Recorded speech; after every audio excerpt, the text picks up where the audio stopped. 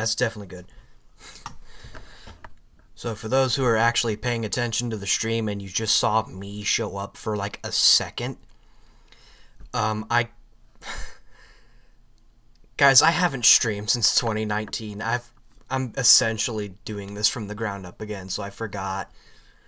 Whenever I shift directly from to a different window in OBS, it just appears. I'm gonna do a quick audio test from the stream itself real quick. Doing this from the ground up again, so okay, yeah, that's good.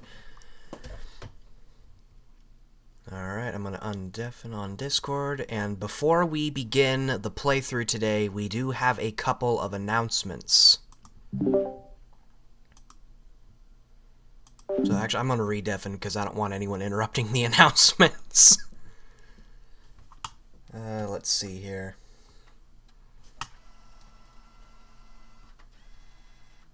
Where did I put those things? Okay.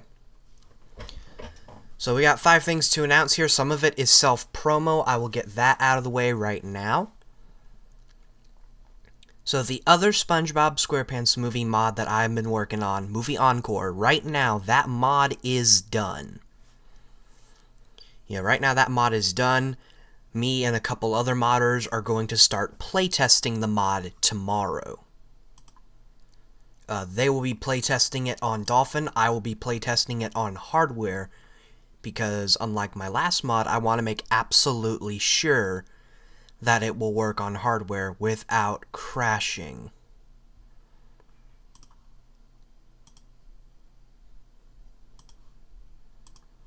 Okay, I went back to the stream for a second there. Now for the rest of the self-promo, if you guys want to join,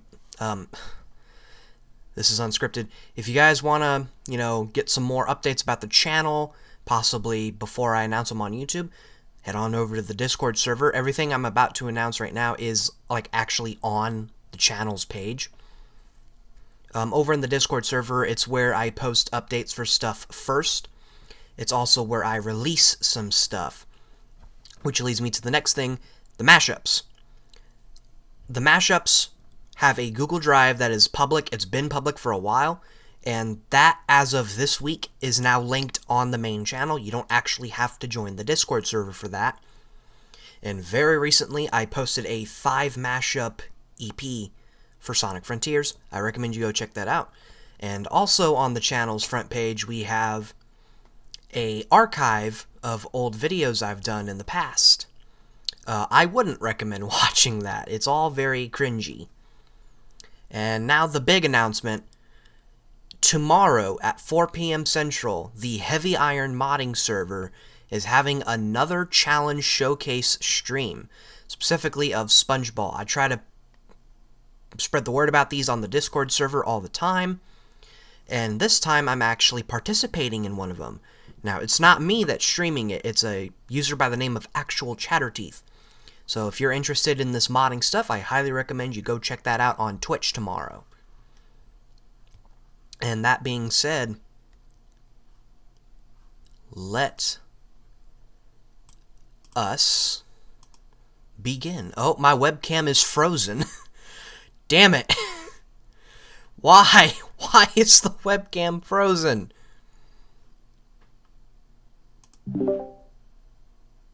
What has happened here?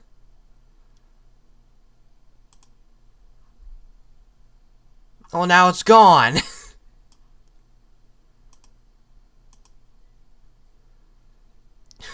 What is going on?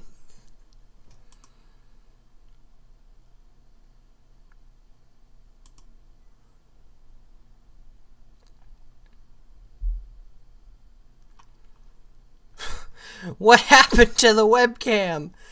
By the way, I'm also recording this stream because I want to make absolutely sure we have a clean archive. But before we start, though, I gotta make sure my webcam freaking works.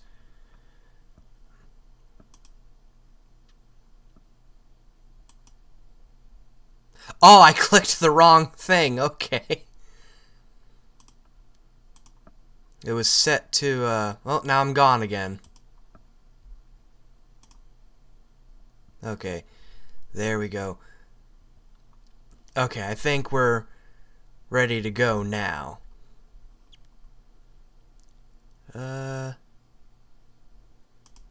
Yeah.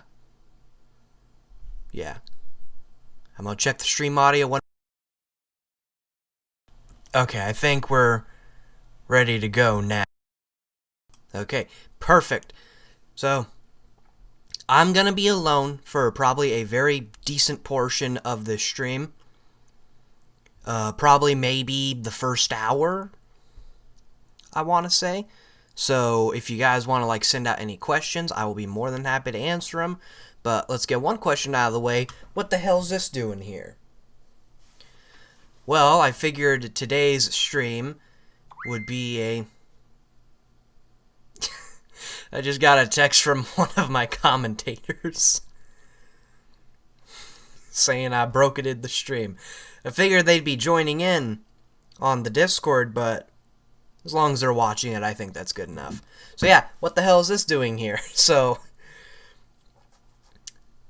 I figured this stream would be a perfect opportunity to test out the capture card. I don't know why there's no audio coming from it. That's weird.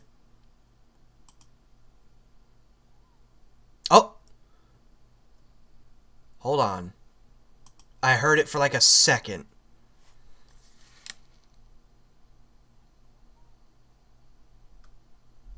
Is it coming from... No.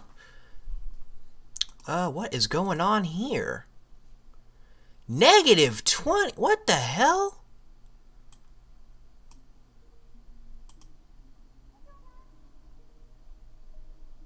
Yeah, it's coming from the speakers. That won't do. That definitely will not do. That's not good. That's what that is. That's not good. Well, I guess there's an easy solution to this.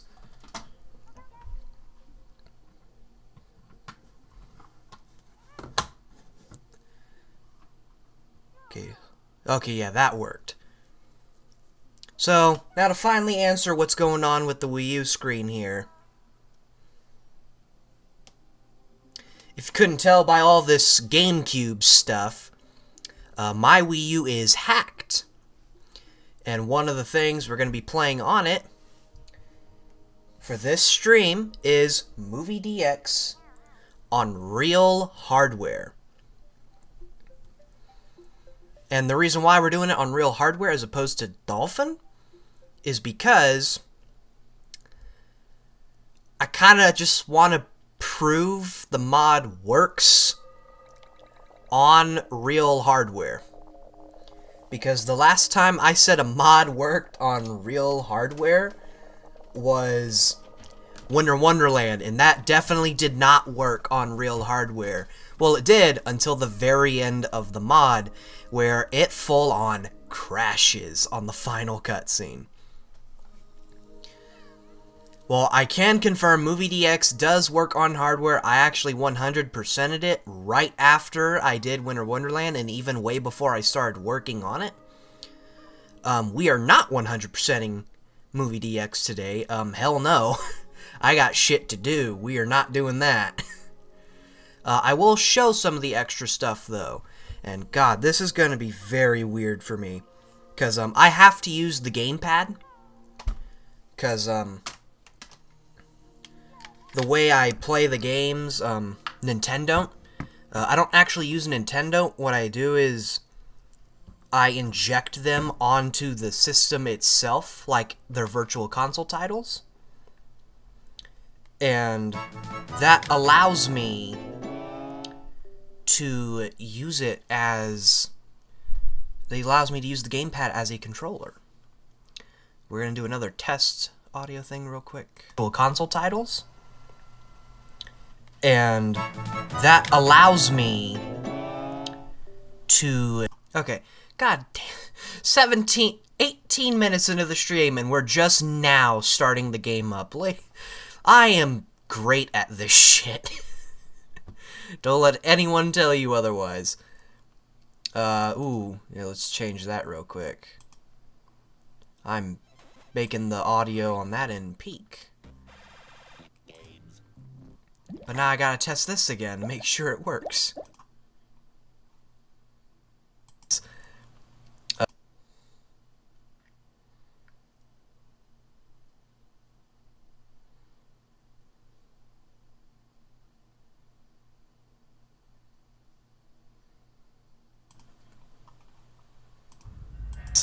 Oh yeah, it definitely works. Alright. So, by the way, another bad part about using the gamepad is the battery on this thing is horrible. Like, it's no secret, this gamepad does not have good battery at all. So I'm probably going to be hooking it up to the charger at some point. And I would be using a classic controller, but even if I did this through the traditional Nintendo method, you can only use first-party Wiimotes and classic controllers. I have a first-party classic controller. I don't have a first-party Wiimote. And I'm not willing to sell a kidney just to get one. So the only other method that would require an actual controller that's comfortable to hold and has a good battery would be a DualShock 4. And I'm not willing to do that. Wait a minute, what? Wait a minute. How did I get to now that we're men? On a previous file when I only have 2% done. That's not how that works.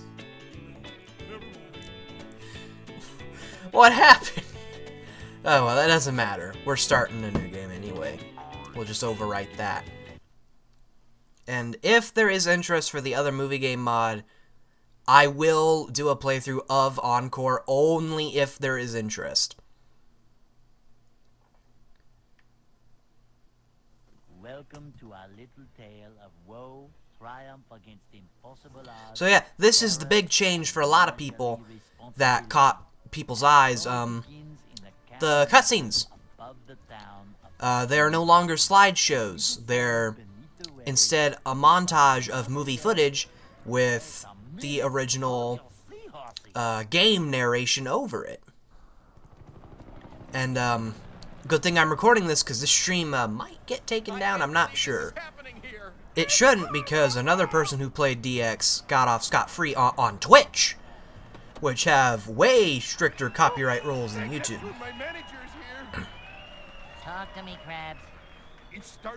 Again, since I'm alone for most of this part, What went wrong? When the customer took a bite. go ahead, ask some questions. It could be literally about anything, as long as it's an actual question. Get a hold of yourself, Eugene. Go ahead and ask. I'm alone right now. Ethan will not be joining us for... If he joins, he won't be joining us for a bit. I'm not sure if Will or TJ are going to join at all. They're both on Discord. But I'm not sure if they're going to end up joining. And, I'm going to try my damnedest to look at that chat the whole time, too. And forgive me if I'm a little, like, off compared to update videos. This is literally the first time in 3 years I am doing a public live stream. I've streamed on Discord every so often, not on my server, but I've streamed on Discord every so often in Heavy Iron Modding. The last one I did was this brand new mod for a movie game called, and stay with me here, Movie SquarePants SpongeBob The. It's a mod for the movie game where you play the game backwards, and I don't mean level order. I mean, well, that too. I mean, you literally play the game backwards. Like example, in Drive of the Knucklehead McSpazatron, you start at the finish line, and you drive to the starting line.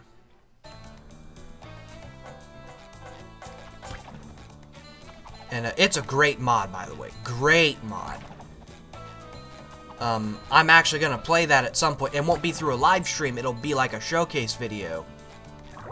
But I'm more than willing to play that. Well, not manager. And it's probably going to be through hardware, too. And, so yeah, for those wondering why the game's not in widescreen, that's another bad part about playing the GameCube version on actual hardware, is we're playing it with all of its warts. Like, all the negatives.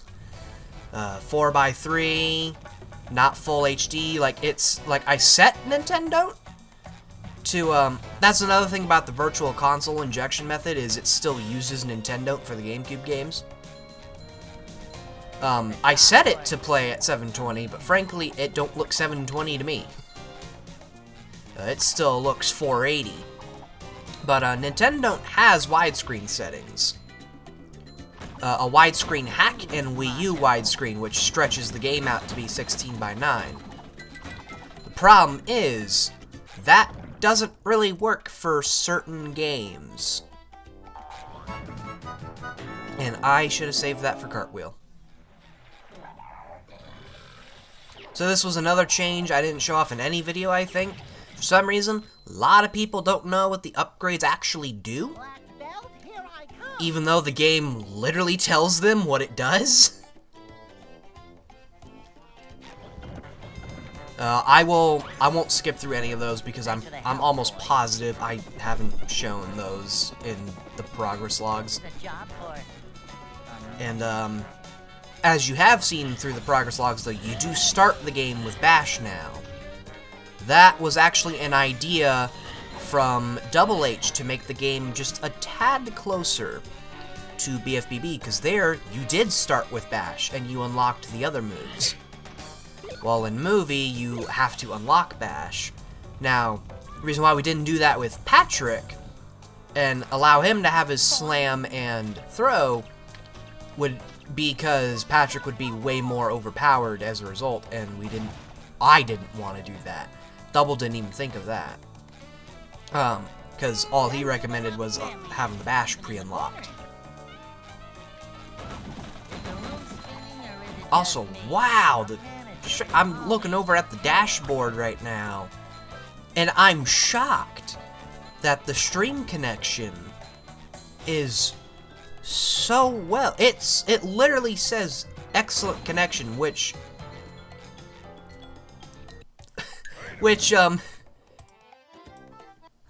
is a first in this channel's entire history with live streams.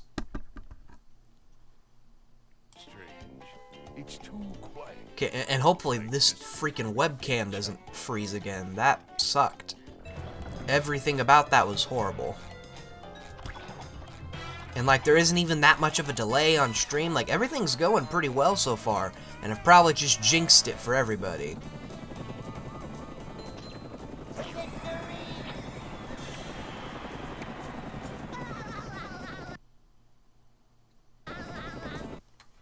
Okay, this part I have to talk over a lot, because another thing I did with the cutscenes is anytime it had the characters talking, I used just everything from the movie, footage and audio. So, like, I gotta... it's kind of hard to talk over this and not just essentially pull shit out of my ass. But I'm gonna end up doing this a few more times throughout the streams, because I think the cutscene at, there's 3 more cutscenes, I'm pretty sure, that does this. Yet, despite his dreams, he is not honored with the manager position of the new Krusty Krab 2. Alright, I did just get confirmation from Will. He will be joining at some point. Maybe. I'm not sure. He doesn't have to. None of the commentators have to join today.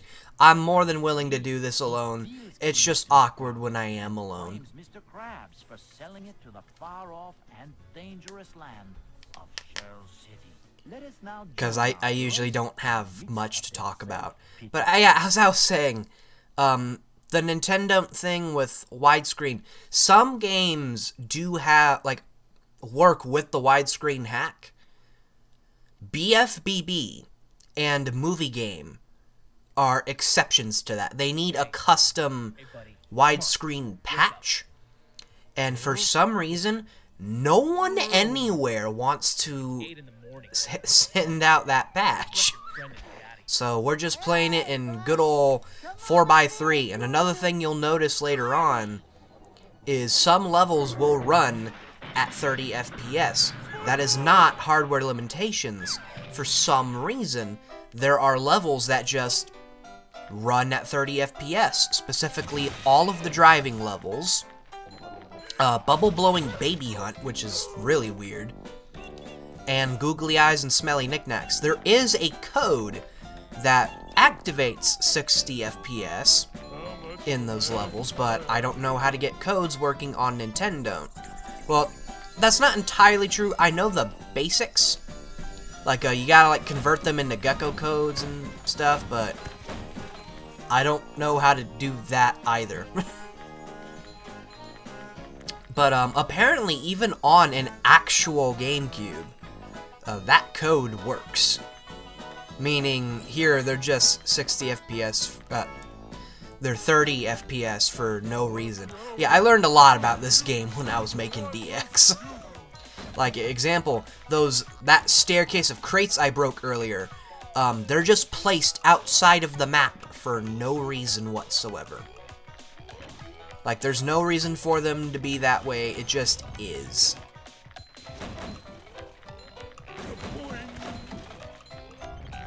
And, while modding's actually in my head, guys, I hate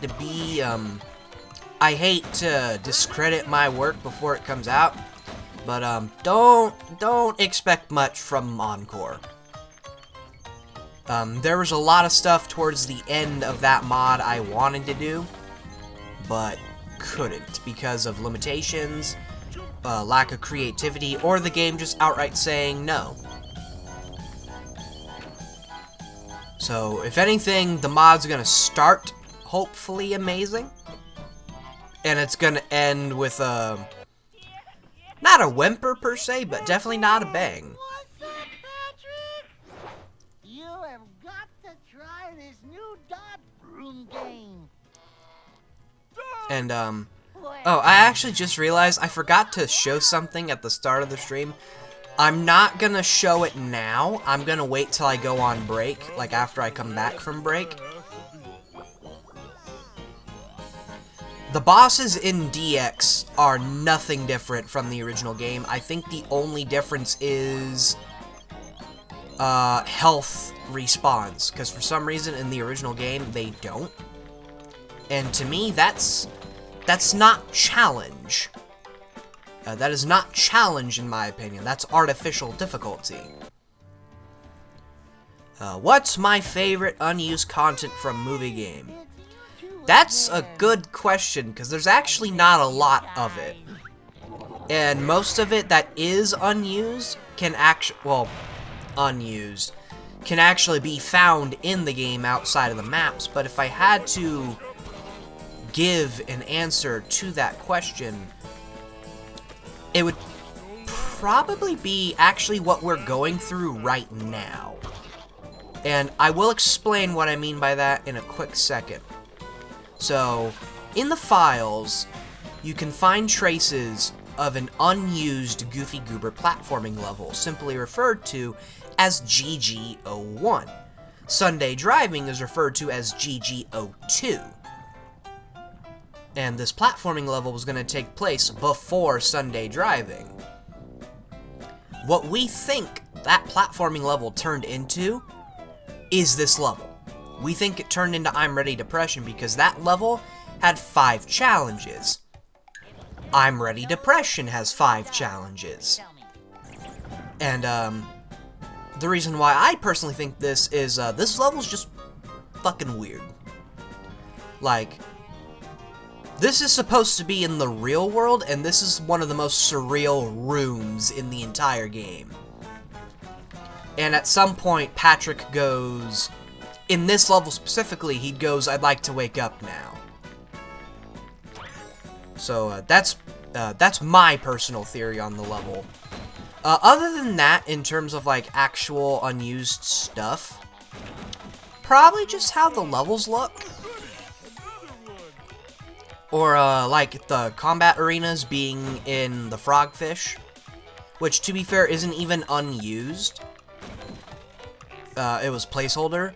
One of the funniest unused things is, if you watch beta footage, of Rock Slide, the goo balls that are shot at you are toilets from BFBB. Which actually, now that I think about it, might not even be from BFBB. But to go back to, Mario fans' question about bosses, yeah, in DX, nothing is different about them. Encore, on the other hand. Encore, they are different. Not by much, though. I'm not gonna say what's different about them. Also, this line Mindy says here, it's actually unused in the original game. Power of dressing myself? So is that. Patrick, if you bring me more Goofy Goober tokens, Yeah, this whole conversation has, like, has early text that, like, turns it into a completely different combo. So what Double suggested was we take, like, the first 2 sentences and add it to this. So that way it seems like a more natural introduction, because in the original game, this is all she says at the start. Like, as if they just know who she is. you will. We're not gonna do Combat Arena, though. We're gonna go directly into here first, because you'll see why in a second. Also, I did just update DX a little before this stream. Really small update, though. All it did was it incorporated 2 mods from, made by other modders. Disabling the upgrade tutorial hint box, because everybody knows how to use the upgrades. And, that prompt always appears every time you, like, hold on to an upgrade, and it actually, eats your inputs. You can cancel the text box, but it eats your inputs and it's there for like 6 seconds. The other small mod I incorporated was by Minecraft Freak. It's restoring scrap stuff for some of the costumes. Like, the manager costume was supposed to have SpongeBob have like an angry expression, but he just doesn't in the original game.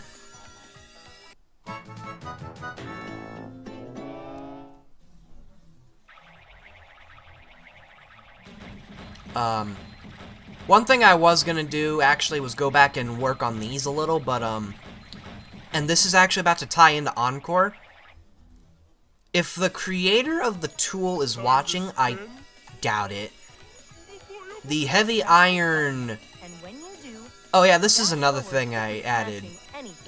All the text of Mindy, like, actually describing how you use the moves, all of them have audio, it just doesn't play. And I think it's because the game's looking for the line, but the devs mistyped it. What are my thoughts of the I'm Ready Depression mod from A Hat in Time? That mod is fantastic.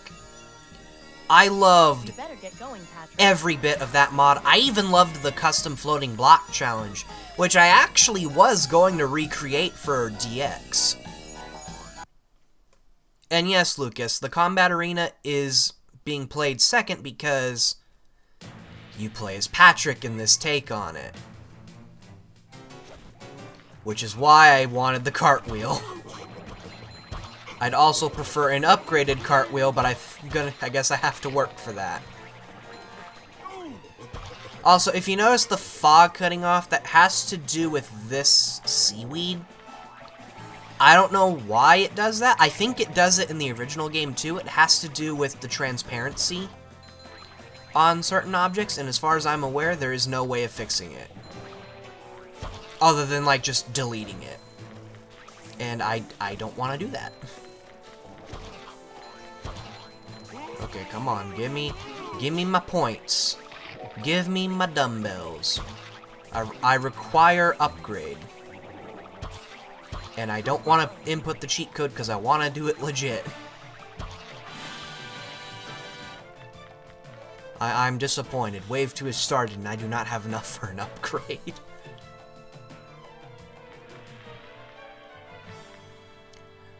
These are a little different in Encore. All that's really different is the enemies are all set to their highest variations, and the arenas themselves look like, have the visual changes of their levels.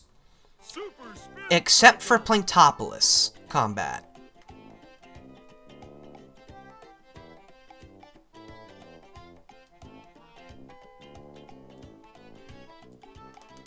My thoughts on that mod was it was pretty bizarre. Yeah, the Hat in Time hat mod had custom cutscenes. Yeah, those were weird, but they were still cool. The weirdest part about the mod though was how they added in custom slammer enemies, but not foggers. Unless the slammers were based on something from the original game. I don't know. I don't play a Hat in Time that often. Like, I think the only times I actually have were when I bought it on Switch, then when I recorded the music swap, and when I eventually bought it for PC. Because I swear to God, every game I own I have 2 copies of. I even have 2 copies of Sonic Frontiers. I bought the PC version of Sonic Frontiers not even a full month after buying the Xbox Series X version. Tells you how dedicated I am towards having the game.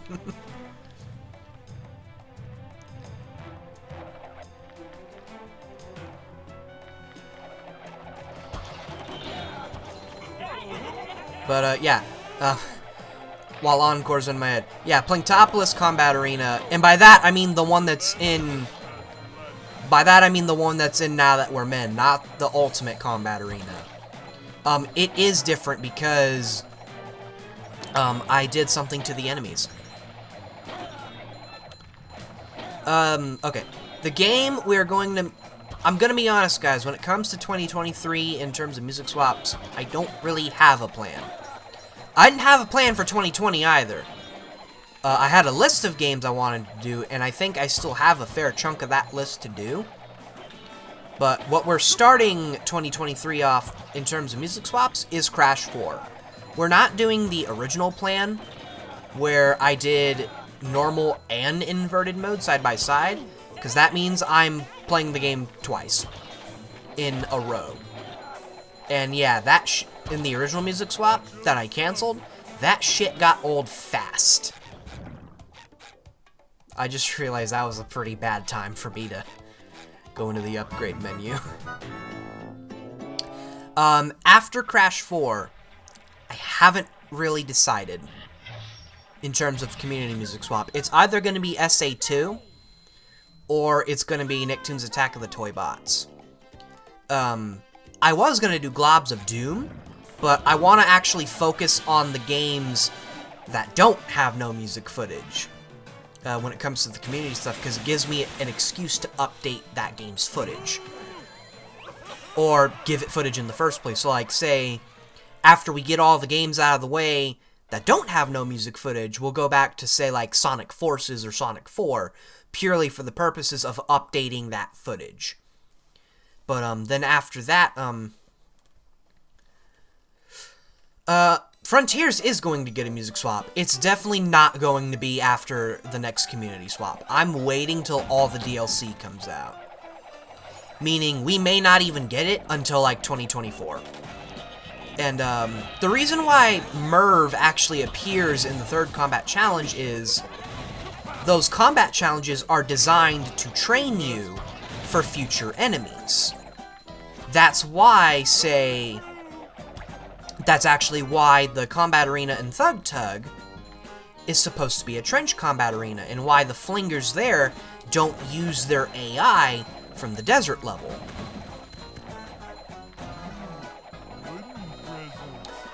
I'm glad you gave the enemies more manliness point. Yeah, that affects the whole game. So what happens there is the game has an anti-grind mechanic, which by the way, you don't actually have to be a modder to change this shit. the way the manliness points works is there's a set of values in the configuration file for the game. Because yes, this game and BFBB have basic configuration files that you can edit with Notepad. Like, dead serious, you can edit it with Notepad. And in Movie specifically, you can change what manliness points every enemy gives, and there's three sections for it.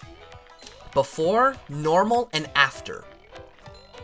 Before means if you, say, use the cheat that lets you travel to any level and go to it beforehand, an enemy in that level will give you more. It'll give you, like, double the points. Normal is what it would normally give you if you got to that point naturally. After, though, is how the game prevents grinding. And that will happen when you get to a certain threshold in the upgrades. Every after value was set... Every after value is set to 1 manliness point. Well, I changed it to,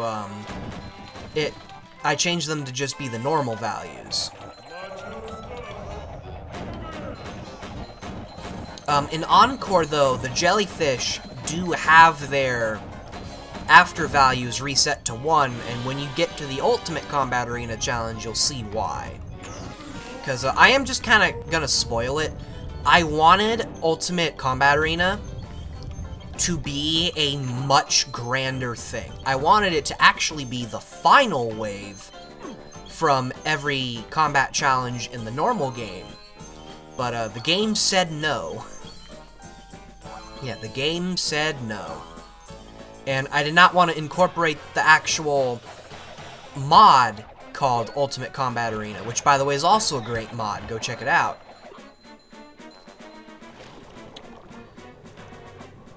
I want to swap Nintendo games, like, even outside of community swaps.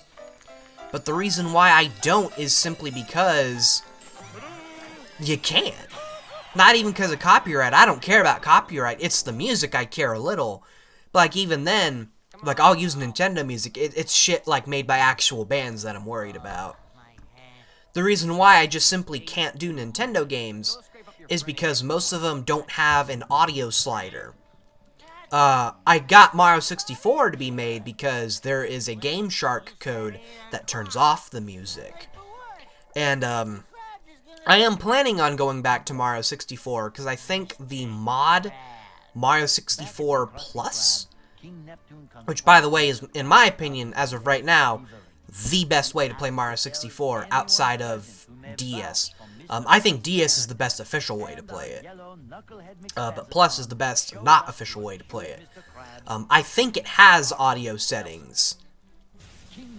The only other Nintendo games I can think of that actually have audio sliders is Smash Bros. Brawl and Smash Ultimate.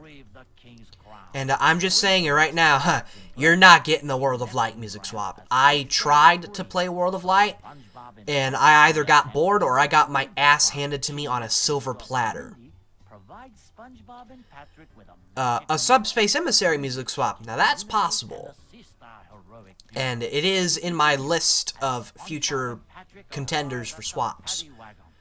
But in terms of community swaps, Mario 64 is on the plate purely on the basis of 64 Plus existing. And by the way, if my speech sounds a little slurred, because it sounds slurred through these headphones, that's why it's slurred. Because I can't fully hear myself through these headphones.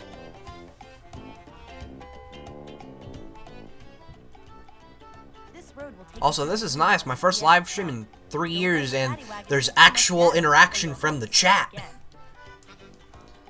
Then again, I didn't have 1,000 subscribers. Epic, heroic, daring, valiant, courageous. SpongeBob, you're driving us. Planktopolis is not all that, Sandwich, a Krabby Patty. interesting in DX, because it's pretty much the same level, just with less mervs. With cheese. I think the reason why there's no Solange Bowser is because I'm pretty sure the decomp is based off of the Shindo version. I might be wrong about that. But, okay. So, here's a little tidbit here about this level on DX and the normal game. In this level, you notice those, crates that were off-road at the start. I put those there because that's actually a path you should take during time trials. There's a lot of quick paths you can take on the sliding and driving levels. And, with Rock Slide specifically, for the Macho Time Challenge, you essentially have to learn to be a speedrunner. And, I did figure out how to change timers, just so we're aware. So, it might be a future update for DX to get an easier Rock Slide Macho Challenge. But, anyways, what was I saying before this? Oh yeah, the other facts. So, if you do manage to get 60 FPS in this level, like using that code, it actually alters the paddy wagon physics. So like if I go off a ramp using that code while activating a nitro, I will go fucking flying. Or like if I rammed into this wall right here, I would bounce up. Or the bounce would be heavily exaggerated. Also, little tidbit for when you get on time challenges, don't take this path, it's slower. It is slow. The right path is significantly faster.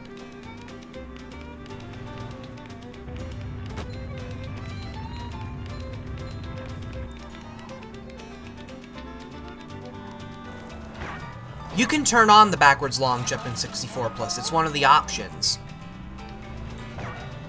Last I recall, it's one of the options anyway. I don't know. I might boot it up later to check it out. But, like, both of those things, I don't really care. Like, I already didn't use the backwards long jump because I'm not a speedrunner. And honestly, I don't really look at the speedrunner community in a decent light. Because they always, some of them get so upset when a game is made objectively better by patching out glitches. Like, it's ridiculous. But, that's a whole other tangent for a whole other time. The So Long Gay Bowser thing, I really don't care about. Because I grew up with 64 DS, which, despite what everyone tells you, you can play the first two Bowser levels as characters that are not Mario. Anyone who reviews that game and say you can't, they're wrong. The only Bowser level where you're forced to play as Mario is the final one. You only need Mario to unlock those levels. For the first two, you can unlock, go back and change characters. Here's your reward. And I don't think So Long Gay Bowser's in that version either. Even then, I didn't play the first two Bowser levels as Mario. I'd actually play him as Luigi. Because Luigi is the best character in 64 DS, and I will fight anyone that says otherwise. Except no, because I would lose. I don't have muscle, I have fat. Plankton is now selling the Krabby Patty at the Chum Bucket, and with every purchase, customers are getting a mind-controlling bucket helmet. Squidward has discovered. But there's another Mario 64 PC mod that I'm keeping my eye on because I actually tried it out when it had its last release, Render 96.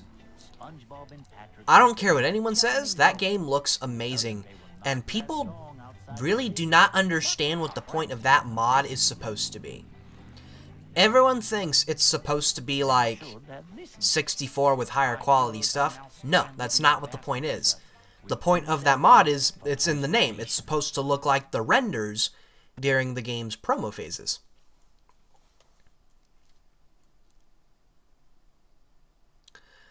Has anyone suggested games like Transformers Devastation for your music swap? I actually have a rule to not request games for the music swaps. So anytime I see a comment that actually recommends me do a whole game, I delete it on site. But, if the game has an audio slider, it's pretty much inevitable I will tackle it at some point. In fact, long time ago, for for a special music swap, I was gonna do a Dragon Ball game, and it was actually Will who was recording it.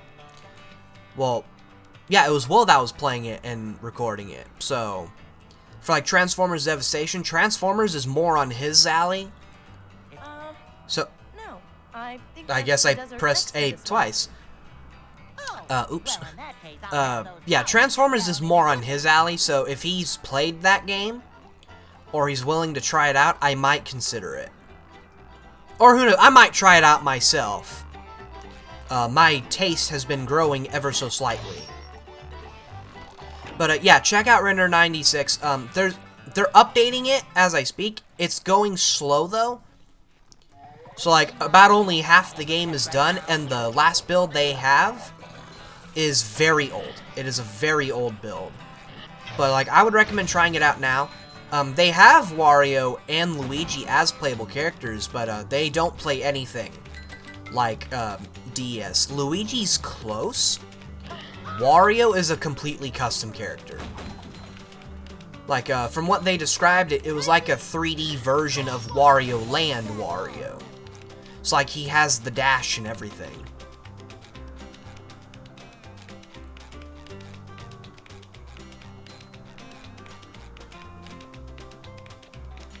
Yeah, Render 96 is great. I keep thinking I have the Sponge Bowl. That's what happens when I test with every move.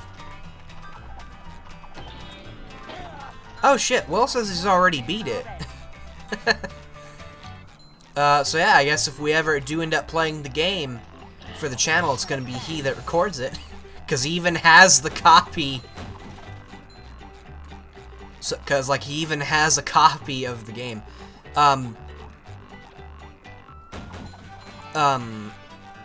Lucas, you can make a request that uses music from Taz Wanted.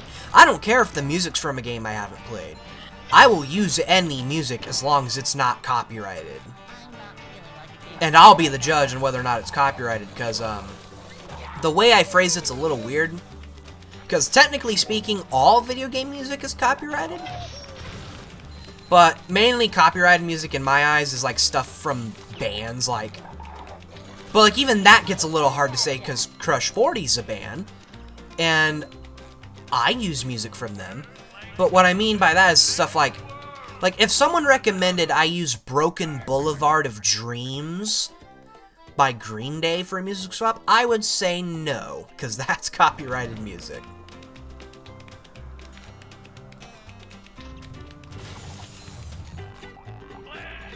But like you all can request music from games I haven't played. I don't care. Like if you're gonna send me a request for Taz Wanted, I'm not gonna accept it. Well, I say that. I do put them on hold. It's weird because I accept it, but I also don't. I accept it in a sense of I add it to a list of requests I will get back to at a later date. But I also don't in a sense of I don't have footage for the game. Or I haven't even played it. By the way, for Encore, editing this level was not fun. One thing I had to, you know, pray would be on my side when working on Encore is the game's memory limit. Because it's actually different for every level. Like, for Encore, I made this level, like, I altered this level so much to a point where the ending cutscene where you kill the hillbillies makes the game crash. Like, full-on crash.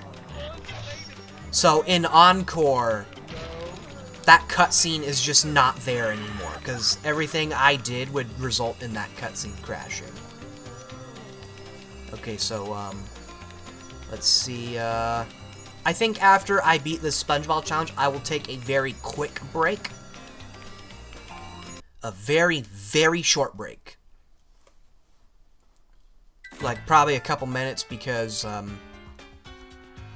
my throat's getting a little hoarse. So it's going to be like a water break, essentially.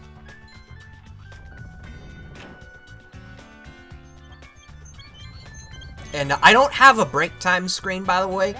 I had to for those who saw my old streams, shit. That's embarrassing. For those who's watched my old streams back in, like, 2019 and pre, I had, like, a whole bunch of stream assets. All of those are gone. Because those were on my old desktop, which bit the dust a number of times, actually. Has anyone requested fan-made music? Oh yeah, all the time. Yeah, all the time. My only rule for that is just ask the remixer if they don't have a free-to-use policy. Like, remixers that allow people, like, God, I'm so flustered right now. All the more reason to take that short break. Remixers like Nico CW, I don't make son of a bitch.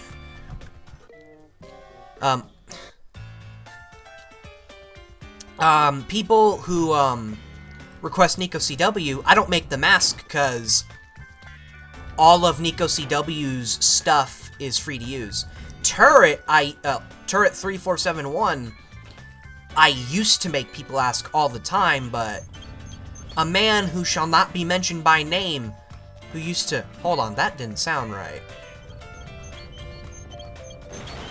Okay, never mind, I was just talking over it. A man who shan't be mentioned by name, due to him being part of a very dark era of this channel, actually did one good thing, and that was essentially giving me a get-out-of-jail-free card for using Turret's music, so people don't have to ask him anymore.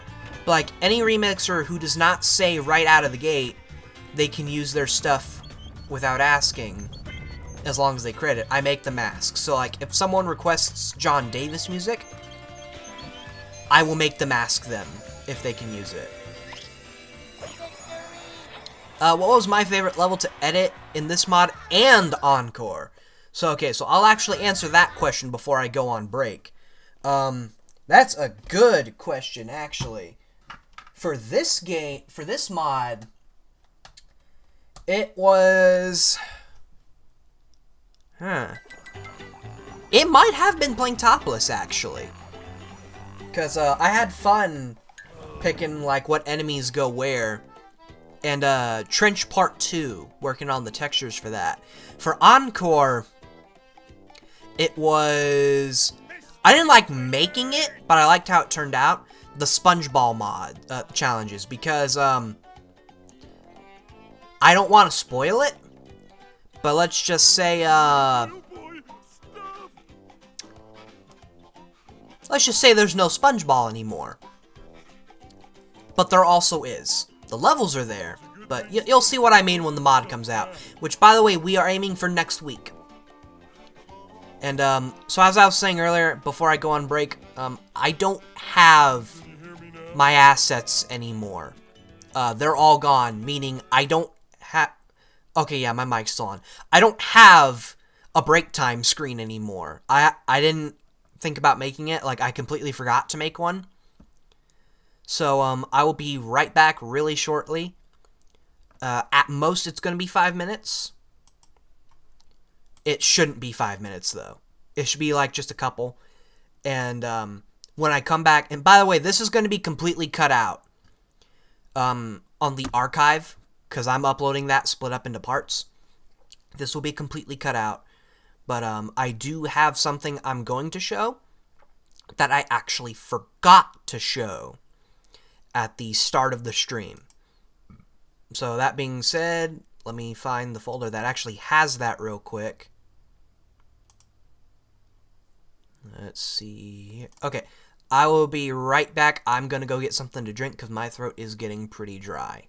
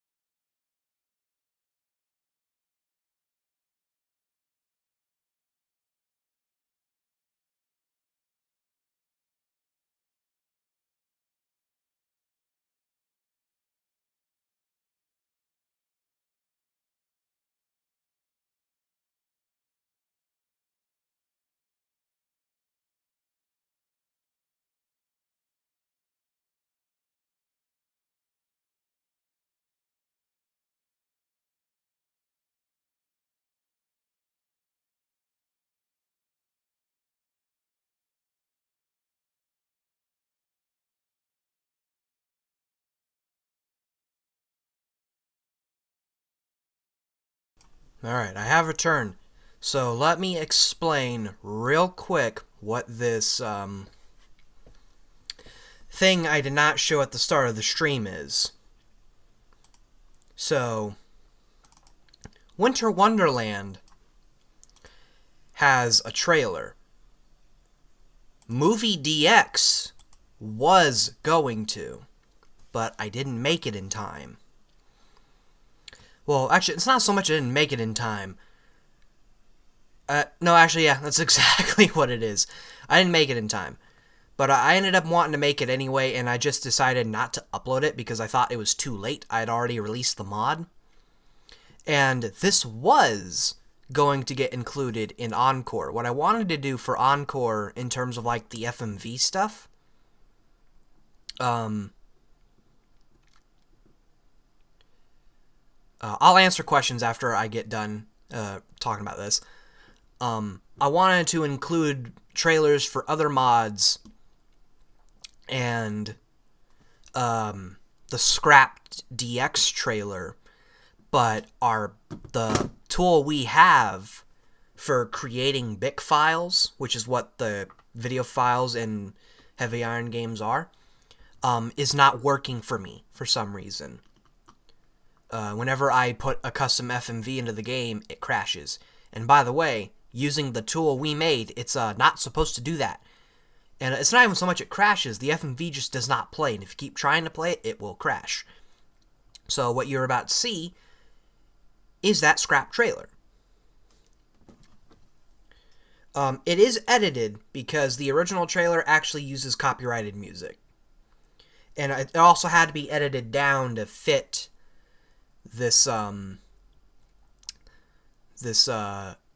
replacement track I picked. I wanted to pick something that was similar in vibes to the original song. So let me get that loaded real quick.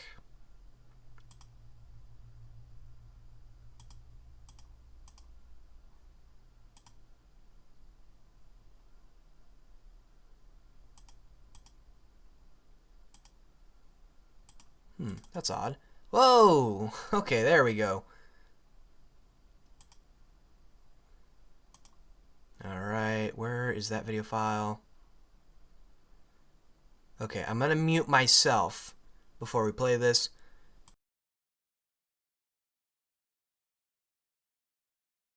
And now a song from the Green Bottom's own Jellyfish Band.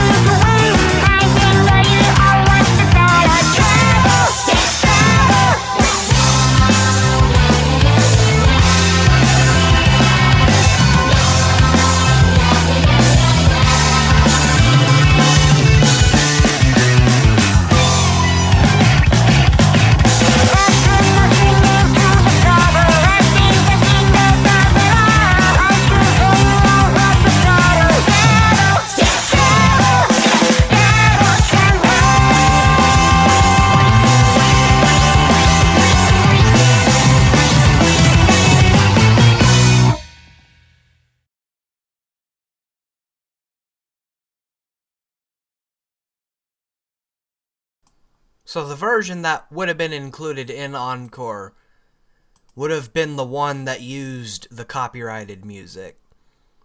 But, again, I wanted to include that. But, yeah, the tool said no. Alright, now to answer the question that got posted before I showed that. Is there any other LEGO games you wanted to try aside from Bionicle and LEGO Batman? Could I suggest LEGO City Undercover? This isn't a game... Kelda, you say that. I've played pretty much every classic LEGO game. And I'm counting LEGO Batman 2 as that. And I own LEGO City Undercover. I think the only LEGO games I don't own are LEGO Movie, LEGO Movie 2, which I don't want to own, LEGO Worlds, which I also don't want to own, and I'm pretty sure that's it in terms of the LEGO games I don't own. And I've also done Lego Star Wars Complete Saga before on the channel. Twice, actually. One being a community music swap. That was actually the first ever one we did. Oh, that's good shit. Alright, let's get back to the game. And that being said, I have not played City Undercover yet. It is on my list, though. You know how it is when you buy Steam games. You don't actually play it until... Well, you may not even ever play it. You just buy them.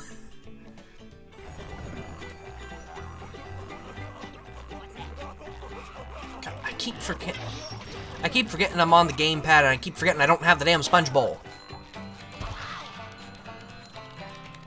So yeah, here's a little interesting thing for all two of you who don't know this. For some reason, only in this level, you can go under the water and take a quick glimpse under the map.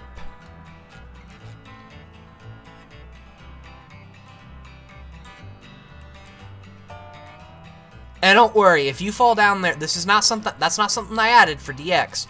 That is a thing you can do in the normal game, and Encore as well. But if you end up falling down there, you get stuck down there for like 4 minutes. Hans will eventually recognize you're not on the map. And yes, I am doing Skywalker Saga at some point. In fact, I actually had some external help. Because one thing I actually wanted to do, and I am spoiling this right now, I wanted to include It Has to Be This Way from Metal Gear Rising over the Obi-Wan and Anakin fight. Because I know I technically should be focusing more on orchestra for Star Wars anything, but I don't want to. And I actually asked if the song would fit, and I had a lot of people say yes, because they actually ended up telling me what the meanings of each song were. And I have a document that says that still, so there might be a lot of Metal Gear Rising shit in that.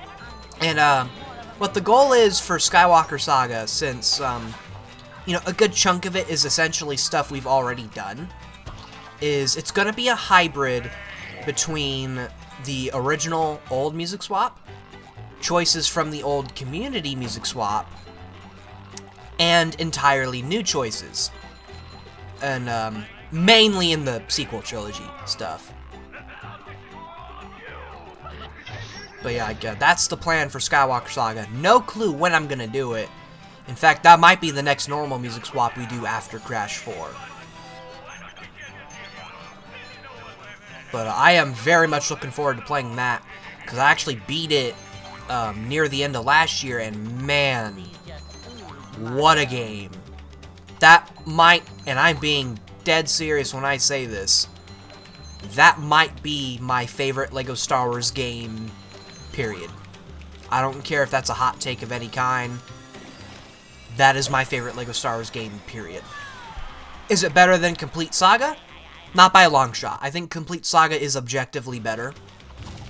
But I think I had more fun with Skywalker Saga. And yeah, I hear City Undercover is pretty fun.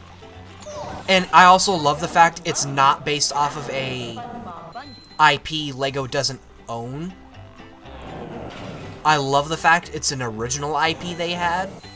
And it makes me wish we just had a proper Ninjago game. Because I haven't really said this on the channel, I'm a massive Ninjago fan. Like, to a point where I will make supercuts of the new seasons, turn them into movies, because they're about as long as movies. But, I just wish we'd get a proper game, instead of side projects like Shadow of Ronin, or the game based on the movie. Which, by the way, I've only done like 2 levels in that. That's also a really fun game. I actually got that shit for free. It was, one day on Steam, it was 100% off. And I got that shit in a heartbeat.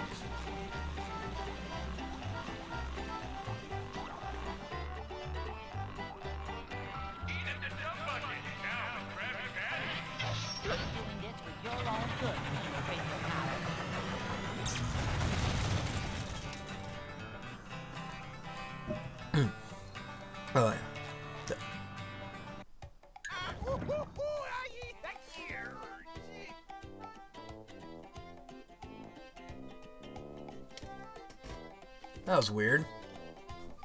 I heard like I heard beeping. Boing.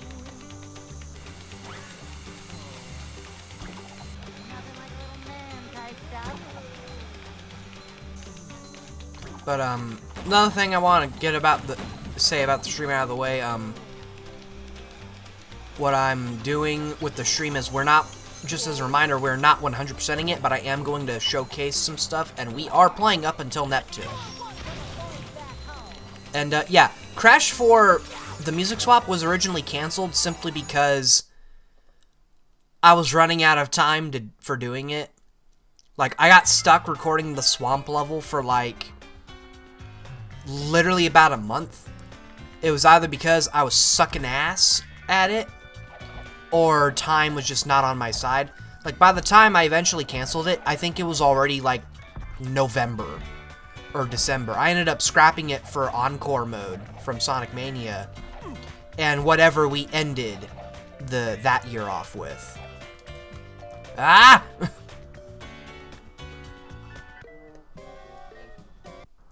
Yeah, Kirby Morrow passing away hit pretty much every community he was in really hard. Obviously he had to get replaced for Ninjago. The replacement is like scarily accurate towards Kirby Morrow. Like, for a split second, I thought it was like archived recordings. No, it's a brand new actor. And he does a great job at, like, doing an impression of him. But, yeah, that's the reason why Crash 4 got canceled. We were simply running out of time. I had other things I wanted to end the year on. Which, actually, I just remembered the final swap of that year was Lego Batman 2. Yeah, like, time when it came to Crash 4 was just not on my side.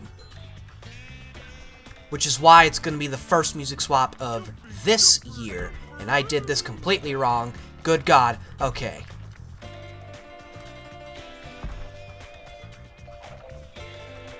But yeah, another reason why time just wasn't on my side for Crash 4 was because I was doing the normal game and inverted mode. And also, yeah, the floating blocks in DX do not have a timer because it's a pretty commonly accepted opinion in the modding community that the timer does not have a reason to exist. The timer was like artificial difficulty at its finest.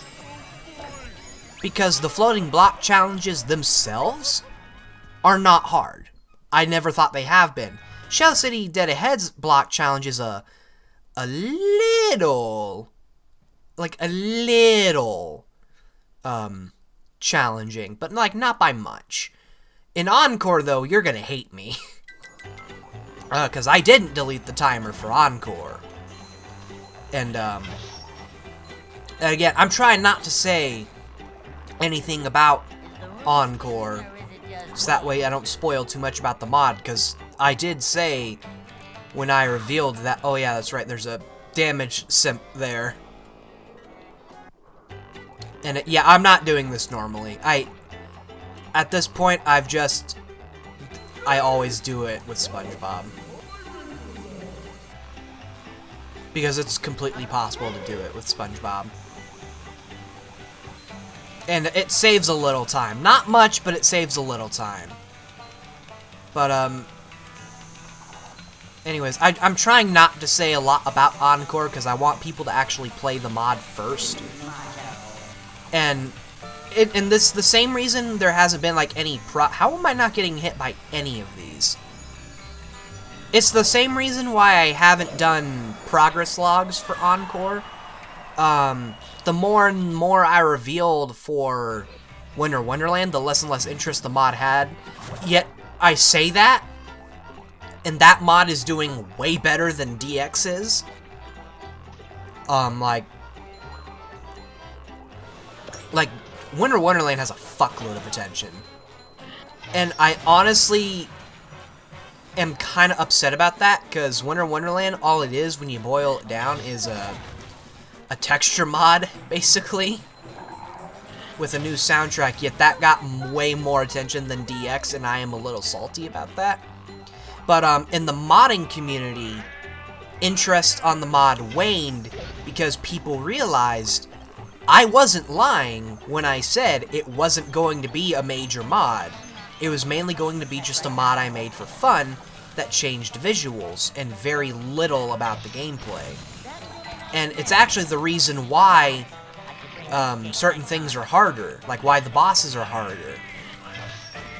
Or like, yeah, why the bosses are harder and why SpongeBob's Dream is an absolute nightmare, because why I changed it to SpongeBob's Nightmare. It was basically peer pressure from the modding community. But at the end of the day, I think that peer pressure ended up making the mod better as a result. So, I'm not really salty about how they felt towards it.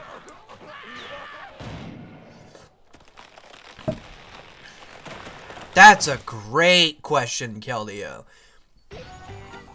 What? Oh, the beeping was my chair! Well, there's a simple fix to that. Don't rock forward so much. I think my favorite mod... That's actually kind of hard to answer because I don't have a favorite mod from the community. I don't like picking favorites, so... It's a little hard, but if I had to like give a few that I could recommend like right off the bat, BFBB Mix. The person who created that's very cool. They're actually a moderator in the modding server, and like everything about Mix is so good, other than the massive difficulty spike at the end. Like other than that, and I might be a sadist for saying this. Second Strike, I love it. I love the chaos Second Strike offers. And in the movie side of things, there's really not much in terms of full game stuff. Like, it's really only this, soon to be Encore, and movie SquarePants SpongeBob The, which is the backwards mod, which that is also really great. I actually recommended it earlier. And, yeah, send me that idea for an April Fool's video. I'd love to do it, because I try really hard to make April Fool's videos every year. Sometimes the joke is there's no joke. But, like, I love making April Fool's videos when it actually is a joke. Like, I think the first one I ever did was a mashup of the FM version of Fist Bump, you know, the classic Sonic Supersonic theme where they butchered the Fist Bump instrumental, but with the Douglas Robb vocals. And I don't know how, but that is beloved by this community unironically, and I'm like, why? And I did not remaster that mashup, by the way. It's in the Scrapyard collection, which is a bunch of mashups I didn't want to remaster. And there's even like a whole document saying why they didn't get remastered. And you'll notice I'm not gonna go get every extra, because like I said, this is not a 100% stream. I know extras do not actually go for one. Actually, speaking of extras, what do I have? Oh shit, yeah, I should have enabled that from the start. So yeah, that was actually one thing about the mod I did. Oh, fuck me, I guess I got that extra anyway. One of the things I edited was the extras, and I made it to where magnetic pickup and tiny foggers are some of the first ones you get. Also, welcome, Big Macs. The reason why I did that is because magnetic pickup is the most useful extra, and you get it when you don't need it in the original game. And Tiny Foggers is only there first because there's leftover lines from the game's earlier days where the foggers were just tiny normally, because the reason why is because, well, simply put, the foggers were supposed to be tiny. They're built off the chomp bots from BFBB. The idea for an April Fool's video is a poorly made Candyland board. Okay. I think I'd have to buy a Candyland board game to do that, but I could do it. I could definitely do that. You'd be amazed how many views my joke videos get. Music swapping a board game, Jesus Christ. Well, I say that, there are board games. Fucking 2030, expect the Monopoly music swap. Jesus Christ. Yeah, I might actually do that. I can't guarantee it, but I might actually do it. Jesus Christ. Oh shit, I just realized I have another upgrade. I'm gonna save that for my motherfucker. How dare you? I'm gonna save the upgrade for the slam. Yeah, I'm gonna focus on upgrading the health after I do my moves. Because I'm not even gonna say that because I'm gonna jinx myself. But, one thing you'll also notice about DX when you go into it is token requirements are lowered. Cartwheel remains the same because you literally only need 2 tokens. Bash doesn't have a requirement because of the fact you have it unlocked at the start. And, Slam is lowered to 8. I don't know why I picked 8 specifically. Okay, I missed that. Land on the bonus path. Ah! Anyways, yeah. Slam is lowered to 8. I don't remember all of them, by the way, so bear with me. Sponge Bowl, I believe, is 15 instead of 20. Throw, I think, is 20, when in the original game it's like 30. The point is, the tokens were lowered to very specific amounts to essentially what happened. Actually, what happened. Actually, what happened. I was holding forward. What the fuck happened? I'm confused. But yeah, the point is with the token requirements, they're lowered to a point where backtracking is essentially completely eliminated. You still have to get everything in the levels as you progress. So, like, it's not wise to ignore bonus challenges. But yeah, you essentially don't have to backtrack at all. Also, I did not find those levels. I did not find the unused Truth or Square levels. I said it in the big video. But, a Discord user by the name of Energy Drink found those levels. I simply played them. Continue across the desert, but Plankton remains one stubby step ahead of them. I even edited the SpongeBob wiki to say this. And, by the way, that has a funny little story to go alongside it. I guess it's the first time this story's going public. But, I pissed someone off at that wiki. Because, I made the dumbass decision of not reading the rules before I posted those videos. Well, one of the rules was don't post anything with, like, don't link to anything with profanity. And to be fair, that was my own fault. Because I did not read those rules, and it did not once occur to me a wiki about a kids franchise probably does not allow content with profanity.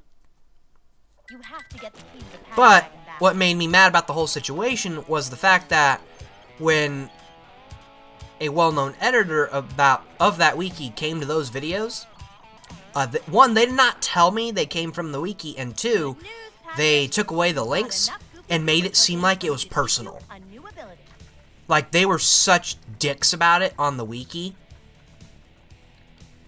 Like, they didn't tell me they got removed, by the way. But what made me more mad was the fact one of them stayed. One of them stayed, and it still had profanity. So, I tried to confront them in the comments. I was being nice about it. Cause, well, I could have been a dick, but I didn't want to. It's called You Can Use the Butt Snap. The basic gist of what happened was I essentially told them how to do their job correctly. To get the key back to use it. And they never answered back, so I was like, okay, well, wikis can be edited by anyone. I'm gonna fix their fuck up by removing all links to the videos.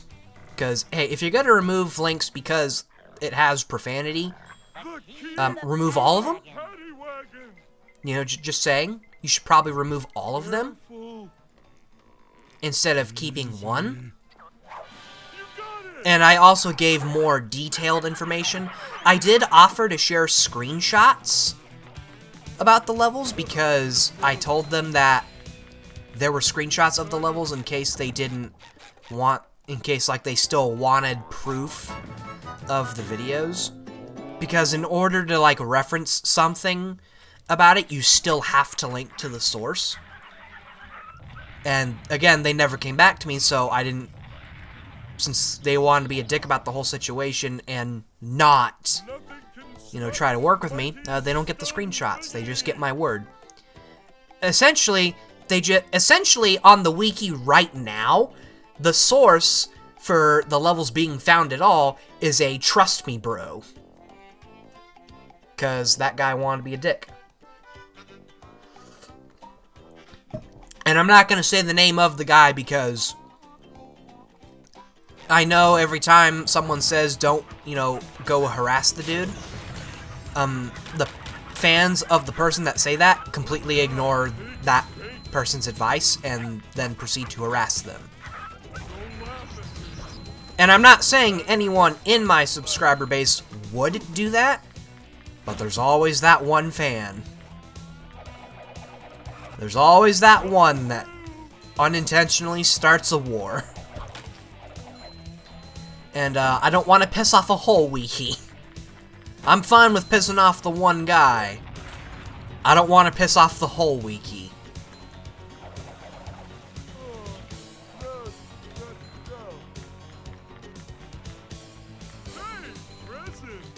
Another April Fool's idea was... Yeah, we don't do anything relating to ponies on this channel.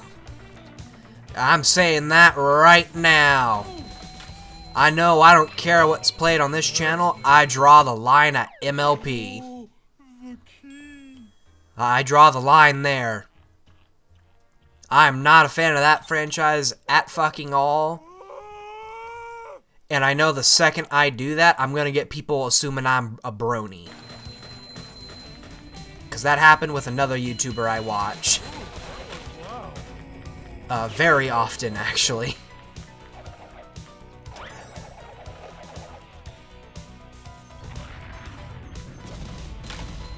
So this was another thing I did, the dreaded pit extra of bubble blowing baby hunt.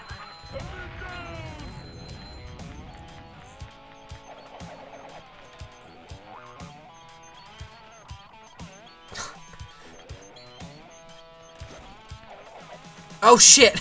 I keep thinking I'm on an Xbox controller. This is weird. Okay, never mind. If it's still that, what is it then?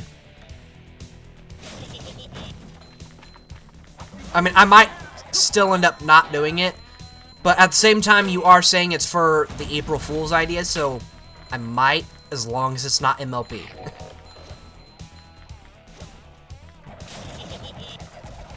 But, yeah, the pit extra. So in the original game, you had to go into 2 pits full of enemies, and then a barrel by the SpongeBob challenge would burst open, allowing you to collect an extra. Problem, it was all the way by the SpongeBob panel.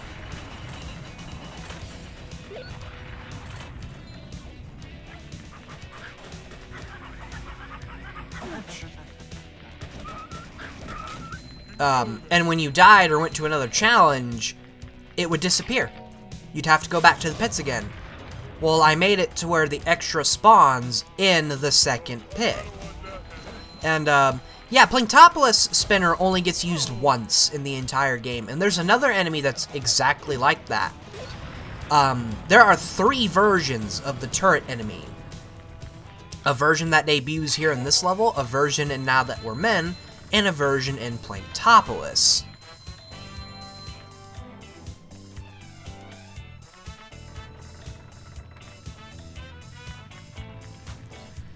And, yeah, there's only one turret in Planktopoulos, but an interesting fact about said variant is in the files for Shell City Dead Ahead Part 2, everything about that enemy is there. Like, even if you...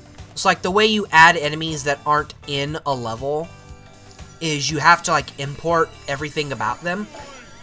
Legit, because everything about the third turret enemy is in Shell City Dead Ahead Part 2. You don't have to import anything, you just have to place one of them, and they will work perfectly. And it's not an unused variant, it's just the version from Planktopolis. But, like, yeah, they were gonna appear more than once. Oh, good lord.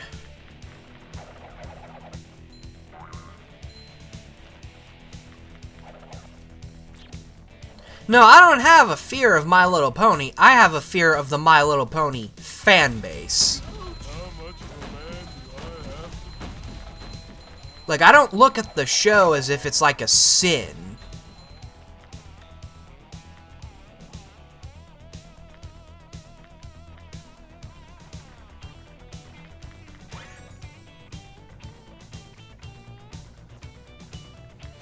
Yeah, the turrets in this game are super weird because they always use... If you're wondering why I'm spinning the barrels, by the way, you can spin them and immediately go away and get out unscathed. But I think it's because I'm walking away and not cartwheeling away that I'm still getting hit. The turrets are weird because they don't have new designs for them, and it's weirder because if you look in the concept art, they do. And it's no secret, Movie Game got rushed badly, so that's probably why they don't. But, that might be one part about this mod you like, because I did give them all unique textures. And, I even gave them a fourth one in Movie Encore, because I put them back in Shell City Part 2. My favorite skin in Movie Game, honestly, probably plain SpongeBob. Because if you get plain Patrick, it's just a naked Patrick. So when I saw that there was a plain SpongeBob, I thought, oh boy, it's gonna be naked SpongeBob. But no, it's literally just a floating realistic sponge.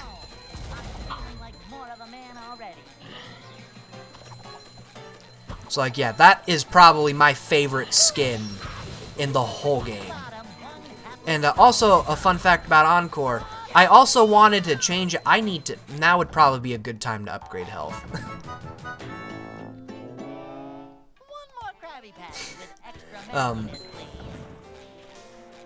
I wanted to, like, switch up the costumes for Encore, because there's actually 8 bonus costumes in the whole game. There's the 4 you get through extras, and there's 4 you can unlock through cheat codes. I want, one of them actually being Patrick from the scrapped Goofy Goober level. Fun fact there. I wanted to switch it to where the 4 you would get through cheat codes would unlock through extras, and the ones that unlock through extras you would get by inputting the cheat codes. I tried that, it didn't work, because I actually don't know how to change that shit.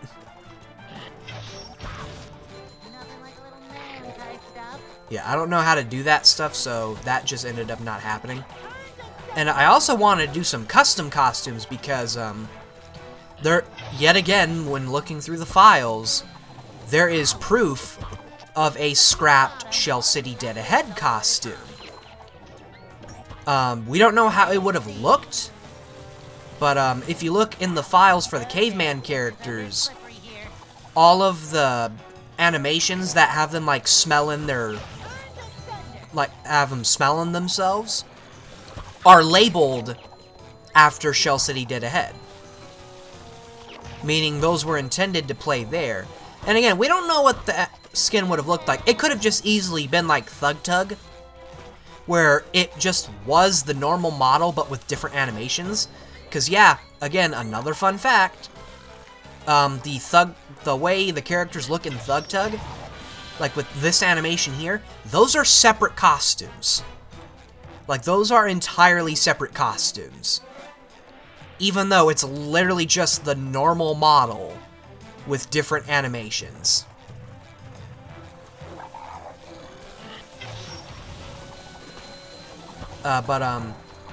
Yeah, I wanted to do, this was for DX actually. I wanted to make a completely custom one that's just the Now That We're Men costume. Since, you know, in the story they should still have their stashes. Motherfucker, let me kill your brother.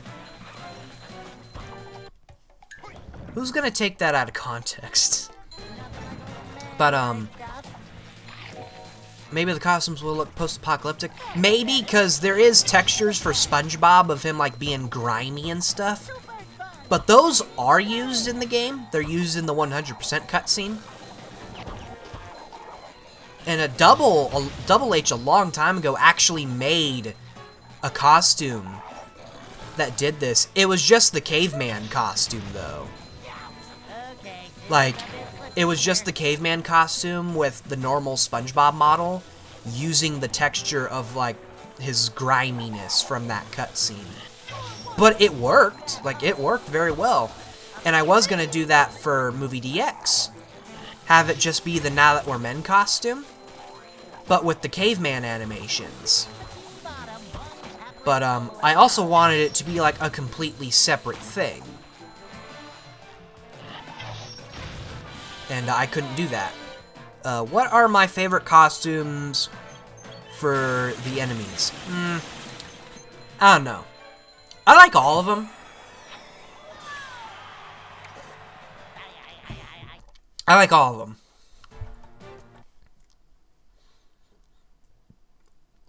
And I bring up custom costumes because technically they are possible, but you have to override a pre-existing one. Like a Minecraft Freak, he made a custom playable, he made a playable Goofy Goober Fogger and a playable Dennis, but they just overwrote, like, Patrick costumes. And the cartwheel for both of them doesn't work. It has to do, I pressed Y. I don't know why that happened, because I pressed Y.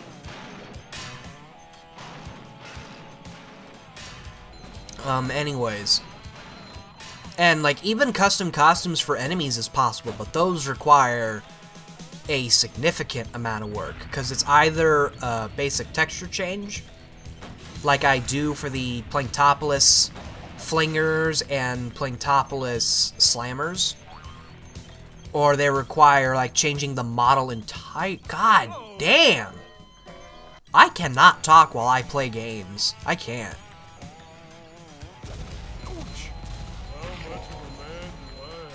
But, I bring that up because Minecraft Freaks also tried to do that.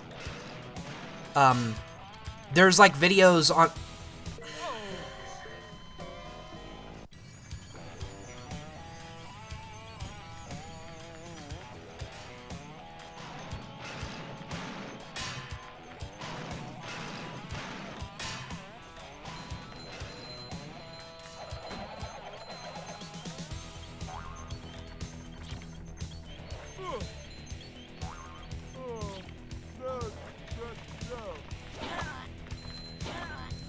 All it took was me shutting up. He tried to do that with enemies. There's videos of him with, like, a Thug Tug jellyfish, which is just a critter, but the bucket head... Critters are the bucket head jellyfish, just so we can get that out of the way. It's just those, but the bucket head is replaced with a Thug Tug Fogger hat. Big Max, that's because it's not lava. In the game files, this is called hot coals. And it makes sense because, you know, this is a brewery. That's not what the Thug Tug is in the movie, but this room is a brewery.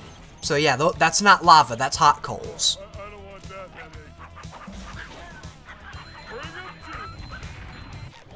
headache. Save that for SpongeBob. Well, I can't look at those memes. I'm trying to play the game and be bad at it. Mother of God. I think that is the first time I've missed that button. No! I think I need to shut up again.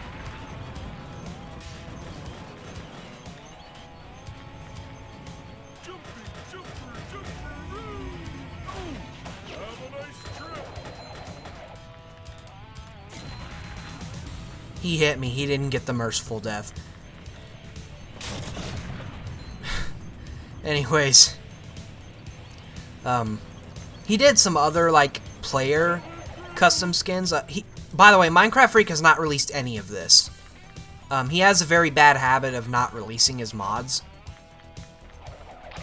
But one of the other custom skins he did was SpongeBob in his karate gear, because that actually exists in the game. It's only used in Shell City Dead Ahead's Merv cutscene. Hey Koopa, imagine if somebody made a movie game mod that plays just like Second Strike. Oh no, that actually almost existed. It wasn't made by me, but Double H almost made that a reality. Only it wasn't enemy spam, it was every enemy, including jellyfish, changed into Mervs. He canceled that, though. I don't remember the reason why he canceled it. I think he said it was because it wasn't that interesting. But, yeah. As of right now, movie Second Strike is still not happening. I think Aaron, the guy who made Second Strike, said it wasn't exactly off the table. He just doesn't mod movie. Either way, a movie Second Strike is terrifying because literally what would you do? And with movie, as I mentioned earlier with the desert level, the memory limits are like so different throughout every level. Like again, I pushed 3,000 miles to its limits to a point where I had to like delete stuff.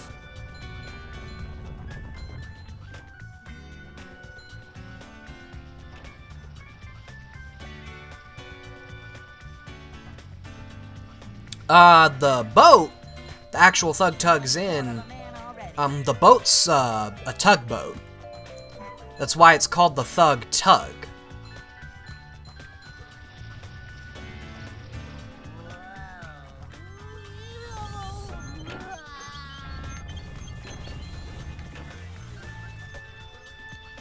Okay, that's weird those are so quiet. They're not supposed to be quiet.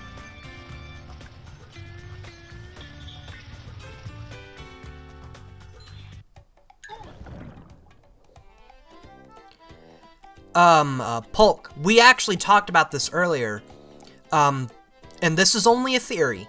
The reason why we think the Goofy Goober level is like that is because there's a scrapped level that was supposed to take place before Sunday Driving. It was in a dream like Sunday Driving, and it was a scrapped Goofy Goober platforming level. The reason why we think I'm Ready Depression is that level is because of two things, three things.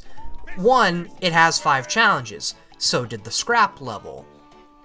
2, it's so weird compared to the other boats. Boats? Good God. I read Keldio's comment right as I said that. It's so weird compared to the other levels that are like in the quote-unquote real world. And one of the quotes Patrick says is, "I'd like to wake up now," implying that he's dreaming. And they just, like, forgot to take it out. Oh, Leroy Jenkins. Oh, thank God.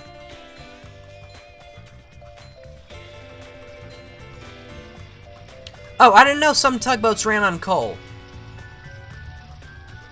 Yeah, that could be why there's hot coals there. An interesting fact, the disco room was supposed to have hot coals, too. And that is restored in Encore.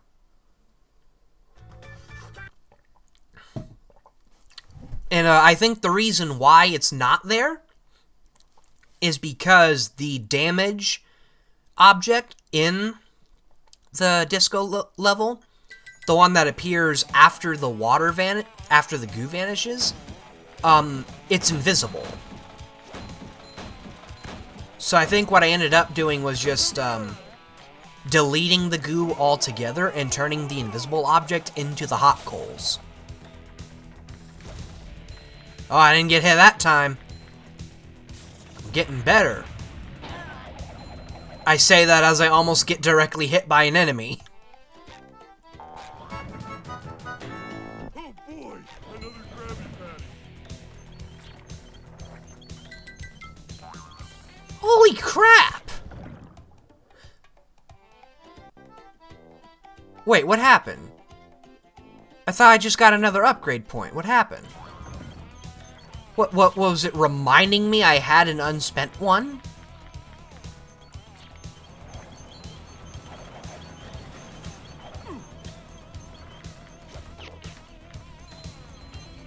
Mother of God. I didn't even talk and I failed miserably.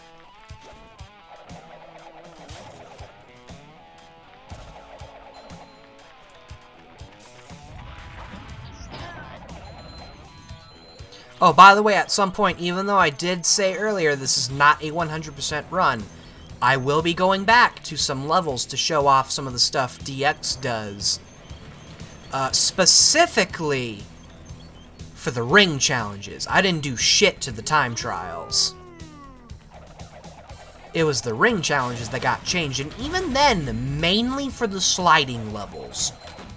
The only thing I really did for the driving levels was some of them are bigger, and you have significantly more time to get to them. But it's like the sliding levels and the guitar levels that get the deluxe treatment.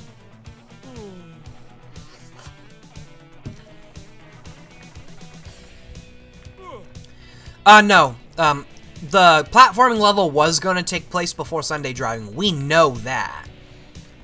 And we also know what the challenges are. We actually know what all 5 challenges were supposed to be. The main objective was actually going to be saving the Goofy Goober. The other one was like the others were a steam room, a wall jump room, I also think you can get a combat challenge, if I recall correctly. If not, it was a floating block challenge, because according to the game's files, there's like 5 of those. 4 or 5. Meanwhile, in the actual game, there's only 3. And that could mean anything, by the way, because anytime there's like another level from a multi-segment stage, it means nothing. Like, there's supposed to be like 4 Planktopolis levels, but like, what would that 4th one be? Because the first one's Planktopolis Part 1, the second one is actually the driving level in the files, and the third one is Planktopolis Part 2, and there is a reason for that. The reason for that is because all of the multi-part levels, like Now That We're Men and Shell City Dead Ahead, and as well as Planktopolis, if you actually look at the files, like in the levels themselves, you'll notice how, specifically in like Shell City Dead Ahead Part 1, that you can see 3 Meter Island in Part 1. And if you look in the files, you'll find out that the slide that you use to enter and leave 3 Meter Island is still in Part 1, and it works. Not the challenge, everything about the challenge is gone. But like, the map that contains that little portion and the slide is still there. That is because Now That We're Men, Shell City Dead Ahead, and Planktopolis were supposed to be giant levels. In fact, Purple Foundation just did a video showing these off. But like in Planktopolis Part 2, if you manage to clip outside the gate, you will be greeted with the gate entrance from Part 1. And again, if you look at the files, all of Part 1's geometry, except like the buildings, is in Part 2. So the reason why Planktopolis Part 2, or this is what I think anyway, the reason why Planktopolis Part 2 is considered Part 3 in the files is because the level was split after the driving level was already made. And, so let's answer some questions real quick. Lucas, I would not count on me making an unused content mod. Because, like I said, modding movies easier than BFBB. But it's also harder because you have to work within the game's memory limit. And, I actually was going to do, like, a joke mod called LazyGG01. Which was literally just a harder version of I'm Ready Depression. And, by the way, shocker, here's another fun fact when it comes to unused content. That, the popper I use in Now That We're Men's Combat Challenge and Planktopolis Part 1, it comes from the scrapped Goofy Goober level. And there's also, like, a Merv that was supposed to appear there, too, and it never did. His files are still there, but he was scrapped so early on, it's just a repeat of the Planktopolis Merv. And no, the final boss is not part of Planktopolis' files. All of the bosses have their own separate files. Like, for example, Frogfish is labeled as B1. Dennis in Shell City, Dead Ahead. Like, Dennis in the Junkyard is labeled as B2. Dennis on Hasselhoff is labeled as B3. And Neptune, as well as the 100% cutscene, is labeled as B4.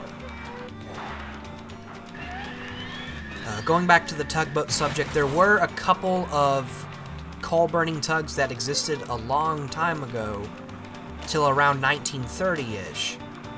That sounds about right. And, since we're pulling out some actual real-life fun facts, here's one for you. Did you know there is a volcano that spews cold lava? Well, let me rephrase. Cold lava.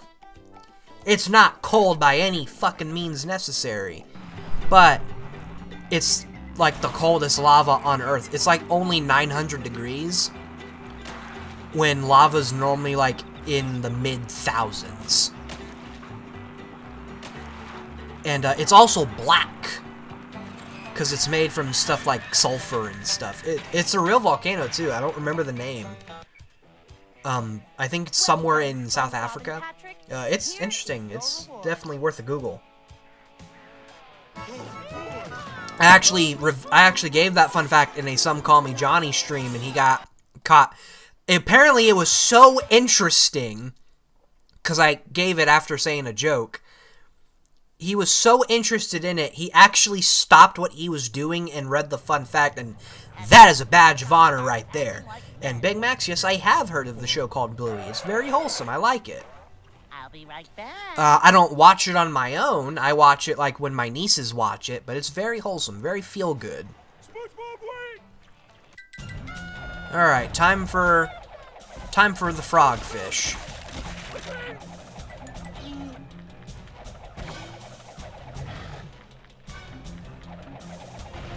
So, another hint on, like, the game being, like, horribly rushed, you'll notice how some of the skull piles here are just invisible.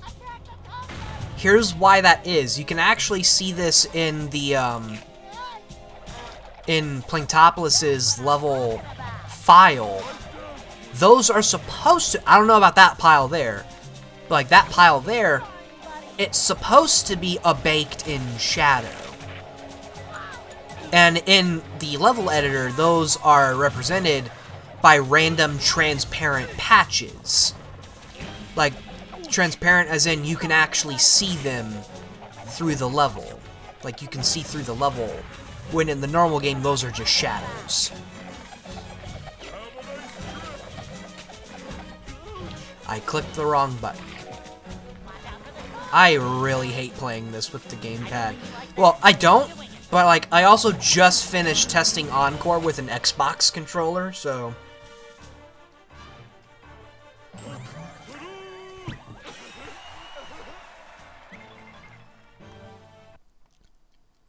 But, yeah, that lava is so cold. cold to where you can stick a spoon in it, and it like flows like water. You can stick a spoon in it, pull it out, and it's just fine. You're gonna get burned if you go in it, but like, you can get in it and live. Just don't stay in it for too long, of course, because, you know, it is 900 degrees. But, Big Max, I just got a crazy idea. What if you modded the movie game or BFBB and turned it into a turn-based RPG? You say that, the Milkman tried to do that. He actually tried to do that. There's the road on the other side of this deep It was like a joke thing, though, or a proof of concept. trench. After gulping, And, Patrick decided to throw in the towel. Luckily, Block, if you, Polk, my bad. I've been reading that wrong this whole time. If you get this mod, found bikini you'll be able to get to the final boss with no problem, because that 50 token limit that locks the final driving level out city. So, in order to become has been lowered to 35. And yeah, for those who didn't know, you cannot play the final driving level until you get 50 tokens in the normal game. And it's the same thing with that backwards mod. You can't play No Cheese until you get 50 tokens. In case it wasn't obvious, no, that mod was not built off of DX.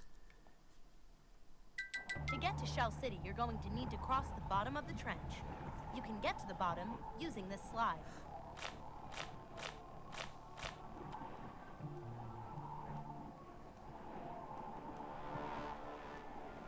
The only way across the trench is along the bottom, but you have to get there first by traveling down the slide, past those sea monsters.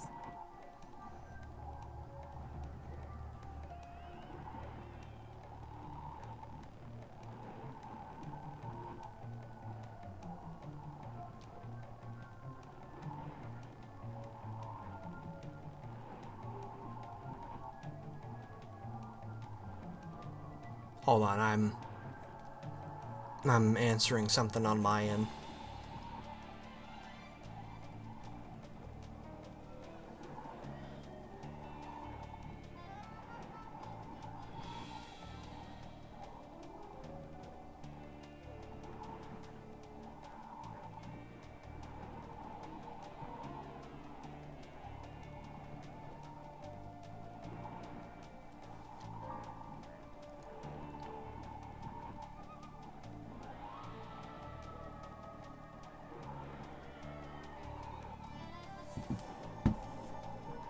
Well, have a good time, Lucas.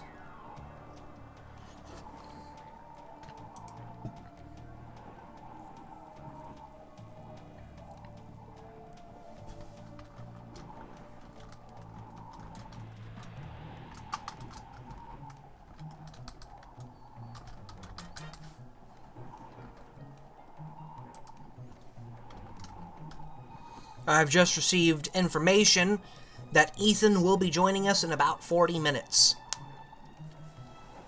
That 50 token, like, it feels much, and it feels like a 100% unlockable to, like, cheat codes or something. Yeah, there's, that's the bad part about the movie. There's no code that gives you tokens. Like, it doesn't have its own equivalent of the 10 spat cheat code from BFBB. It's the same thing with manliness points. I'm very dark. But, I want to say they did that, not because of time constraints, but because they wanted to fluff out the game's length. Sea monsters wouldn't scare a guppy. That's the spirit. Now get down there as quickly as possible. But, keep in mind, though, movie is not a game where you have to 100% it to beat it. Far from it. You gotta 75% complete it.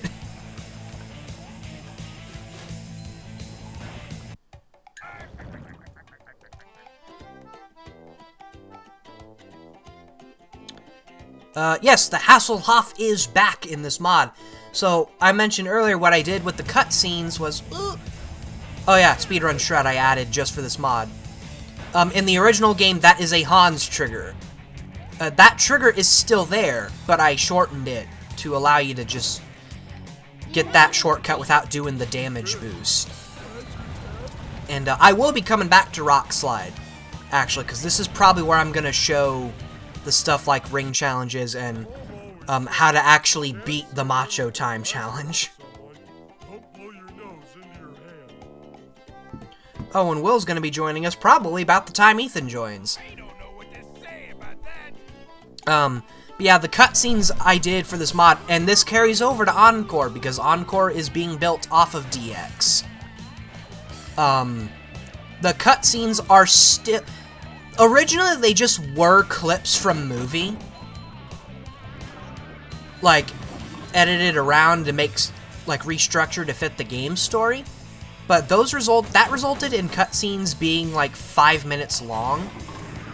And it also, like, absolutely destroyed the game's memory. Like, it actually ended up breaking things. So, Double H and I came up with a compromise. And I bring up Double H so much because, he basically made, like, half of this mod. Like, I made everything, but he gave me, like, half the ideas. And he gave me really important tips and whatnot. He's a modder, too. He's pretty cool. But,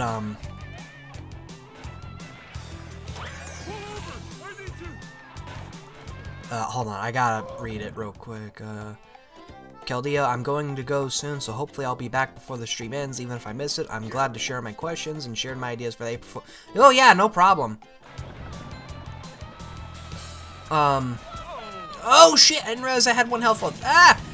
But yeah, the cutscenes, now, they're still based around how the game does it, where it's still narration.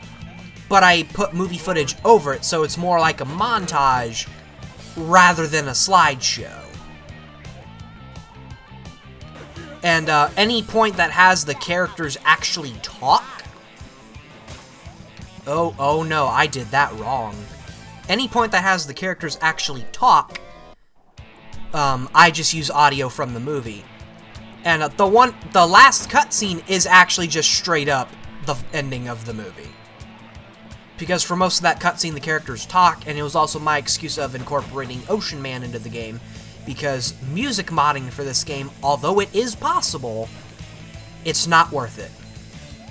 And also, if I replaced Goofy Goober Rock for that cutscene, the 100% cutscene, it would have meant it gets replaced for the final boss as well. Meaning, for the final phase, it would be playing Ocean Man. And again, modding this game's music is not worth it. Again, it's possible, but it's not worth it. With BFBB, though, it's really easy. That's why I did it for Winter Wonderland. But for movie, it's not worth it. And if you want to actually replace every song, you gotta make a lot of sacrifices. Like, that's why very few mods for movies specifically have custom music, and the ones that do are massive. It's actually why the Sandwich Driving 101 at Night mod doesn't have sound effects, I'm pretty sure. Like, I'm pretty sure that's why it's missing most of the sound effects, is because of the custom music. I could be wrong, though.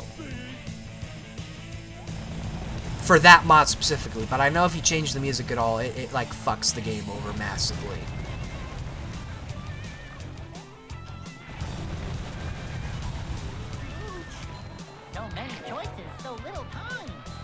But do we got any more questions? Because I'm going to say it right now. Pretty much as soon as I have even one co-commentator join, I'm probably going to end up stop paying attention to the chat, because we're probably going to end up going on tangents.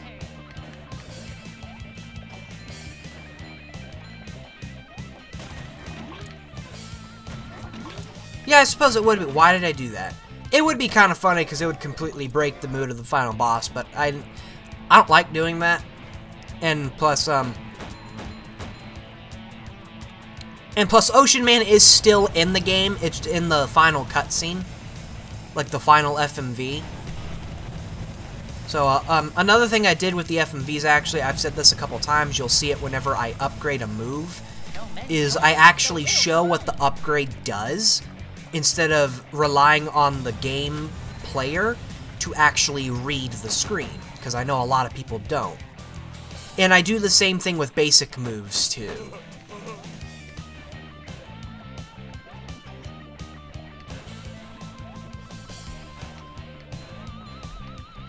Actually, you know what? One thing I can do that actually is possible. One day, if I really want to, I could do a music swap for Neptune that replaces Goofy Goober Rock with Sweet Victory. Because Sweet Victory is a public domain song. I mean, it's APM music, so I couldn't, like, monetize the video. But I'm not monetized anyway, and I never will be because fuck YouTube and monetization.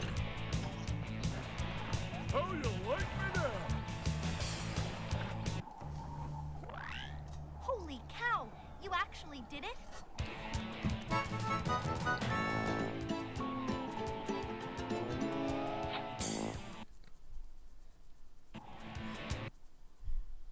Marifin, you bring that up a long time ago. Who remembers Mod Mania, when I had that series Mod Mania, where I played mods I never played? Because in part 2 of that, I believe, I played a no cheese mod called Notable Lack of Cheddar. And I accidentally said now that we're cheese instead of no cheese. Awesome. You have enough Goofy Goober tokens. I shit you not. That one grammatical error gave me the idea for an entire mod.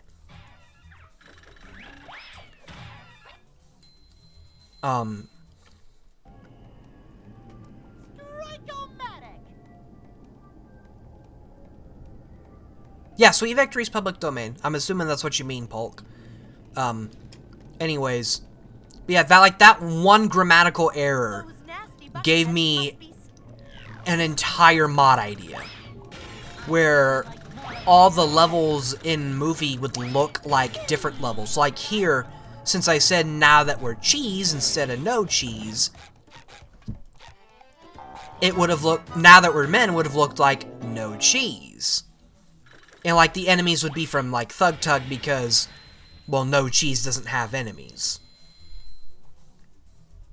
And those are like the only enemies that, those are like the only enemies that aren't Bucketheads. There's also like the Goofy Goober enemies, but those really only work in Goofy Goober. But, anyways, and like no cheese was gonna look like now that we're men. And like I even had an idea for playing topless, cause, when we were bringing up the, scrapped Goofy Goober level, by the way, another fun fact about that, I could make a whole fucking video about this scrapped Goofy Goober level, honestly. That's also where Sonic Wave was going to be introduced, which led some other people to jokingly, I'm assuming jokingly, think that playing Topless Part 1 is the scrapped Goofy Goober level, just repurposed for playing Topless. Get up here and fight like a starfish. But another thing I was going to do in that mod where like everything's essentially reversed in terms of visuals was the characters were going to be reversed too. So like here he'd be playing as Patrick, and in Shell City Dead Ahead you'd play as SpongeBob. What the? Oh, I still hit the trigger for the foggers spawning. Yeah, if you like jump just right, like I think around like there, right where that plant is, you can skip this trigger that spawns the foggers and the wall breaking. And like you can even land down here, have the wall break, and the foggers won't spawn because you skipped the trigger.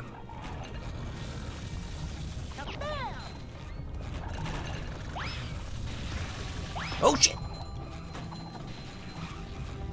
Okay, I'm gonna take another quick break because we're actually about to do the Trench Combat Arena Challenge. And I have 4 health. So, yeah, I'm gonna take a quick break. And again, for those who just joined, I don't have a break time screen, so it's just gonna be my starting soon screen. Actually, hold on. Hold on, there's probably a way easier fix to this.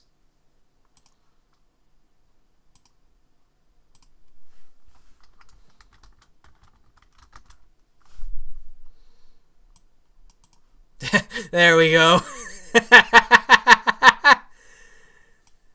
There we go. Alright, I'll be right back, everybody.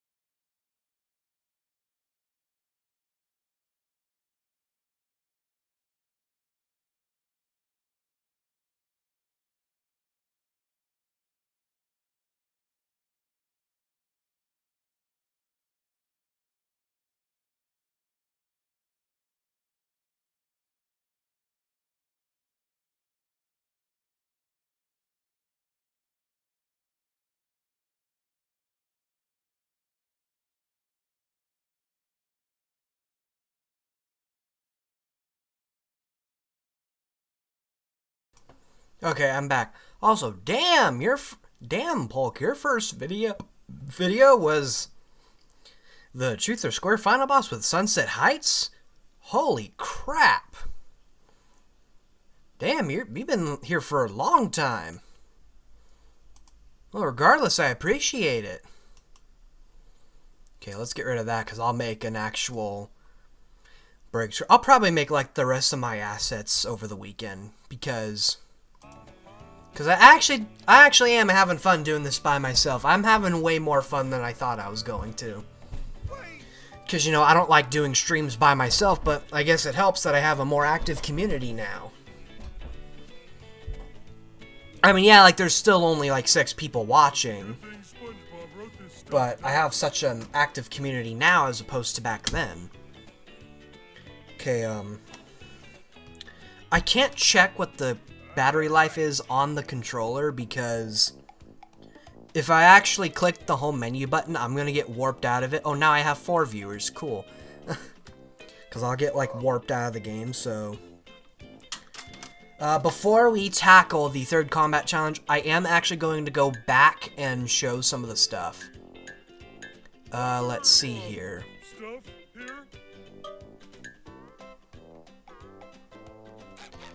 Oh shit, there's not really a lot I can go back to other than, like, the bonus shit.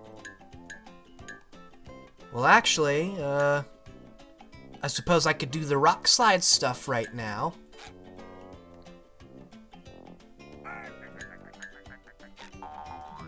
Because, since, you know, I removed anti-grinding, it's also a way of me of getting some points to build up my health, because, I completely forgot that, Manly Combat Challenge was around the corner. Oh yeah, by the way, one thing I also did for the mod, it was more of a joke thing, was I actually renamed the Combat Challenge in Now That We're Men to the manly combat challenge.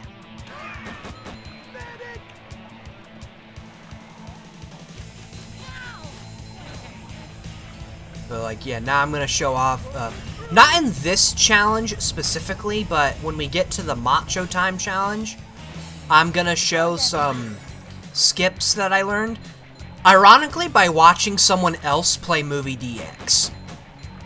Said playthrough you actually can't watch anymore because it was streamed on their Twitch channel and they didn't archive it.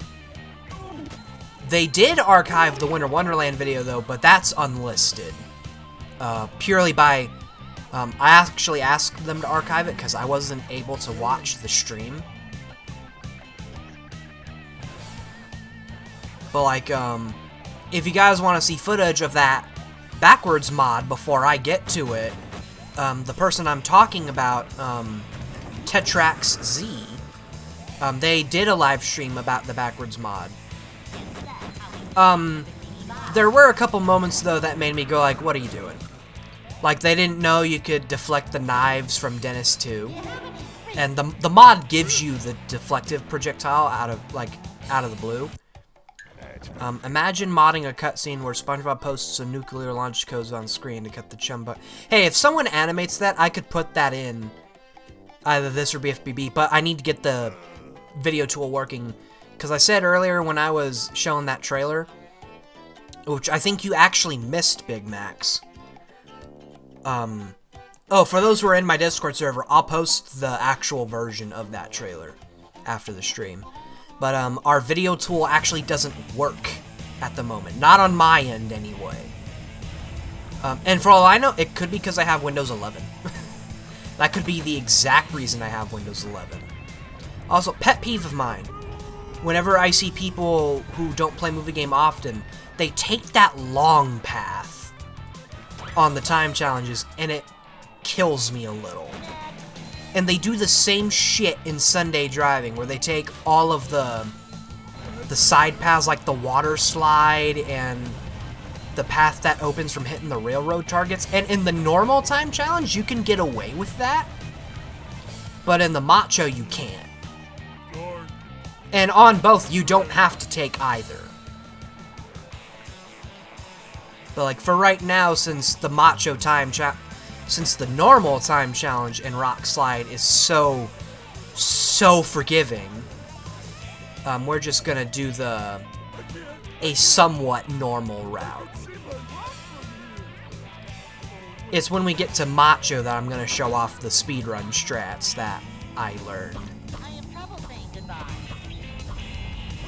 Also, an interesting thing about that backwards mod I keep talking about, you can hear a lot of lines you don't hear normally in the game, and the mod creator said he didn't do anything to, like, the characters themselves, meaning, like, some lines are programmed to only play, like, when you're going backwards, like, I think in Sandwich Driving, SpongeBob made a lot of references to other stuff, and in Planktopolis, when you get to the first statue, which in the mod's actually the last statue, SpongeBob says, "That's right, keep that eye open."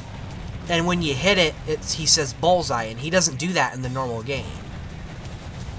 To my knowledge, anyway. I thought that was something he added. Not the line. I knew the line was in the game, but I thought he added like a trigger or something to get that line playing, and like, no, it just happens normally. Like, it is really cool, actually.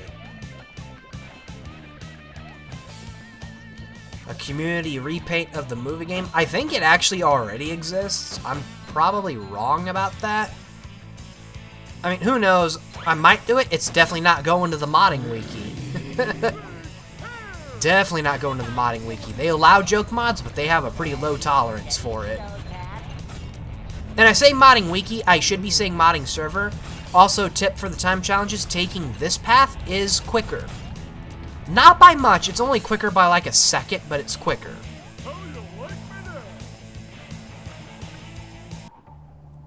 Now, if I recall correctly, the Macho challenge is like 410. When I do get to what will be the final update for DX. I should have just included it with the one I just did. I'm gonna change it to 4:30. Challenges to this slide. Now that I know how to actually edit them. Alright, the ring challenges. Here's what I did with the ring challenges, and I'll just say what I did in all of them. For the driving level, what I did in the ring challenges for those was some are made bigger. So like in the water slide, they're bigger and easier to get. And they also have significantly more time. In the guitar challenges, 2 of them are visible. Here, 3 of them are visible. Or it's just 2. No, it's 3. And that's because in some challenges, you will get jebaited.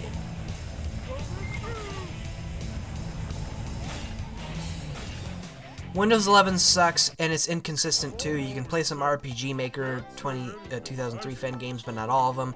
Some things just don't work right. You know what, though? I can say the exact same thing for Windows 10. Like, people tend to forget the issues that come with Windows 11 are also there in Windows 10. And every Windows update. Every time Windows gets updated to, like, every time it graduates to a new number, something from the older generation breaks. That's just how things work. And it's actually the same thing even with certain fan games. Like, Sonic Forever, it literally just received its final update. It's on version 1.5 now.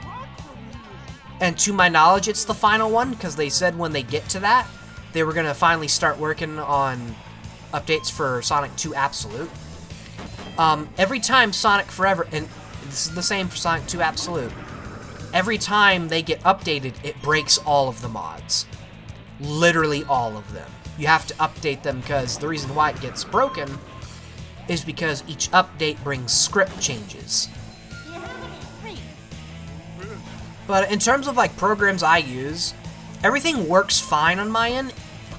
And for all I know, I don't know what the issue is with the heavy iron BIC converter tool.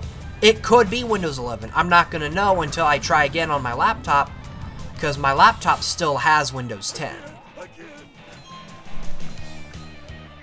So I can't say for certain if the issue is Windows 11 until I try it again on my laptop. No, no, no, no! So, one thing I really don't like about the sliding levels, and I learned this very much so when working on Encore, was for no reason at all, your controls will get locked sometimes. And that's what happened there. I was holding right, and it kept me going straight. And I think it happens when you, like, skim the very edge of a slide. I don't really want to test that, because now... Oh, shit. Okay, so I think this is something I need to fix. I'll just die and explain what happened here. So, one thing that does actually suck about having the multiple rings visible is when the ring starts to turn red, the next ring will turn red too, meaning you're not going to know if you're running out of time. I'll fix that when I get to working on that little mini update.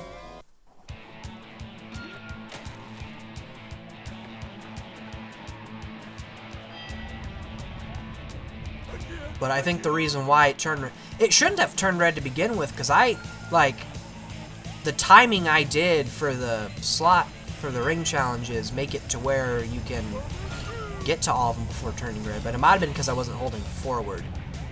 I'll know for certain if the timing of the rings got fucked over when I get to that one part. Oh, no, wait, I already passed that one part, so we should be good. I think I just wasn't holding forward, and that was the issue.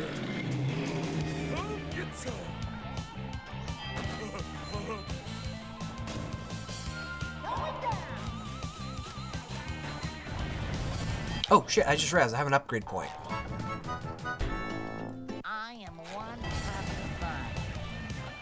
And, I think 5's all I'm gonna need for that combat challenge. I mean, I'm probably gonna die a few times even if I have 6 health. Because, yeah, just as a heads up, by the way, for that particular combat challenge and Encore, I died quite a few times testing it.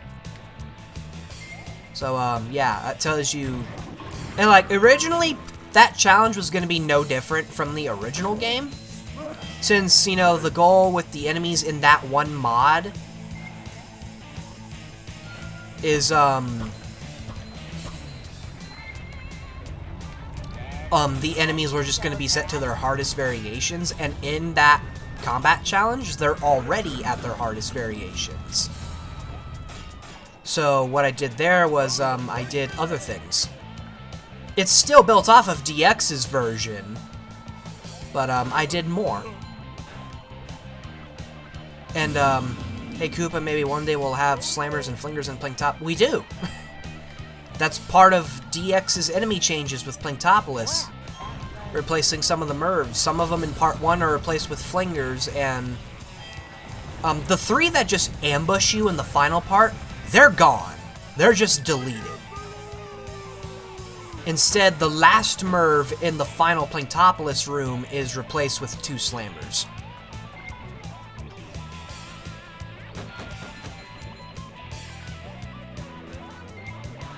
And yeah, in terms of enemies, I didn't do much in Planktopolis because... in Encore, that is. Because, as I hinted at earlier, the mod gets progressively less and less impressive.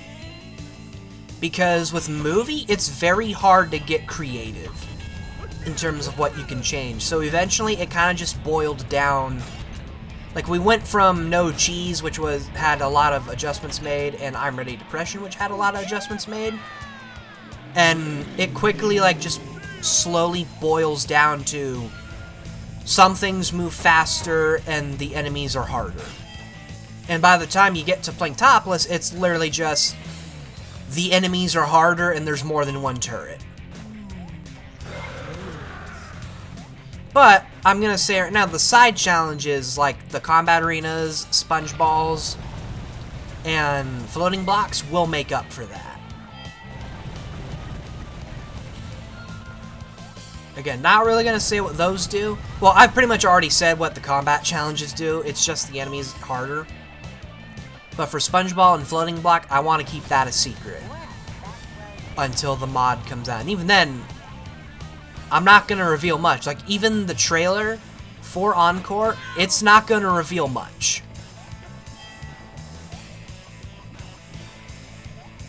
Like, I'm going to try to, like, not show any side challenge. Or I might, I don't know.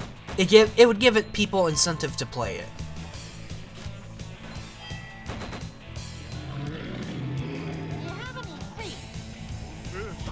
And like I said earlier, I did change the bosses.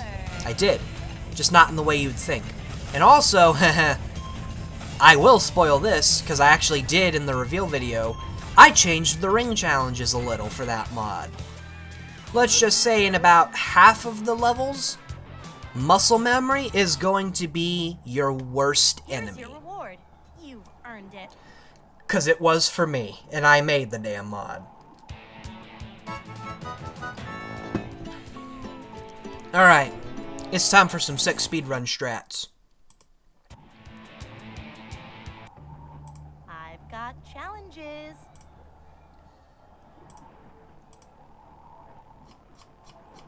And by the way, if y'all see me like occasionally look down, I'm checking the gamepad's battery life. Because as soon as I look down and the light turns red, I'm hooking it up. Alright, but yeah, for real, time for some speedrun strats, yo. And I'm going to do what he did. Yeah, I'm gonna do what Tetrax showed me. So, like, I'm not gonna go for the area where I changed the trigger. You can in this mod, but what I'm doing you can do in the original game. And it's recommended. And I'm not gonna talk for this whole time. I'm gonna try not to. So if you send a question, I'm not gonna answer it until I'm done.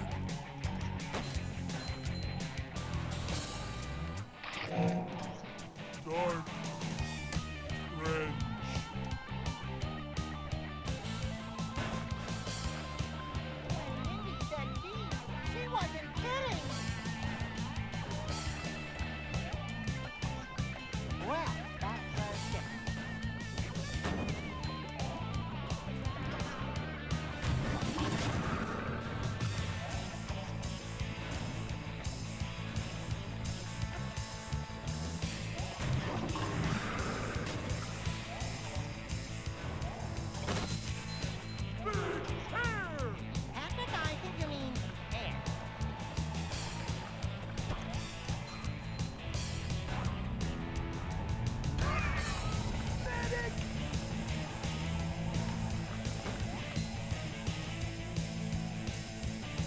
Uh-oh. Okay.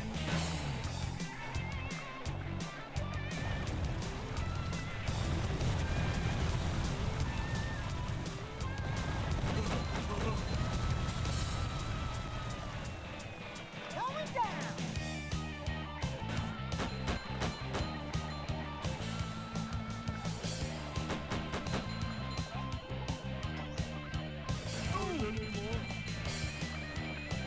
Pull over! I need to!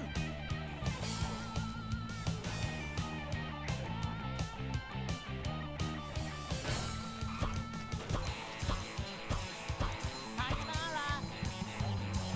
Well, that was different. Ouch! How was that for you? I have trouble saying goodbye.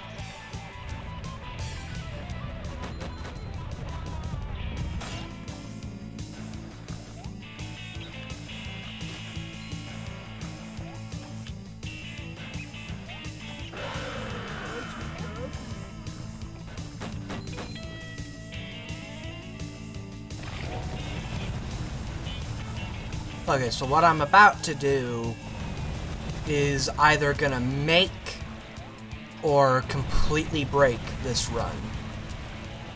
So many choices, so little time. And you'll see what I mean in a second.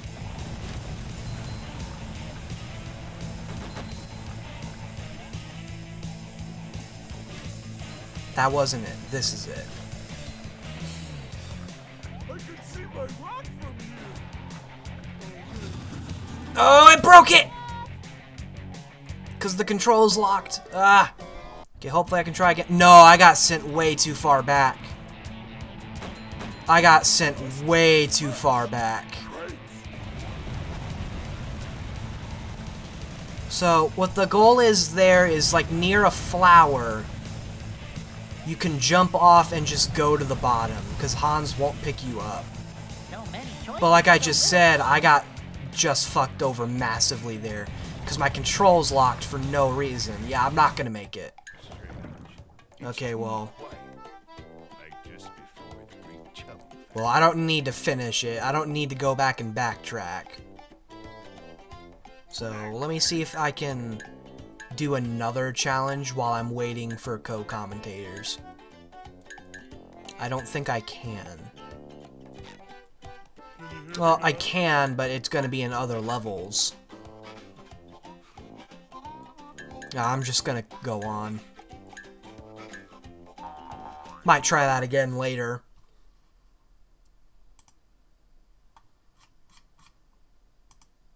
Yeah, everything I did there you can do in the normal game.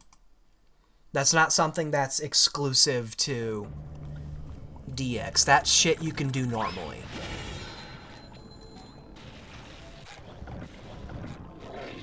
There's also a very precise sponge bowl you can do right here. Let me try to do it. Close, actually. Nah, if I keep doing it there, it's gonna go off.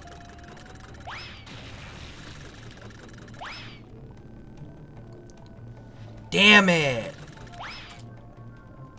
Yeah, I think from where I'm doing it, it's not gonna work. Oh, no, it didn't work. So what the precise sponge bowl is you hit that and it like you spin it, shoot it from where I was standing-ish, and it's supposed to like bounce over this gap and go over there. That's not how you're supposed to get that extra. You're supposed to actually wait till you have the guitar. Or, hold on, maybe I was aiming at the wrong spot. No. Not anywhere close. Come on, wherever you are. Maybe for the KE's greatest SpongeBob movie game repainted in the multiverse and Knuckles. Okay, I love that name. SpongeBob is voiced by AVGN voice clips. Well, we just said earlier how replacing any form of audio is not worth it at all. And Patrick is replaced with Funky Kong. It technically is possible. And the goober coins are definitely possible to replace. It won't be like a single JPEG, it'll be like on the coin. Like, the texture stuff would be the easiest thing to do. And here's that trigger skip I was talking about. Just jump there, and that trigger won't activate.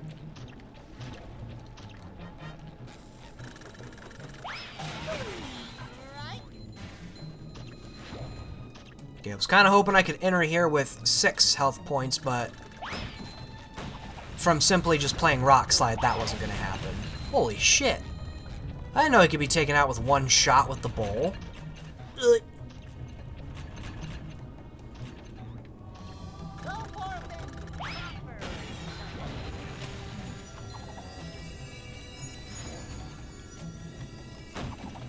Another thing the backwards mod does is it actually moves the location of some of the challenges.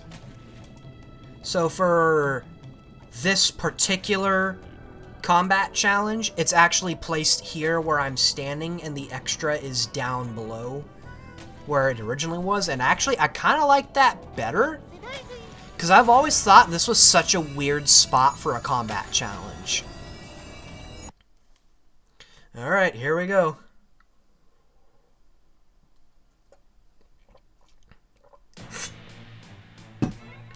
This is it. This is the... Now that we're in combat challenge, I said everyone was themed after something. And this is the only one I never showed during progress logs, because I made this after Movie DX got released.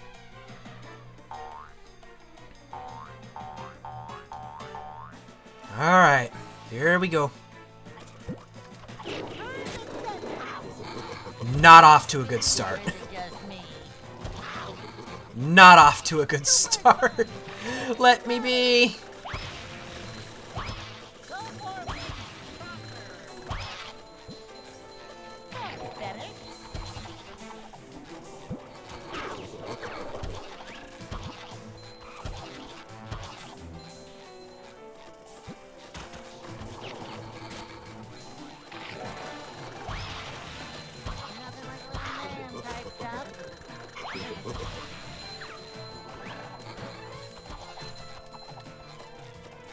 So I brought it up how I wanted that final part, how I wanted the Ultimate Combat Arena in Encore to be like the final waves of all of them.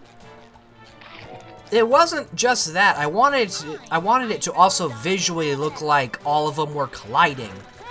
And shockingly, that's not where the game said no, because I added a lot of shit to make that happen. It was when I was editing the enemies that the game said no. And what I mean by that is, by the time I was starting to edit the enemies, the game would, like, actually full-on just crash. Like, upon loading. Like, the arena wouldn't even load, which I found really funny, because technically speaking, it should be me adding all that other shit that prevents it from loading.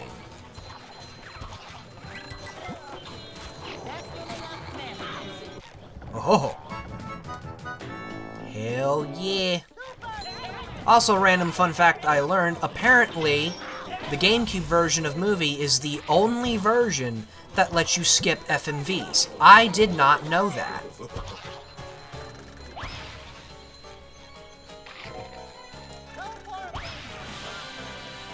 Yeah, I did not know that. It's the only version that lets you skip the FMVs, which is very interesting.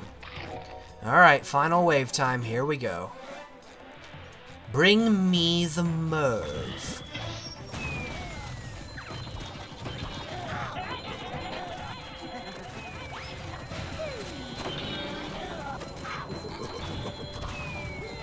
So actually, you can do this in the normal game too. I think it's only on GameCube. There is a way that you can cheese combat arenas, specifically this one. See this extra here? Bucket head antenna? Fountain? I changed the position of this for a reason too, because if you turn it on,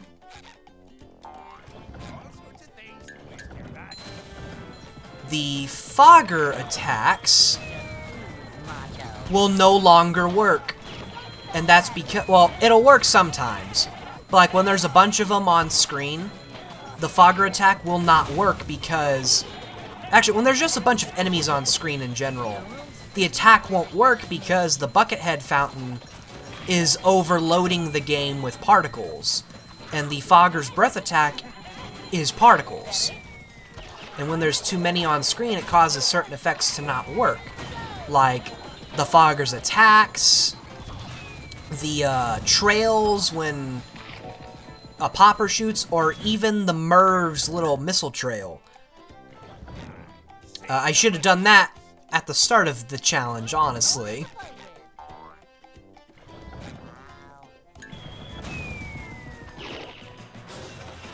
Yeah, I should have done that first thing, but I didn't even think about it. And yeah, like a lot of the tricks I do in this playthrough, you can do in the original game.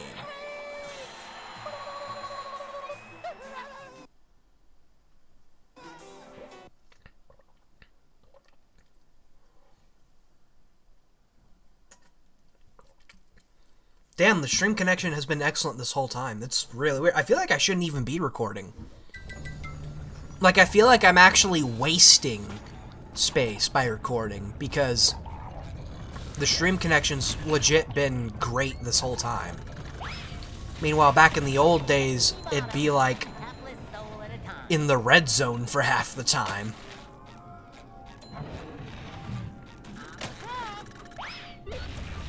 And yeah, like, since there was some pretty high interest in this mod, I mean, the viewer count's definitely not showing that, but I don't care about that. Since there was some interest in me doing the streams, I may stream more mods in the future. Haven't decided on that. I can guarantee there's gonna be videos of me playing some more mods in the foreseeable future, but I can't guarantee streams. There's gotta be interest for it. Hold off on that.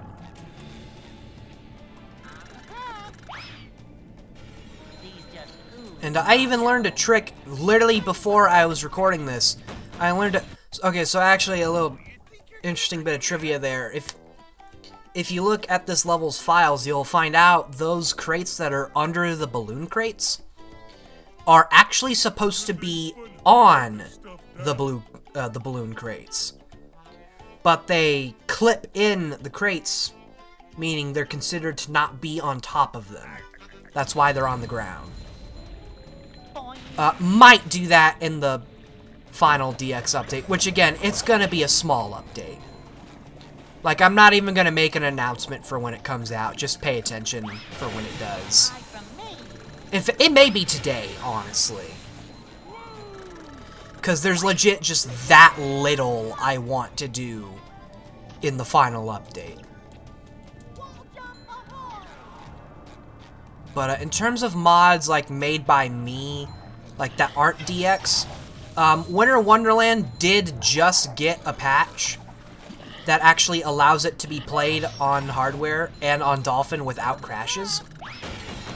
It kind of erases what I did to the enemy rush in Sponge Brain, because, oh, hello! Oh, wow.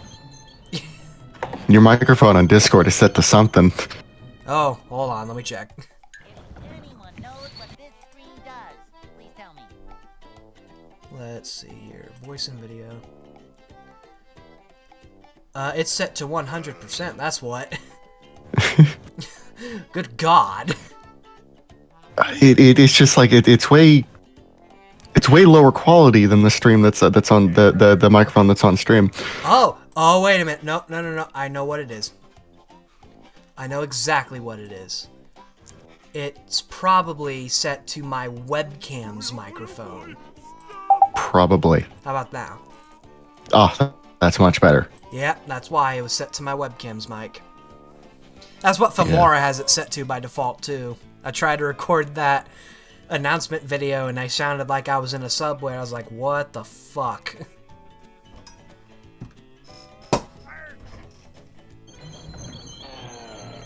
So yeah, around any time now, Will should be joining too.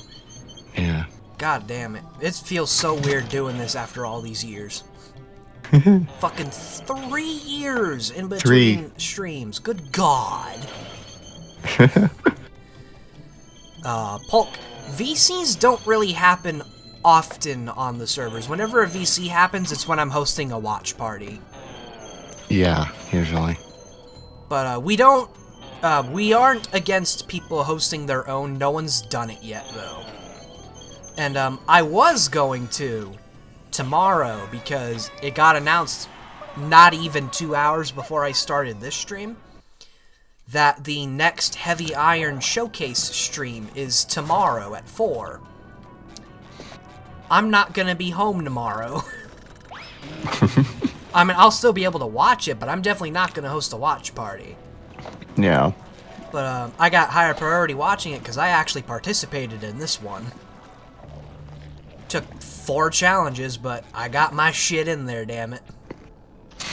It's gonna be the least impressive thing out of the bunch, but it's there. And you'll know it's mine because visuals were the priority. Finally, another stream. I get to show up again. I still exist. I never stopped Yay. existing. Ethan never stopped existing, but his manuals did. Only digital manuals exist now. Oh, My no! source of power has been denied me. See, because Ethan's manuals are dead, I'm now dying from the wall jumps. How could the gaming industry? Whatever would a Koopa Eliminator stream be without its co-hosts? Surprisingly decent from earlier, because I actually wasn't silent for most of the time like I thought I would be. Like, probably the most amount of, like, chat interaction we've had in any of these damn streams. Like, I was impressed. It only took 3 years of no streams. It only took 3 years. Oh my god.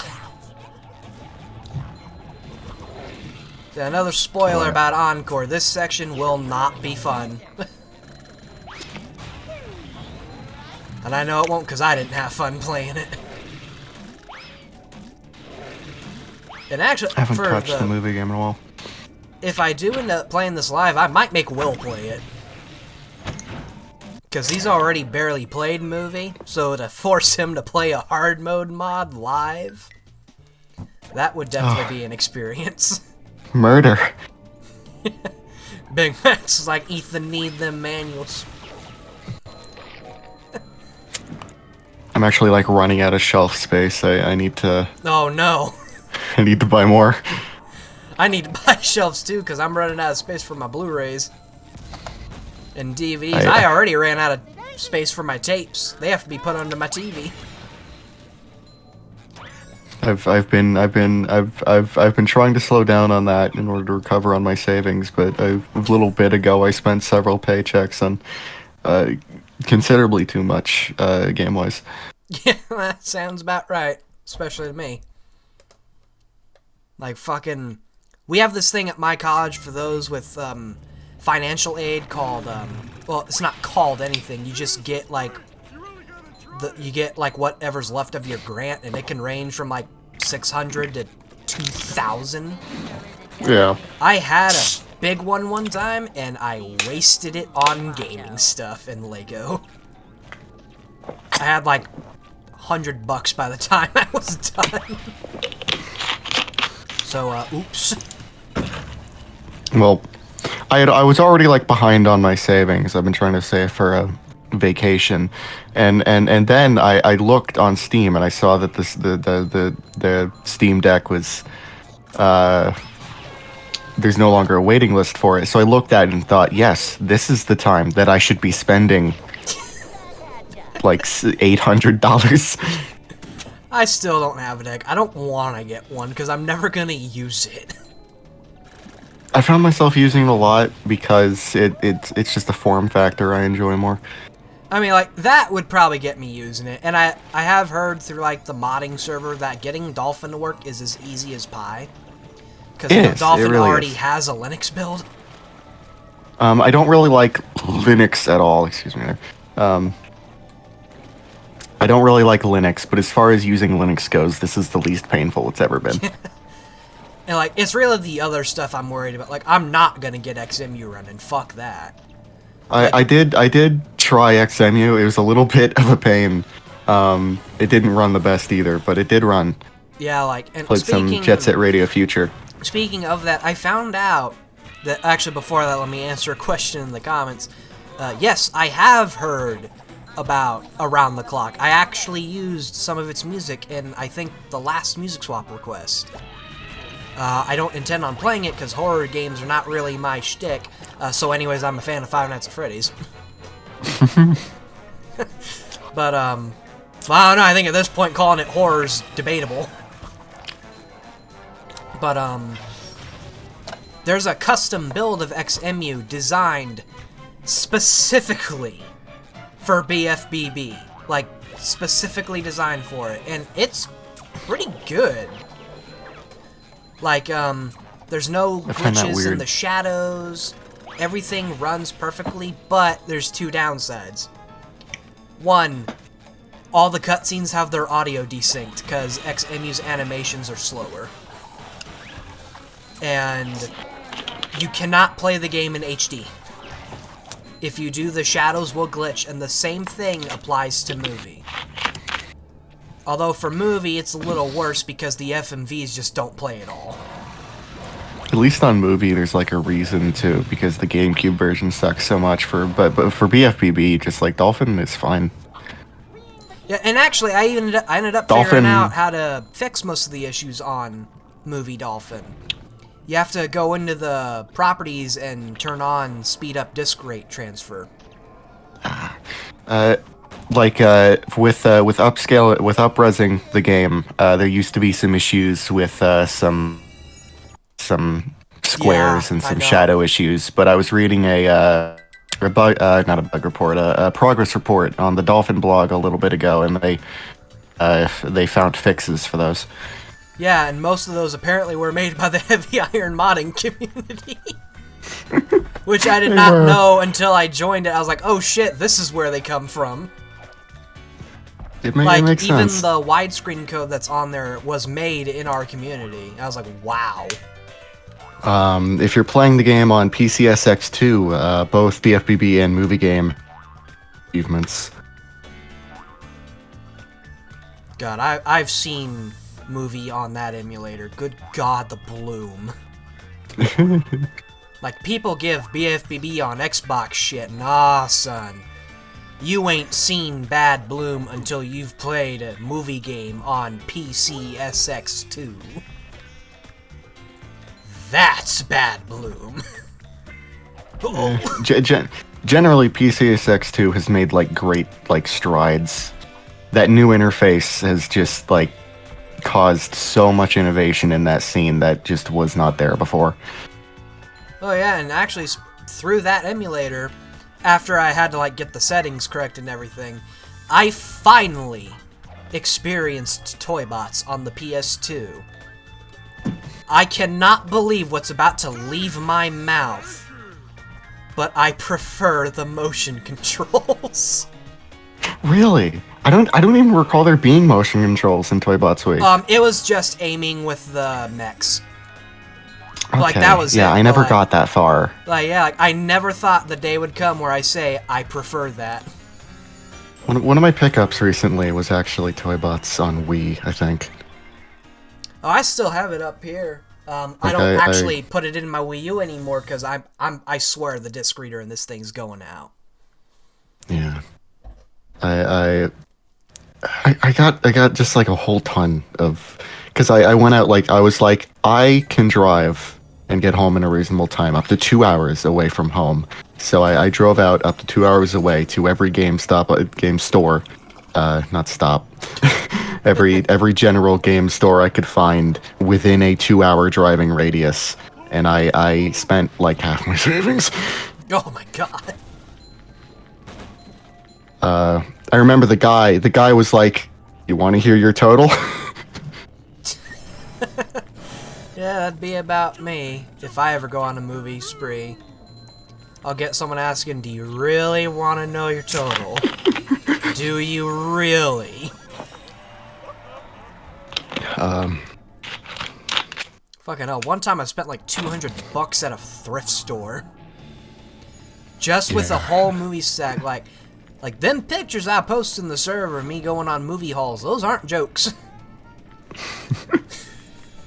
Those are real purchases I made with real money. But everything was there for like just such a cheap price. Like Sonic Colors for $10. Damn. They were just like, originally I bought it because it had no manual, and then he gave me another case of it that had the manual in it, and I was like, oh, I was getting that specifically because it didn't, because I already had one. Now you have two. I do have two now. I told the guy, like, oh. One's for reading, the other's for putting your lasagna on. And he did it as a napkin.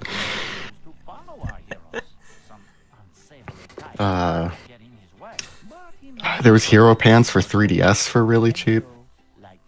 And you bought that with money?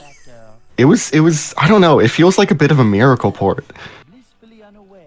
Like, it doesn't really run that bad on new 3DS.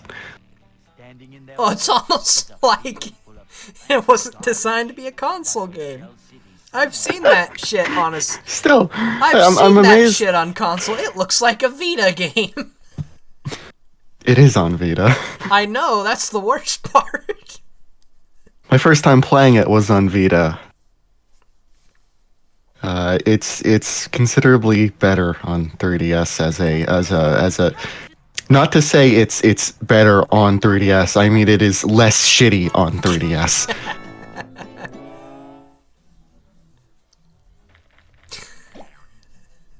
Oh lord.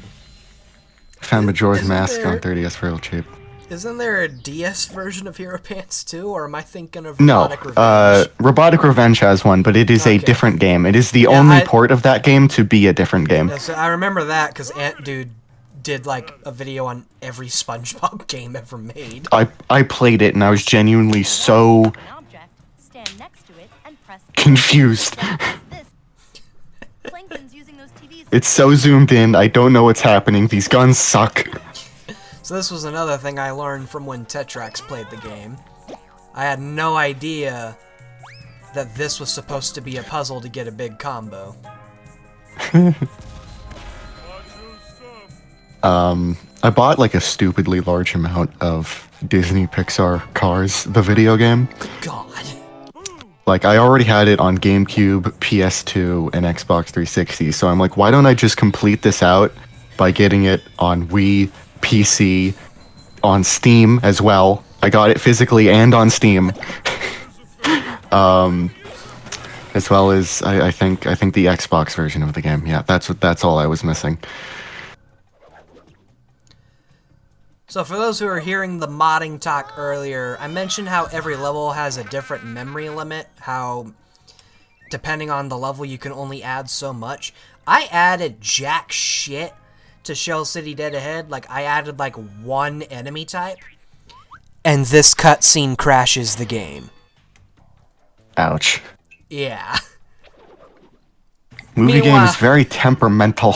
Like, meanwhile, with the desert, with 3,000 miles, I pushed that level to its limits, because I did a lot to that level. Meanwhile, poor Shell City Dead Ahead is like, nope. Nope. I could just imagine the Heavy Iron team working on this game, trying to sort of like patch job movie into their BFBB engine, and I could just imagine it throwing up hundreds of errors. I mean, we have Heavy Iron developers in that server. I don't think any of them worked on movie, but it's a question that can be asked someday, because we have a dev question channel too. Yeah. In fact, I don't think I said it in that video where I played the Truth or Square levels. The main developer of the game joined in the voice chat afterwards. And that was an experience, and I embarrassed myself in front of him. I've been trying to contact a lot of developers recently, because I find not a lot of people do that, but it often yields good results. Like, I'm trying to remember. I remember there was a website. I looked up my own username on Google. Yes, I'm that vain. And I found that one of the links in Google's results was a link to a developer's website for Breaking the Rules. A developer was posting about their experience at Blitz Games, and they linked to my upload of the trailer to the game. Oh, what? That's fucking awesome. So I was thinking about getting in contact with him to try and learn more about the game. That's awesome. Speaking of breaking the rules, the composer of that is in another server I'm in. Sheriff's second game music server, licensed game music. He's pretty cool. He talks from time to time. And we ended up finding out that one of the unused tracks in Toybots, because I actually ripped the game for that server not too long ago, one of the unused tracks is also unused in Breaking the Rules. It was for the dog level. I don't remember the name of it because I haven't played much of Breaking the Rules. By the way, I finally started playing it. I'm just gonna take your word and say Shadow Showdown's better. Shadow Showdown is way better. They're different gameplay-wise in a sense where there could be mechanics you enjoy from Breaking the Rules more, but I believe on a pure presentation level, there is nothing you could say to ever convince anyone that Breaking the Rules is better. Oh, and speaking of Shadow Showdown, that's also where some of the unused music in Toybots is from. Like, if you go to KH Insider and you see this track unused Fur World music, it's the tutorial music from Shadow Showdown. Wow. Like, I made a lot of discoveries all about the unused music. Like, all of them have an interesting history. Like, only one of them was actually made for the damn game. Like, it's ridiculous.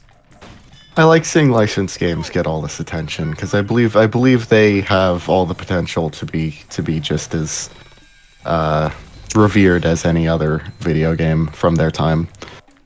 Yeah, A Dog's Life, that was the name of the level. Yeah, probably something lame like that. So this is another thing I ended up finding out about Movie.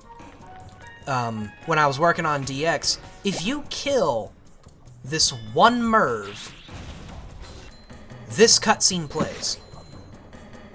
And it's the only time the cutscene will play, because if you enter the arena, the enemies will spawn normally. Like, killing that one Merv, but not this one back here, will trigger the cutscene. I don't know why, I need to look as to why, but it was weird. But, Movie game confounds me. yeah, like, here's an interesting tidbit. When Mindy is talking to you about the ring challenge in Googly Eyes and Smelly Knickknacks, she just stops talking at one point. Because I think it's only in the GameCube version, the developer, and I'm not making this up, the developers had a typo in the text prompt. And the way it works in Movie is, in BFBB, all the text is in the hip of the level, which is like all the objects and stuff. The hop is the textures and models.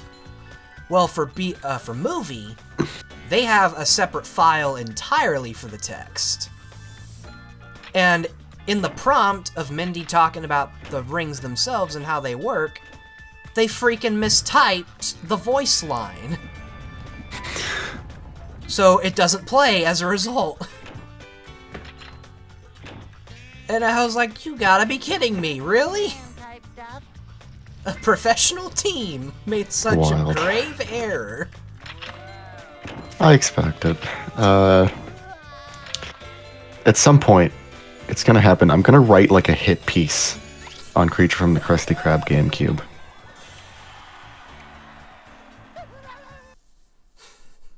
Like, That version's a that mess. is that port That port, I hate that obviously you want to play Creature from the Crystal Grab. The Wii version has motion controls, and the PS2 version is too scary for you to try to play on PCSX2. Actually, So you play the GameCube one, and the problem is that is literally the worst decision you could make. I actually did try to play that version for the swap. In fact, I was actually recording it and soft lock at Diesel Dreaming. Ugh. And apparently there's like a specific version of Creature that people recommend, like on PS2. I don't remember what that version is though. I think it's Japanese. The Japanese one is incredibly interesting, but the only real difference it has is in the NTSCU version of the game, the dash is broken, where every other time you dash, the animation will start while you're dashing. Oh. Like, you will just blast off instantly while the animation that that's not goes before starts playing. But it's not like a big enough issue to where I would say you need to go find a different region of the game. I have had for some time the import of the Japanese Wii version, and I want to get the PS2 version, but I literally cannot find it anywhere. Oh. I looked on Marikari. I've been trying to import it through there, but the only copy of it on there is like for $20, and it doesn't have the manual. Okay, so this I was finding out when I was working on Encore. I actually mentioned this earlier, how now that we're men, this level, and Planktopolis all have remnants of each part, because originally they were just giant levels. You can just straight up see 3 Meter Island right there. And like culling for some reason is it culls. And let me try to get a better view of it. Yeah, you can just see it right there. And if you manage to get inside there, and apparently it's possible to do normally, I'm going to try to. Using these springs, actually. Oh shit, I actually did it! Okay, what I'm actually going to do is go back in here, so that way I can load 3 Meter Island, so that way I have a warp point for me to get out. But, what's interesting about it is, okay, it's open to play. By the way, these are here too. I'll just show it when I get there. What's interesting about that area is the slides you use to enter and leave the challenge are still there in part 1, and they work. I mean, there's no challenge to play, but like, I saw that when editing the level for DX, and I was like, huh, that's interesting. I wonder if there's a way to get there. Oh shit! I didn't get there.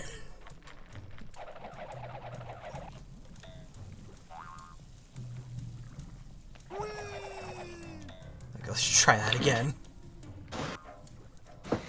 Damn it! I will break the game, damn it.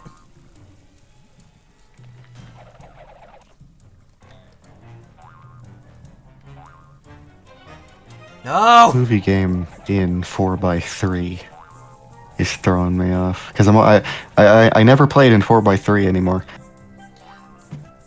It's possible to get widescreen. Okay, now the double jump's not gonna work. I don't know why it's not working all of a sudden. Maybe there's a way I can get through the door. It's possible to get it working on here, as I brought up earlier, because I'm playing this on an actual Wii U. But you're using Nintendo. Kind of. The game is playing through Nintendo, but I load the games by injecting them as virtual console titles. Yeah. Because for some reason the controller configurations just don't work for me. Really, I inject Nintendo as a as like a homebrew on the title on the menu, and then I launched Nintendo through that to then play GameCube games from the SD card. Ah. Because the Wii U only having 32 gigs of internal space is murdering me right now. And I'd like to dedicate a hard drive to my Wii U, but that requires me to dedicate a hard drive to my Wii U. I would say, like, the way my setup is now is I got a decent-sized SD card that holds all the homebrew stuff, and the games are on a big USB on the back. Yeah. And what I have right now is just GameCube and Wii stuff. I had a bunch of other stuff, but I didn't play those other things. Yeah. Oh shit. One of my big recent pickups was I was in a pawn shop and I saw that there was an Xbox 360, like an old one, like pre-HDMI. It had the power cord, some video cables that I didn't need because I hate composite, and it had no controller, but it was as is for $10. And my first thought is that is a recipe for a broken console. So I buy it, I bring it home, it works fine. Wow. Also, time for an embarrassing moment. I did not know there were any Xbox 360s that didn't have an HDMI port. Yeah, the first models released didn't. They added them very quickly afterwards, though. Damn. Also, Will joined. Hi. Hi. How are you?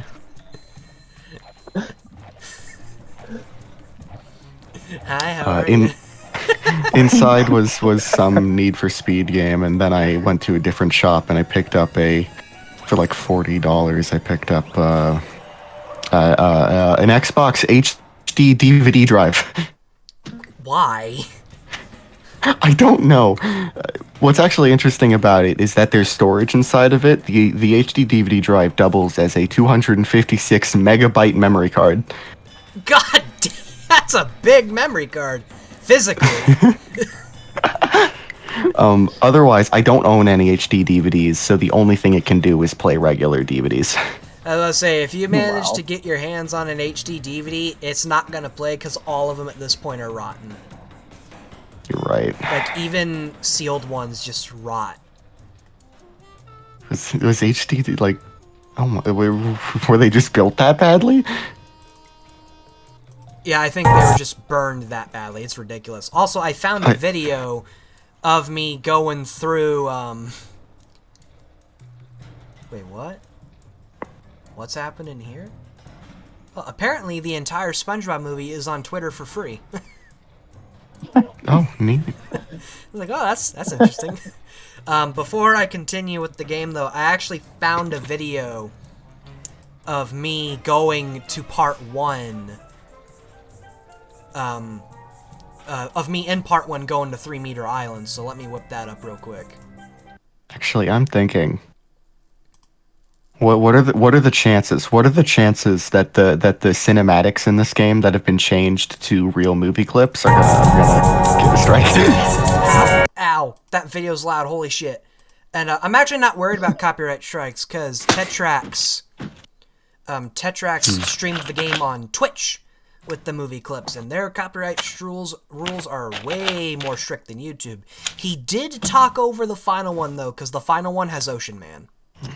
All right. Yeah. Okay, so here's the video of me with no clip enabled going to 3 Meter Island over there. Come to Planktopolis. The town's so nice they named it after me. And the video's still really loud on my end.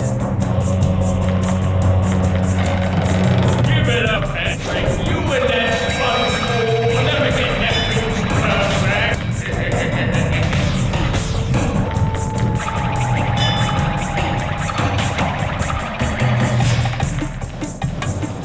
For once in the first time in their streams, I don't sound like a fucking robot.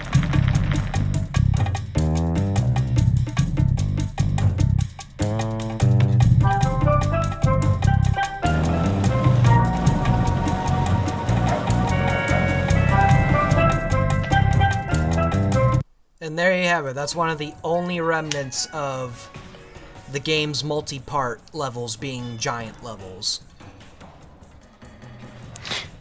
I just noticed in chat a don't insult the Vita message, and what I have to say to that is I will insult the Vita as I wish. It has been 10 years, and there is not one positive that that console has left.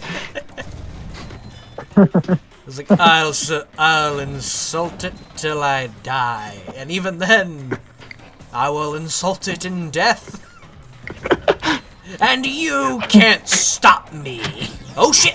I did. I did insult it until it died. It's dead right now.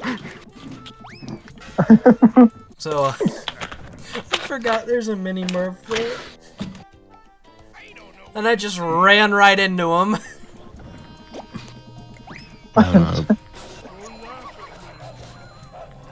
Like, I don't know, in a world where the Switch exists, especially the Switch OLED, there's no reason to have a Vita. In a world where the Steam Deck exists, the PS Vita is a paperweight. Like, I was gonna get a Vita to homebrew it since I heard you can do PSP through that too, but like, then I heard how mediocre PSP stuff actually runs on the Vita, and I was like, no. It's not worth it. You can get a real PS Vita for cheaper and also emulate anything the Vita can emulate. Yeah. Like, I ended up just getting a PSP and homebrewing it myself. Also, say that again. Yeah, the Will. PS Vita is like the light version of the PSP. I said the PS Vita is like the fucking light version of a PSP. Which is ironic, because there is a light version of a PSP. Okay, so there's no timer here, so I can actually talk about this. One thing I learned about through Purple Foundation's video is, you see how I suddenly go slow on these ice blocks when I land? If you load the game and immediately go to here via the cheat code, you do not slow down. In fact, you actually speed up. The reason why that is because your ice physics get reset whenever you're hit by a flinger or walk on ice that's in other levels. So like, if you manage to play the whole game without walking on ice or getting hit by a flinger and come to here, you will go faster on those ice blocks, and that is an actual fucking speedrun strat. Like, just for real, I was like, interesting. Such an odd thing to dictate physics.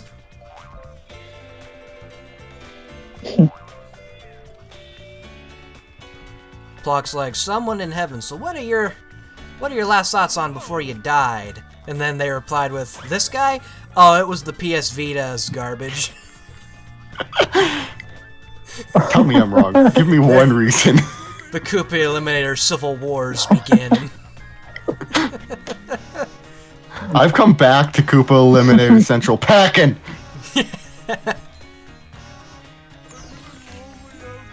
Oh, wrong cube. I do own a Vita, and I wish I could enjoy it, but the 8 gigabytes of storage on it, just I can't. Oh no, no, no, no, no, no! I modded it. There's no emulators on there that interest me, so the only thing I would have done it for is PS Vita games exclusively. Name one. Yes. No, wait, you fool. SpongeBob There are Hero still some. Pants. There are still some games that are exclusive portably to the PS Vita. Like, I would say the Jak and Daxter collection if it weren't for the fact that emulating the PS2 version is just as easy on Steam Deck. Damn, all my boys except TJ joined, and suddenly I'm sucking balls, man. What the hell? You get worse every co-commentator that joins. Yeah, it's like Ethan joined, I started getting a little bad at Trench. Will joins, I'm failing at this. Watch, We're like TJ will siphoning. join. TJ will join, and I'll just be dying every 5 seconds, and fucking the one who shan't be named returns from the grave, and my Wii U explodes. We're all siphoning your ability. I have He's to. like, one of us. One of us. Oh, I heard some!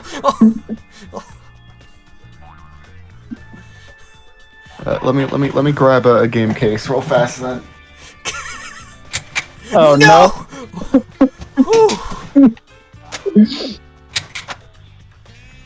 Oh yeah, freaking the backwards mod. So another thing about it was, you played these backwards too. Like, you play everything there backwards.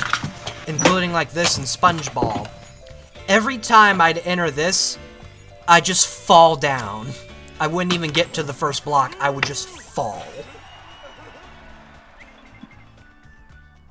And also, that's probably gonna be our next stream, is the backwards mod. We have Mega Man Anniversary Collection for Xbox. Oh, and by the way, if anyone wants to play that backwards mod, I've brought it up before the boys join. If anyone wants to play the backwards mod, it is called Movie SquarePants SpongeBob The. It has a lot of funny things too, like some of the level names are changed, like here, Shell City Dead Ahead. They rename it to Shell City Just Passed. Or like, Planktopolis is called Saying Goodbye to Planktopolis Minions. Or like, Dennis Strikes Back is just Dennis Strikes. Names Dennis is Hello Again, Names Dennis. Now That We're Men was Now That We Were Men. Like, it's... I was a man once. Like, it's pretty funny. And like, some of the challenge names are altered too. Like, for Sunday Drive, he made it to where you don't actually have to follow Goofy Goober because you can't edit the direction he goes in. So he renamed that challenge to Ignore That Peanut. And to answer Mario fans' question on if I've played the GBA version of movie, bitch, I own it. I recently, interesting little pickup of mine I found on eBay. I bought for roughly $30 a complete in-box copy of the GBA version of BFBB. Oh, you poor soul. Because I was interested, because other than the PC version, I wish there was a PSP version. That would be interesting. Breathe.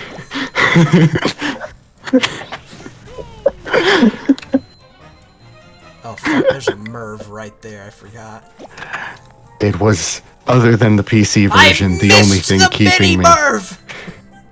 It was the only thing keeping me from a complete collection of every version of the game.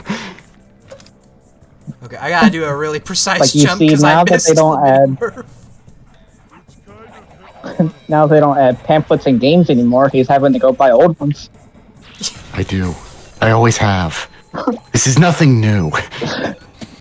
Oh, that Ever was since the Wii U, it was never the same.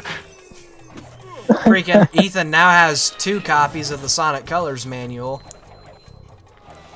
Oh my god. Because someone from a game store gave him a second one when he wanted a copy that didn't have the manual. I told the guy, I was like, oh, I bought that because it didn't have the manual. And he was like, oh, I can get the other one. I said, no, they're the same price. So I was like, well, Ethan, now you have 2. One to read, one to put your lasagna on. No!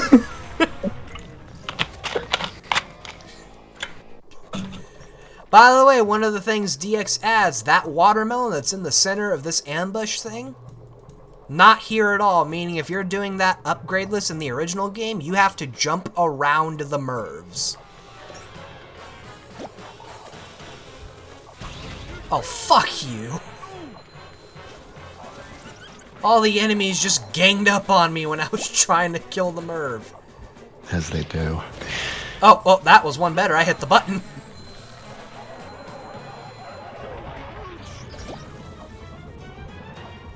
Can I hit that button? Yes, I can. Awesome.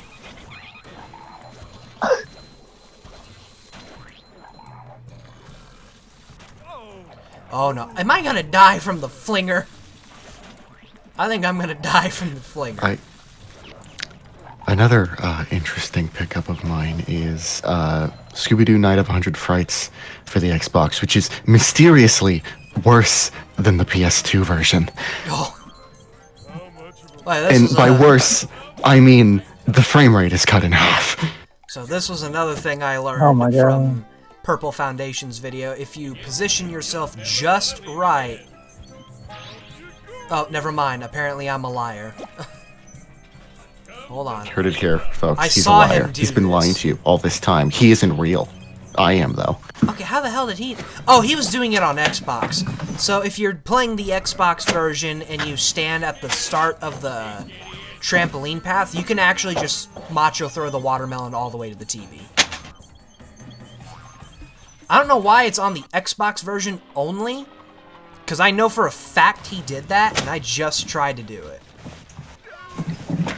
And it didn't work. Also, to bring up something Big Max did earlier, he tried to send a link to a YouTube video about the SpongeBob movie being free on YouTube. The reason why it didn't go through is because on the live stream chat, I banned links. Because over on the videos, I'm getting a lot of those spam links. You do. You get a lot of those. Click on my link to get a free $1,000 gift card to scrimbelow.net.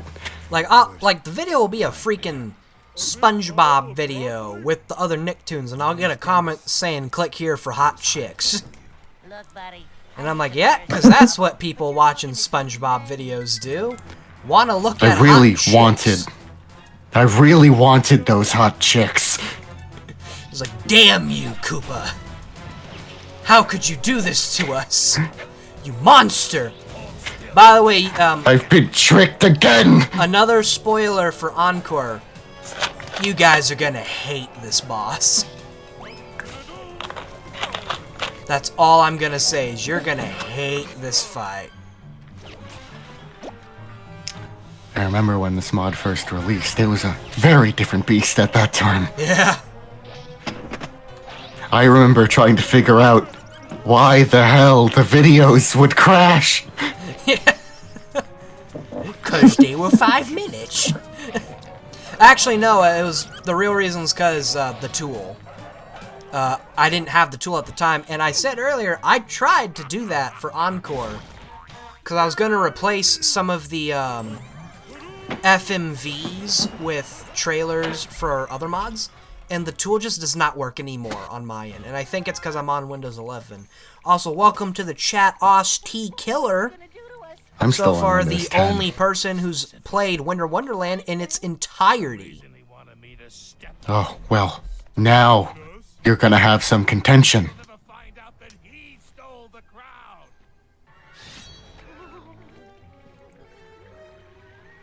But I'm glad to have you join, good sir. Yeah, we finished most of the game. And also, like, right before... I don't know if... I know Will was watching the stream a little bit. I don't know if he saw this one part, though. I tried to complete the Macho Time Challenge in Rock Slide because I learned some speedrunning strats from Tech Tracks. I choked right at the end. And because the last checkpoint is so far away, I wasn't gonna make it. I was like, no, I can't. Alright, now for what's, in my opinion, the worst challenge in the game. The only proper denomination for how far you are in movie game is how many times have you kicked Dennis's ass.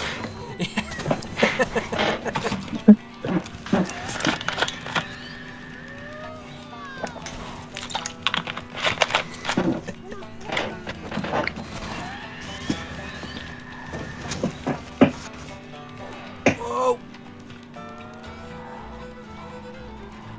Freaking. Speaking of that, I learned a little bit more about Dennis's rematch. Like, specifically what the enemy model is named, and actually, what's actually in that level. First of all, Dennis Strikes Back has 2 skyboxes for no reason. Wow. A small Why? one and a really big one. They're the same skybox, just one's smaller, one's bigger. Secondly, there's actually a video showing this. If you manage to clip under Hasselhoff, you land in like a void. That is an entire model, and it's called Underwater. Meaning, somehow that was meant for something. I don't know what it was meant for, but it was left there intentionally. And also, there's a lot of testing shit in that level. Like, you can get the cutscene from Now That We're Men, where Patrick's being held by the cliff monster. You can get that to play, because it's in the level for some reason. And, like, other than a couple texture issues, it works perfectly. And, all the lines from the Plankton Towers and the desert stages are there, too, quote-unquote uncompressed. Like, they don't have the radio filter. And Dennis's model in that is called Dennis Hoff. No, wait, no, that's not the name of the model. That's the name of the enemy. It's Dennis Hoff.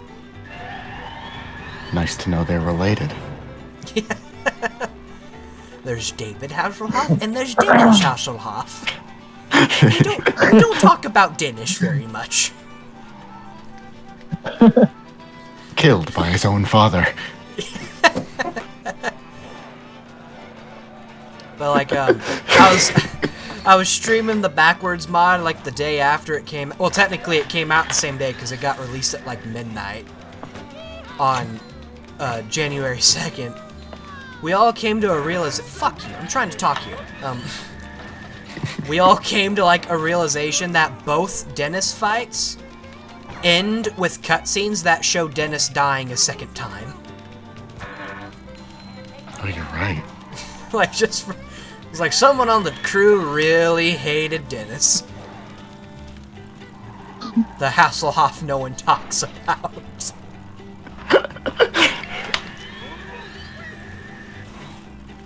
I'm shocked this gamepad has yet to, like, come even close to dying. Top 10 Hasselhoffs you did not know about. Number 1, Dennis. Oh no! Okay. Oh my god. I almost got a heart attack. Holy shit. I got stuck in the ice cream boulder section with 1 health. Holy crap. I just remembered, you can never increase the health of the paddy wagon, can you? No, you can't, and there's actually a mechanic that they scrapped that tied into the health, and they scrapped it for a very good reason. Originally, the paddy wagon out of the loop. Would lose speed if you got hit. They scrapped that for a very obvious reason. It would make the game impossible. The normal you already lose so much. Like the normal challenges for sandwich driving and no weenie, oh, those would have been fine. The time challenge and ring challenge and literally everything else involving driving, oh, yeah, it would be impossible. SpongeBob, here's your reward. And yeah, to answer Mario Fan's question, yes, fighting Neptune as Patrick is impossible because you need the Sonic Wave. I want to fight Patrick. And technically, fighting the Frogfish as SpongeBob is impossible too. Yeah, SpongeBob can hit the Frogfish, but when he does, the game crashes. According to Double H, anyway. I trust him. Yeah, like this game, like I joke about BFBB being made on Scotch tape or like being held together by it. No. Movie is built off of Scotch tape. As far as I'm concerned, with how easy the role of Scotch tape. Like with how easy movie can break when modding, like yeah, you can do more with movie than you could BFBB. Because it has stuff that game doesn't, like scripts and whatnot. But like, movie can also break way easier. Like BFBB's duct tape. Movie is electrical tape. It's useless and no one knows why it exists. I don't know why movie game breaks the way it does, but it sure likes to do it. Yeah. And I also found this out when editing the later levels. So the way fog works in movie is really different from BFBB. Like, it can be added the exact same way. It has the exact same kind of data. Good job. It's how it ends that's different. So in BFBB, what happens there is the fog just ends. Like, you just don't see anything above that. The way it works in movie, though, is when the fog ends, that's also where everything else ends. Including the Sky Dome. I don't know why it's like that. But, yeah, let's just say a couple things I wanted to do I couldn't do as a result, because you'd end up seeing the void. You know what? Movie reminds me of that image of, like, an avocado or something in Team Fortress 2 that if you delete it, the game refuses to boot. Oh yeah, deleting the coconut PNG. Oh, it was a coconut. That was my second answer. Also, this is... So, Willard, I was telling Ethan earlier how this level specifically on GameCube is just weird. Because, when you're preparing to do the ring challenge, when Mindy actually tells you what the rings do, because she does that in all of them, she doesn't talk at all. Because even though the audio exists, there is a typo in the command that gets the line to play. I am not joking. It looks for an asset that doesn't exist. And it's only on GameCube. And this is another weird thing across all versions. So if you get all the faucets and break all the... and lower all the lamps, there's supposed to be a cutscene that plays. This cutscene, actually. In the normal game across all versions, that cutscene will not play until you kill yourself. And you will not believe how much of a bitch it was to get that scene working properly. It was an absolute nightmare. I hated doing it. Jesus. Like, even the modding community was like, you're on your own. I was like, what the... What? But how... What? Why? Oh yeah, also, I didn't know this till I was working on Encore, but some of these hoses just have crates in them. Like, the orange one has 2 wooden crates at the bottom of it. Isn't this the level where Ant Dude softlock somehow? I don't know what level you're talking about. I don't recall him softlocking at all. If he played the GameCube version of the game, he was asking for it. Yeah. That's like, that some bitch didn't play DX, retard. Oh wait, I just realized I can get in trouble saying that. I wish I could see the faces of the programmers who looked at the GameCube fork of the movie game and said, fuck. It's like, shit, shit, shit.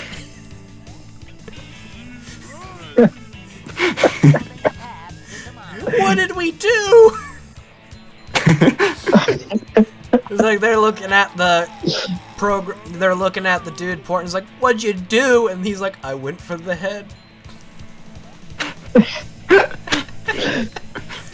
Speaking of the guy that porting, I might be wrong about this because I don't actually remember a lot of the part where the lead developer of TOS joined after we recorded that video of the unused levels. In fact, I'm so fuzzy on the details, I don't even think he was the main developer.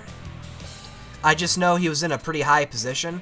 He said, from what I remember, the only reason those unused levels are in the localized Spanish Wii version was because he was in charge of localization and he forgot to delete them.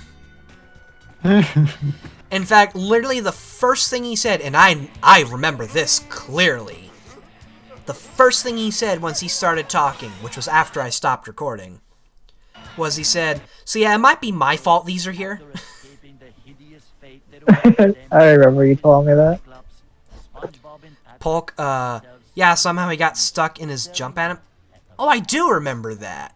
Yeah, I'm pretty sure he was playing the GameCube version. I can take you there. Oh, I gotta talk over this because it's movie audio. Hey, there's the off. Yeah, There's he Dennis. says, "It's me, lifeguard guy. I sure play those in movies." It's like that one time whenever I was watching that cutscene earlier. It's like it reminded me of when I was in school and we were just bullshitting around. It's like, name's Dennis. Oh yeah, that's right. When we'd like start playing the Infinite theme after Dennis got introduced. It's a vicious cold-blooded predator. And then Infinite starts playing. Did you miss me? Oh yeah, another thing I found out about this level specifically, you see those hairs that are on Hasselhoff? Those are separate objects. All of them are. Lightning. I saw lightning. Time to close the pool. Oh, and that was a line I've never heard. Hoff just said, "I saw lightning." I've never heard him say that. Like, it reminds me of when I was playing the... Hey, Koopa, have you seen Kim Possible, the Disney? Who hasn't seen Kim Possible? If you grew up in the 2000s, you watched Kim Possible at least once. I skipped it pretty hard. I mean, I did too, but I at least watched it. I might have just been watching Disney. Like, you at least watched that one episode. But it's like you've probably seen like a half of an episode to at least know what it is. Yeah. And yeah, while it's in my head, I was saying earlier how when I was playing the backwards mod, I heard a lot of shit that just does not play in the game normally, and the guy who made it, who was in the voice chat with me when I was streaming it, said he didn't do anything to like triggers and stuff when it came to voice lines. Meaning, if you just manage to do something backwards, a character will say X line. Like, if you get to... Polk in the chat going, "Dennis, I am not weak!" In playing Topless, when you get to the... In the mod, when you get to the first statue, which in the mod's actually the last one, you hear SpongeBob go, "That's right, just keep that eye open." And when you hit him, he goes bullseye, and I've never heard that at all in any playthrough I've done. Or like in Sandwich Driving, when you go backwards and go off-road, SpongeBob says like really specific lines, and I think a lot of them were references to other stuff, and again, never hear it in the actual game. I was really shocked.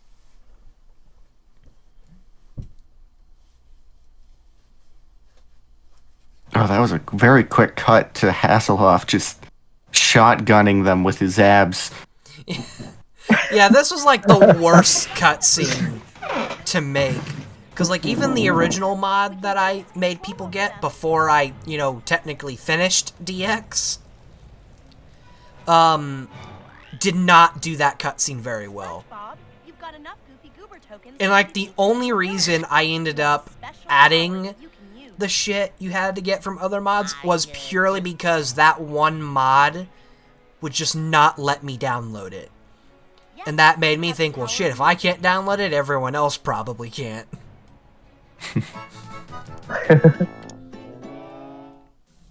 No, it's like they block it specifically for you. It's like, you little shit. Making people download my mod?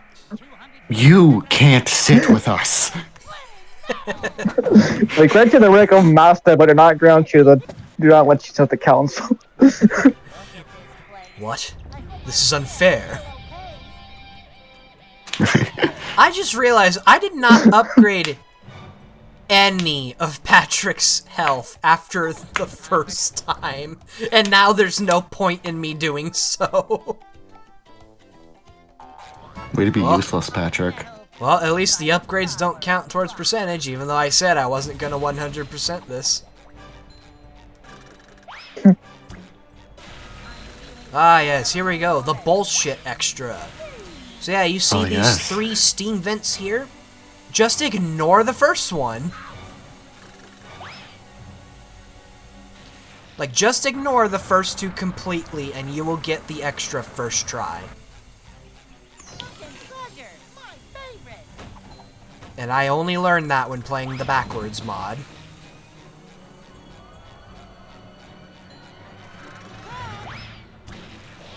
I hate, to such an extent, the Sonic Wave guitar sections. Yeah, they're not much better in this mod. It was the last thing I had to do before 100%ing the game on PS2. Oh yeah. They're not And much the better only here. thing I had trouble with. The only thing that's different about them in this mod is 2 rings are visible at a time. That's it. Ouch. Oh yeah, well this is in my head because I'm actually gonna go back to it just to show it off. The Chocolate Creek mod challenge. So what I do is I just make the marshmallows move faster. They move at normal speed in Encore. Everything else is faster though. What the backwards mod did was... Okay. What the backwards mod did was it just had them, like, pop up. It didn't have them, like, move down. So, like, that meant when you died, they were just already there. And as soon as... Very cool. As soon as I played that, because, you know, I was already at the end of the game, because backwards, we got to that, and he explained why it was the way it was, and Double H was like, I hear Lamb Hoot entering the chat right now. And for those who don't get that, Lamb Hoot did a really, really bad movie review. He makes a lot of really bad reviews. Yeah. He made one review on Hero Pants, and imagine making a bad review on Hero Pants. You could not hate that game and ever be called wrong. Movie Game, on the other hand, you're making enemies. Yeah. And like, what made me upset about... Oh, wait a minute. I'm just playing Depression at this point. Oh, yeah. The other thing I did at the Creek is those 4 buttons there. The game, all it tells you is come back with the Sonic Wave. What it doesn't tell you is you can also use the throw, and it also doesn't tell you they need to be upgraded. Because if you try to hit either... with either of those moves not upgraded, only one will activate and it will immediately reset.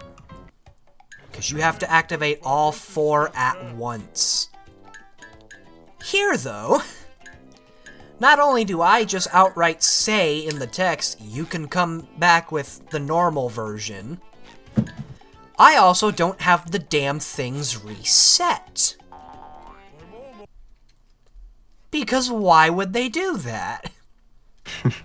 And, like, they instantly reset, too. It's like, yeah, like I brought up earlier, if you want to play this game like the original, upgradeless, you pretty much have to, like, learn speedrunner strats. And I'm not going to activate box state because I'm not a puss. I'm very quickly going to, once again, Uh-oh. Oh, no. Ah! I am now once again going to continue to bury Lamb Hoot's name. in his Revenge of the Flying Dutchman review, which that is not a particularly perfect game by any means. I understand people not liking it, but he said the words that the game never tells you that you need to capture a certain amount of jellyfish specifically in jellyfish fields, when I believe in the very footage that he showed, in parentheses, it said from this level. Yeah, Jesus, like... And, like, Lamhoot's fanbase is big enough to where if you criticize him at all, you know, the fans will be on your ass. And you know what? More power to them, but good God. Like, I don't like to bash other content creators, but him, I will not hesitate for even a second.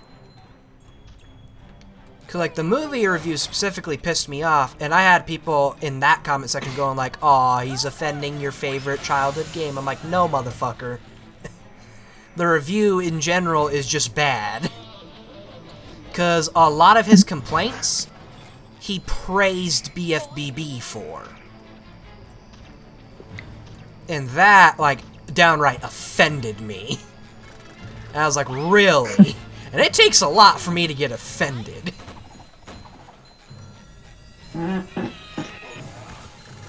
I mean, actually, I say that, you could say Sonic Unleashed is the best Sonic game ever, and I'll fight you. I will fight anybody. Yeah, who but it says takes a Sonic lot to Unleashed is the actually best one. make you... To the point that they make you get offended to the point where you try to literally fucking rip them apart, that's hard to do. Yeah, like, for anyone who's, like, in the Discord server, they know how much it takes to piss me off. Because they were in the server when the one who shan't be named was in there. He had a particular likelihood of pissing everyone off. And, like, if you get Will here pissed off, you run. like, there's no saying I'm sorry, you run. Like, if I'm pissed off at you, just give me a few minutes. But it was like a level beyond.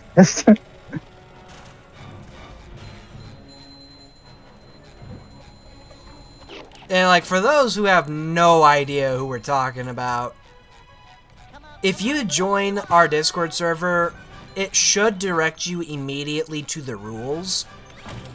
You will find out who we're talking about, because I name dropped them in said rules, and I also... okay, that happened. And I also say in said rules, if you bring them into the server at all, you get permanently, instantly banned. This person was such a special case of terrible that we have not seen or heard from this person since even before the very long time ago last time we streamed, and we still regularly speak of who shall not be named. Yeah, it's bad. Like, the only positive thing we can say at this point is their Discord account is shut down. But for all I know, there's an alternate account out there somewhere. I think we found like a Twitter alt at some point. Yeah, No, we found someone that acted exactly like him, but worse. What's the difference, really? And well, here's the difference. To tell you how bad that person acted, even the one who shan't be named was like, "Get the fuck away from me." Oh, dear. That's a special level kind right of bad. Yeah, that's like, holy crap. Oh yeah, this challenge here. So the first bonus challenge in the backwards mod you play is this challenge. What's really funny about it is he adds like 50 jellyfish, but he didn't know that they require move points, so they all go to where that original one was. And if you just let them be, they all just go in a circle. I really want to see the jelly stack. And, like, I have a picture of it somewhere, actually. Oh, Big Mac's just put up a vote in our server. I'll let you read it, Ethan. Oh, no. Oh.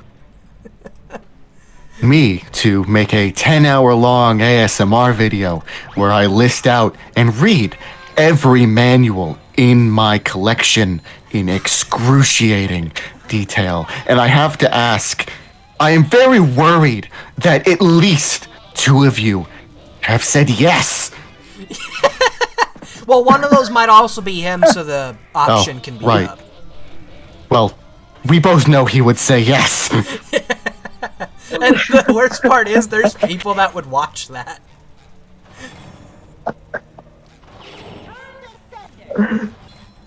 Austin Well. Killer, you joined a little after I was discussing this. So, my original plan... Actually, I think I was alone when I was talking about it. I actually did have some pretty big plans for the Ultimate Combat Challenge for Movie Encore. What I was going to do, was, it was going to be the final waves from every challenge in the normal game, instead of just the one jellyfish.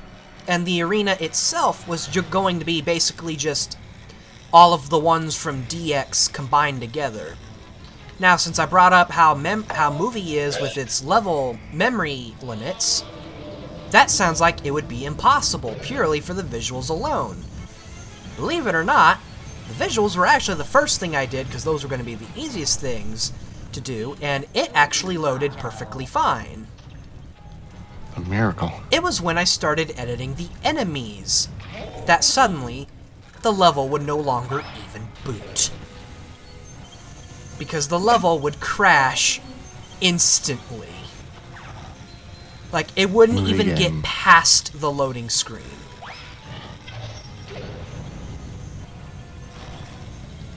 And, like, I was really disappointed because I really liked how that area looked. Oh, Polk's just joining the server to say yes to that vote. I'm looking at it with extreme interest. I don't even know why I activated that. I could have just jumped up. I guess I found my next April Fool's video. I actually had It's like Ethan reveling through his... I actually had an April Fool's idea that was given to me earlier in the stream. And I actually do want to do it, but I gotta buy the thing for it. My original plan was to release a Halloween video in April. Oh. But, so, the idea the person gave me was, oh my god, they actually joined! Polk actually joined! Oh, I did not think that's where that was going. Anyways, the joke, April Fool's idea the person gave me, they were in the chat earlier, Keldeo Studies. Their idea was a music swap of the Candyland board game. Not a Candyland video game, a Candyland board game. But wait, what? And I said yes. The old Candyland board game. The vote just ticked up by 1. So this was another thing DX did. Went up There's by an 1. Easter egg down here where if you go to it, you can find the heavy iron development times for all the driving and sliding levels, which, fun fact, were all done on GameCube. Which is why some of them are just actually impossible on Xbox or PS2, because the paddy wagon is significantly faster on GameCube. In the original game, you actually had to unlock, I believe, the final driving level before even accessing that. But if you did access it, you were stuck down there because there was no way to get you back up. You had to essentially kill yourself. So I made it to where it required no tokens, because that would have made it the only Easter egg in the game you had to unlock. And I also made it to where you can get out without committing slip and slide.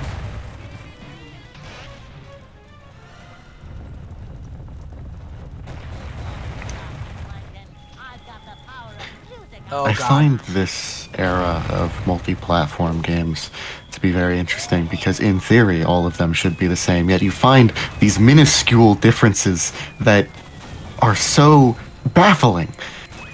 Yeah, like Rehydrated on Switch be like. N64 textures for days. Which I need to is revisit- fixed, actually. I need to revisit the Switch version of that game. I have not played it since roughly launch. I was playing it while I was going to Crowder College the last semester. Because I had like 5.5 hours of free time. Yeah. Because, 12-hour days, oh boy. Now I only have like 15 minutes, which is why I said I'm not interested in getting a deck right now. Yeah. Honestly, as of right now, Rehydrated Switch is not a bad way of playing the game. Not Like, I anymore. think I'm assuming. a lot of the hate that version gets is like very old hate or just from people who already don't like the game. But I still find it funny how the Android version remains to be the best version. Really? Yeah, because it has shit the PC version doesn't, like graphic settings. Really? Like what? Oh, yeah. And some of the models look a little more accurate to original. Like, someone showed me, like, the lighthouses in Goo Lagoon, and they look almost exactly like the originals, but smoothed out. And I was like, wow. And it constantly gets updated. It might not anymore because of Cosmic Shake, but, like, it constantly got updates for a while. I'm still not caught up on my savings, and that impending release on Cosmic Shake is scaring me. Yeah. I've got to get the collector's version. I've already gone so deep. As odd as it's going to sound, I'm probably not going to get the PC version. I'm probably going to get the Xbox version on launch, because I did the same thing with Sonic Frontiers. I will. Yep, he bought the Xbox version, then he immediately bought the PC version. Yep. And freaking... the final boss in that, man, like... once I learned how to cheese it, I was like, there's a very good reason the game doesn't tell you this one important piece of info. So for those who have no idea what I'm talking about, yes, I'm about to spoil it. I don't care. The game's been out for 2 months. The final boss is based off of mini-games you play earlier in the game. They're like shooter mini-games. Like space shooters. In those, you hit light bullets and dark bullets, and you destroy the dark bullets with the dark, like you destroy the enemy dark bullets with your dark bullets, etc. And here's why those missiles are gonna follow me. Here's why the final boss was so frustrating to me as a result, because they leave out a very important piece of information. If you shoot the light bullets, you can run in to the enemy light bullets and absorb them. I did not know that, and it's the same thing with the dark bullets. And that's how I beat the final boss. Basically, if you're good at Ikaruga, you're set. I went into the final boss knowing this information, and it still took me 5 tries. Yeah. I mean, it probably would have for me too, but hey, 5 tries is better than 17. I then had to play it again, because my girlfriend was mad that I completed the game without her. Oh. And, you know what's funny is, on the PC version, there's this mod that buffs up the bosses, like all the titans and the end. And my first thought was, okay, you can configure all the bosses, so I'm going to leave them all untouched except Supreme, because that fight is piss easy. How the hell do you make the end harder? Then I found out it didn't. The mod made it easier. by removing a lot of the health. And in the mod configuration file, when you look at all the settings, for all the Titans, there's original and buffed. For the end, the only options are original and improved. No buff option. It's just straight up saying it's The fuck is improved. Improved. What about your best friend, the squid? No. None of the Guardians are affected by the mod. Although, he once again kicked my ass when I tried this mod that altered the physics to be more like SA1 and the classic games, which, by the way, it's a fantastic mod. It affects cyberspace, too. I finally S-ranked 1-2. I just had to get a mod. The mod has a lot of... all of them. The mod has a lot of settings relating to physics, like, some of them give you the vanilla games light dash or drop dash. One thing the mod did initially was it made the parry objectively better, but in my opinion worse, because you actually had to time it. So when I was playing what I thought would be a better version, I ended up getting my ass kicked even more. And they actually recently updated it to they recently updated it to include a version with the vanilla parry. But the problem is, if you update the mod, everything resets to the default. And I didn't know that after I updated the mod, so I'm getting ready to kick Squid's ass because I was grinding for some of the later moves. Then I found out I was getting my ass handed to me on a bronze platter, not even a silver one. And I was like, what? But I have vanilla parry. I feel bad now because you told me all that. Oh, man. I have not had the chance to mod Frontiers yet. I bought it on Switch and have not on PC yet. But I need to focus. You could not get an S rank on the vanilla stages? You could, but for 1-2 specifically, it was nearly impossible. Yes, that one I hear is very difficult. I've Like- not Like, there's tried literally... all of them yet. Yeah, the S rank limit is 55 seconds. Towards the end of the game, I was consistently getting S ranks I was my first too. try, though. And what pissed me off about 1-2 specifically is the fact there is a cyberspace stage near the end of the game with an S rank of 30 seconds. And I did that first try when doing every other mission, not realizing the S rank was 30 seconds. And that's easier than level 2. I like the freedom. Once you know what you're doing, I like the freedom that these stages allow. The air boost can really skip a lot. Oh yeah, even more so with that mod. It's ridiculous. Like I've seen people with that mod equipped skipping an entire level, and I'm like, what the fuck is this? Sonic Forces? I am so joyous that I could look at a Sonic game and not feel like an idiot while playing it. Yeah. Oh, I felt like an idiot playing Frontiers for my first time. I was like, what the fuck is this? Oh yeah, Will played Frontiers last time he was down. Sonic Forces was sad That's funny, on though, release. I have only noticed how sad it is now that Frontiers exists. Yeah.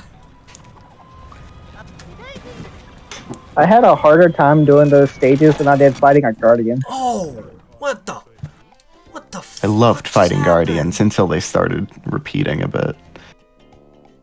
I beat Squid, no problem, but dude, that's like every time I do stages, fuck. So, I think there's a bit of audio corruption in this level because I just got ear raped by Merv. I'm so curious. I'm bringing the stream volume all the way high up Oh, on it my affected computer the here. popper too! That's the way I got an earbud in listening to it, so I'm like, It oh god. crashed! It has never crashed! Ever! When I played it on hardware. And when I'm streaming it, just to prove that it works on hardware, it crashes! Because the camera's on. The Lord knows how to make a fool out of me. I'm turning off the Wii U. And turning it back on. So I think it was actually just a freeze, not a crash, but holy shit. Some people in chat are talking about the music of Frontiers. I really enjoy the music of Frontiers. In fact, it is a genre similar to the one that my girlfriend both enjoys and creates. So my first thought is, oh, you will like this. I will show you this. You should listen to this. And the first thing she says is this singing with sirens? I hate singing with sirens. Oh no!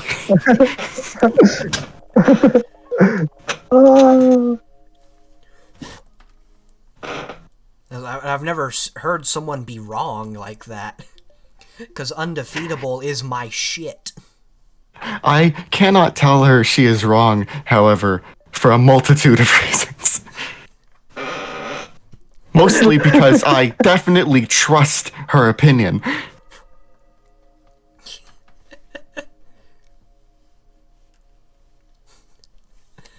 I can't believe it crashed and there was no Bandicoot involved. I recently bought Crash 4 on Switch. I got it on Black Friday at a GameStop. Haven't played it yet. Haven't so much as touched it.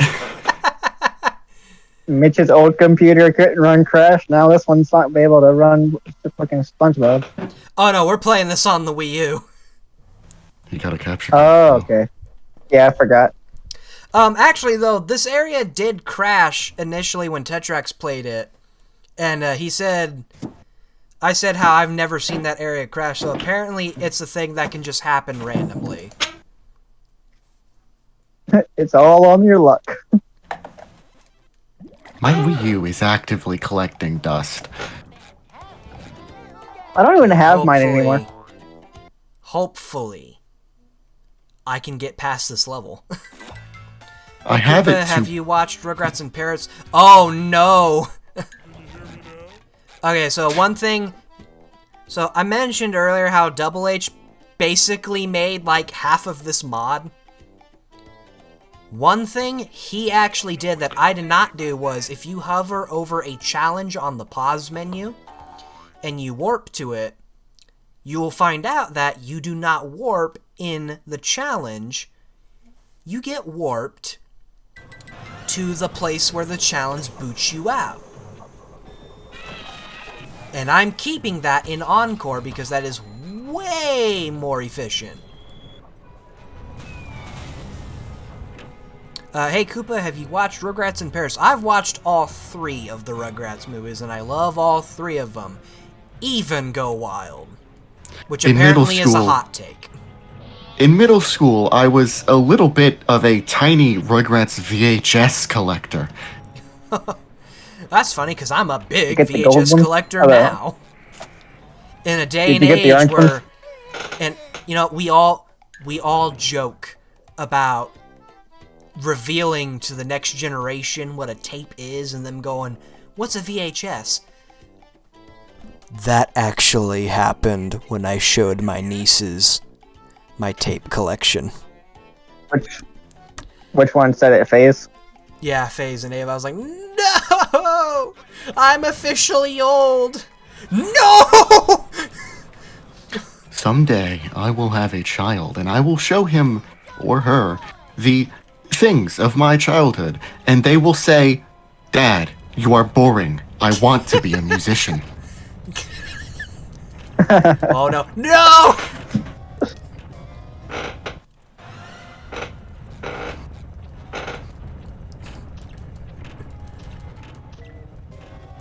Encore is sounding more and more interesting when you talk about it here and there.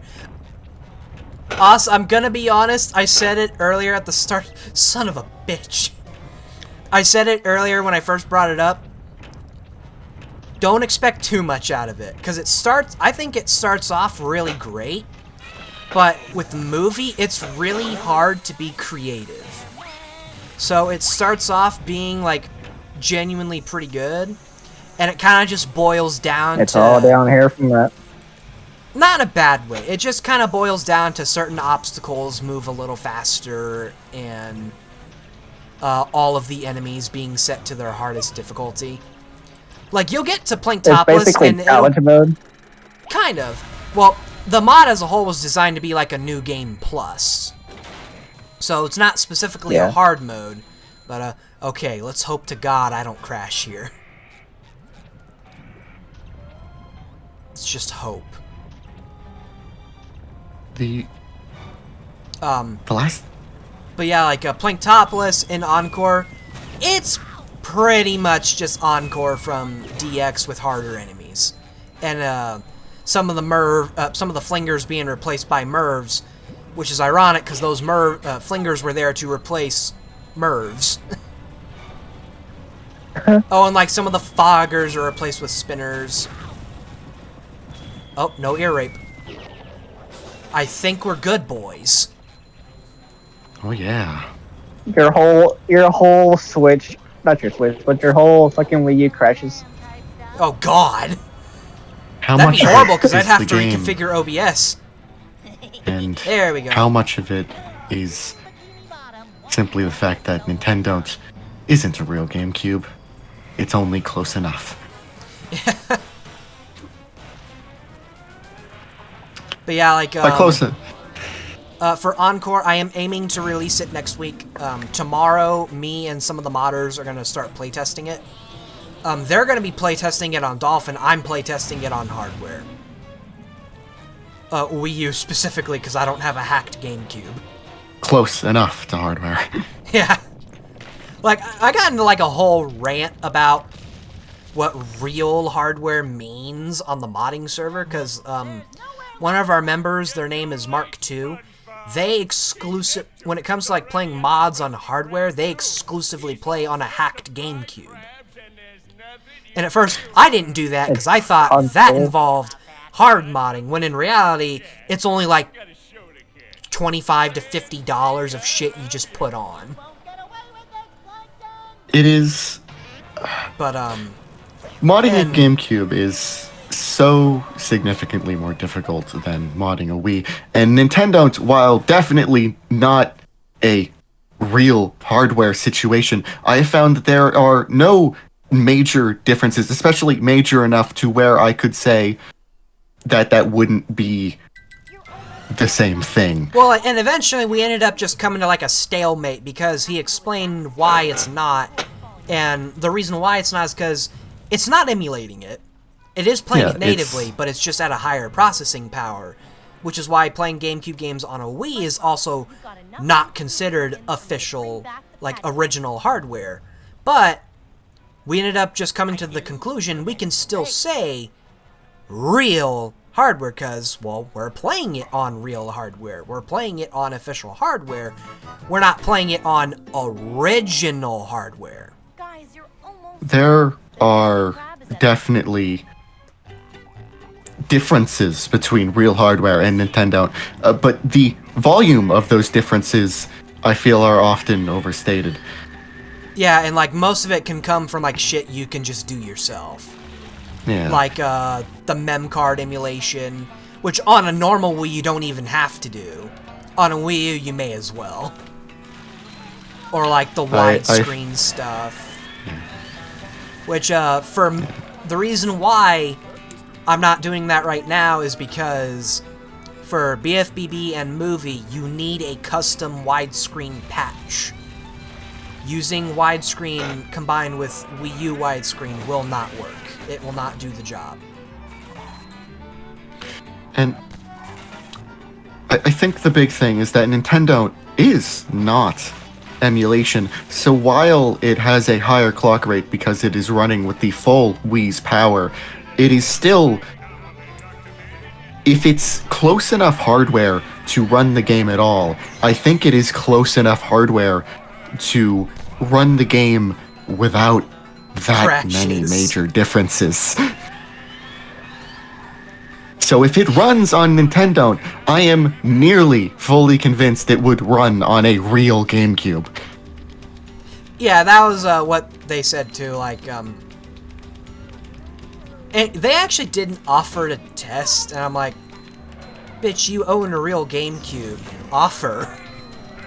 Well, I didn't say that to them, but that's what I was thinking. I was like, offer. You have a hacked GameCube. Just do it.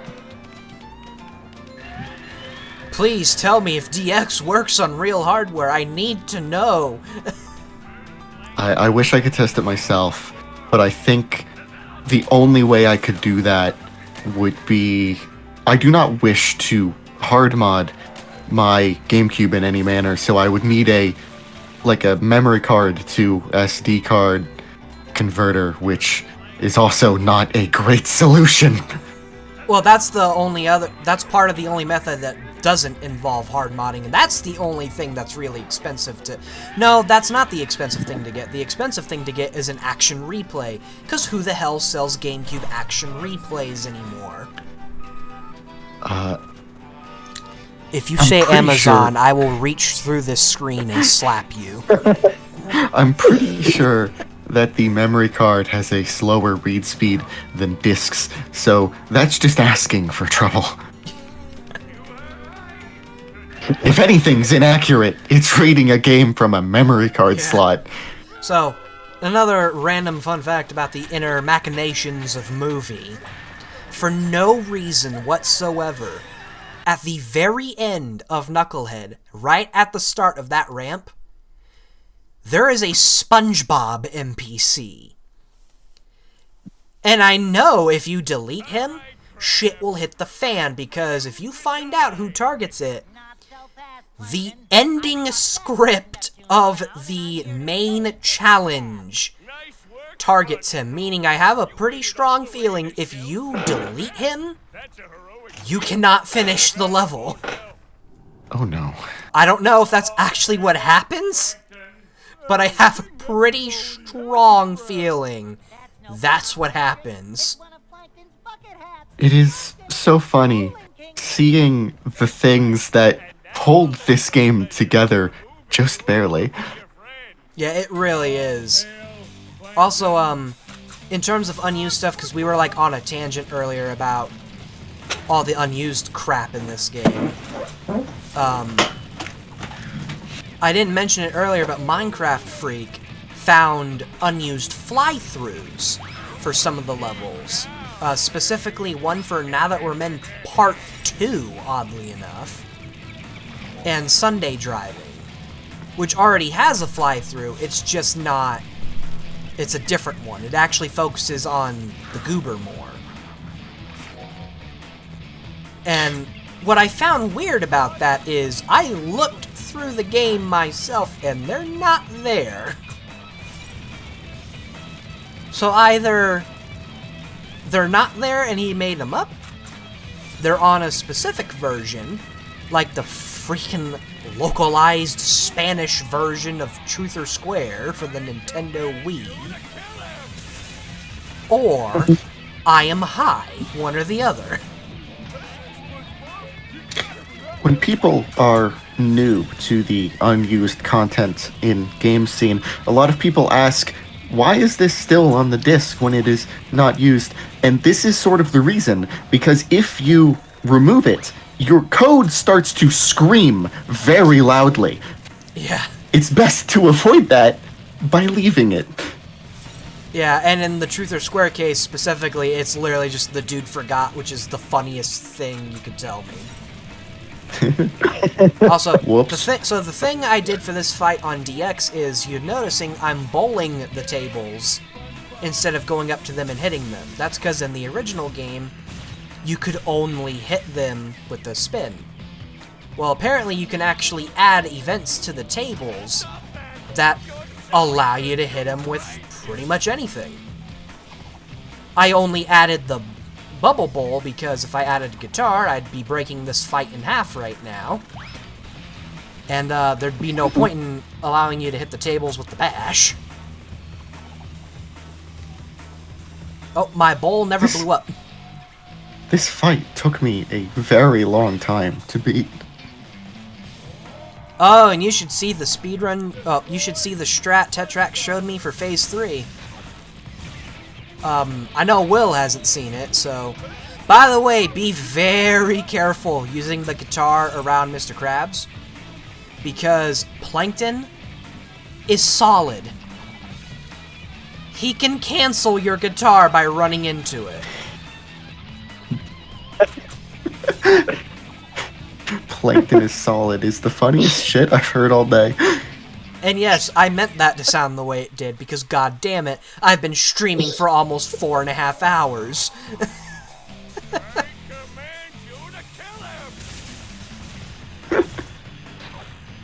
Have you actually thought about making a SpongeBob cursed mod? Yeah. Yeah, actually. That one mod What is the where worst all he the could level do? themes in TOS are... Where all the levels in this game's themes are backwards. You know, like the now that the no cheese now that we're men. And Oh, okay.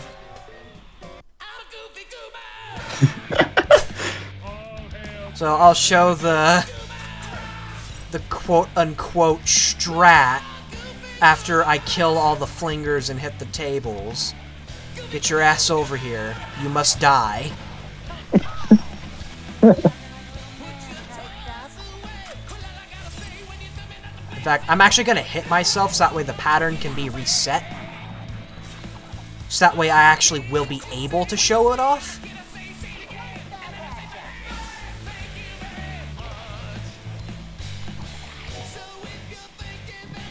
Okay, I'm gonna wait for him to start up again. Okay, so get a little further away from the ring and look down. That's it.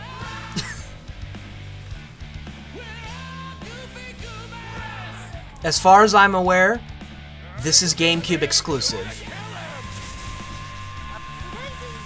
Like, it legit just prevents the hazards from hitting you. I saw him do that on the stream, and I was like, you're kidding. Really? Again. Looking down? The guy looking at the source code to the GameCube version of the game and went, shit. He was like, I'm just a poor boy, nobody loves me.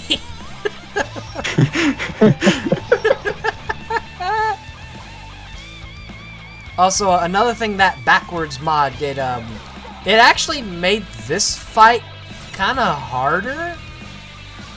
You still fight it at the end of the game. You don't start in Neptune, you start in Knucklehead. You go to Neptune after you beat after you beat No Cheese. What he did was he made it to where the tables could only be hit with the bubble ball. And in phases 1 through 3, that's 1 through 2, that's not a problem. In phase 3, where most of the floor is gone, that's a problem. I can only give you 4 platforms. No!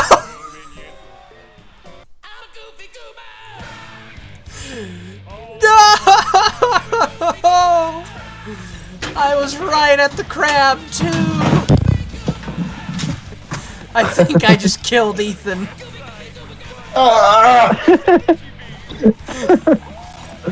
I got sniped in the Goodbye, face, forever. man. How could this happen to me? I've made my mistakes. Why?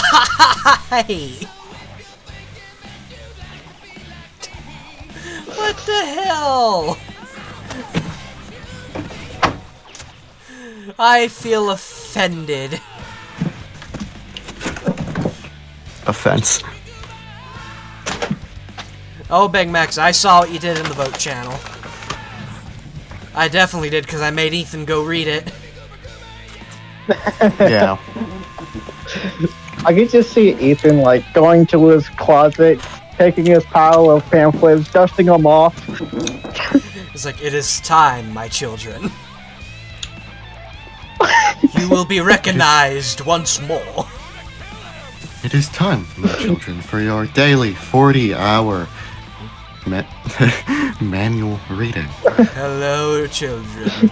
It's another story time with Daddy Ethan. You can tell I've been watching a lot of Caddy recently. So have I. Yeah. I listen to stuff while I'm at work, so the longer the video, the better I am. At doing my job. Like, It's like, because here's the so thing. what do you like, do to if- improve your job performance? I listen to a if you- funny British man. If you can make like a fucking 2-hour long video and keep me entertained through all of it, that means that there are 2 hours at my job where I was entertained. That's what I used to do. I just sit there, watch videos while I work, just fucking 2 hours long. Fuck it. I can't watch them, but I listen to them. Another fun fact about this, about the game's files, if you actually look in the Neptune fight, there's 4 foggers that do not appear, and the reason why is because they're actually a failsafe if Neptune, by some random chance, does not spawn in. That will never happen. But if you delete him and then load into the fight, you will be greeted with the 4 foggers. Then the game will crash. No, they'll actually fall through the floor. Yeah. Because they don't have the programming to walk on platforms and simps or Yeah. simple objects. But if you do kill them, you're And stuck. of course, they'd be called simps. Yeah, if you do manage to kill all 4 of them, you're stuck because you won't get the token. And you deleted Neptune, so. And I gotta try to Movie talk game over bad the ending. cutscene because most of this scene is just audio from the movie. Quick, real-time dub. I've come to make an announcement. Mr. Krabs is a bitch-ass motherfucker. He took his crabby pointy dick. I'm gonna feel so bad if my grandma's watching this. I don't care. I'm an adult. I'm about to say you're 18. I was gonna say, no, I'm 20, bitch. Oh yeah, that's right. I feel like it's been too long. I may not have done it, but if I wanted to, I could drink. Oh, man.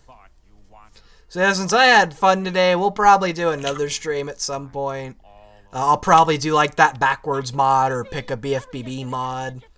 Something that's easy to set up. I hope so. This has been a hole in my life for 2 years. Yeah. I just don't know when I would do that because I still have Crash Forward Record. I don't have to work on Encore anymore, thankfully, because, you know, I'm pretty much done with that unless we have crashes. Which I'm hoping that isn't the Manifesting case. crashes. No, you say that. You say that, Ethan. You say that. You say that. That happened when I was making the mod. Like, that actually happened when I was making the damn thing. Like, at first, Neptune played perfectly fine. And then, like, not Neptune, the desert level played perfectly fine. Like, none of the cutscenes crashed. Then I started editing later, and suddenly the final cutscene crashed. Oh, no. It's not there anymore, by the way. The token's just waiting for you. But, that concludes the long-awaited Movie DX playthrough for this channel. For those who did not catch the stream, I will be uploading it in parts afterwards. I also just learned today I apparently did not have to record this at all because the entire time, and it it had to get to the point of my internet being in the absolute worst it's ever been throughout the entire decade I've lived in this house. But that stream health has said it's been in excellent condition this entire time. It has never decreased to mediocre or just outright bad, and that shit happened all the time. This man is streaming in 1080p 60. You know what I wish I could do? Do that. I do 720p 30 if you're lucky.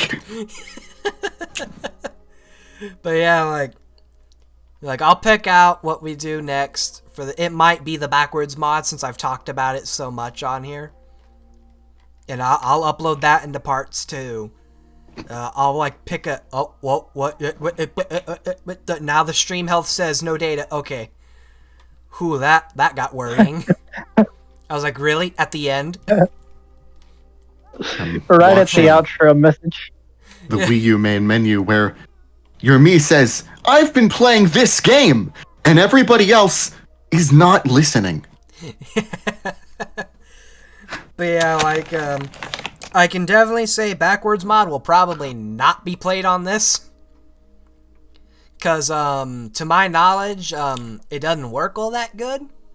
I mean, I don't know. He actually released a patch that prevented a pretty major crash, which was, and I mean no malice towards the creator. They're a cool dude. But the original mod would crash if you grabbed a ledge in No Cheese. That is a problem. Yeah.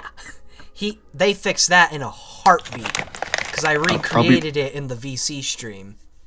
While it sucks, I do have to say, you are doing it backwards, but how often do you grab ledges in No Cheese? Well, when you're playing it backwards all the time.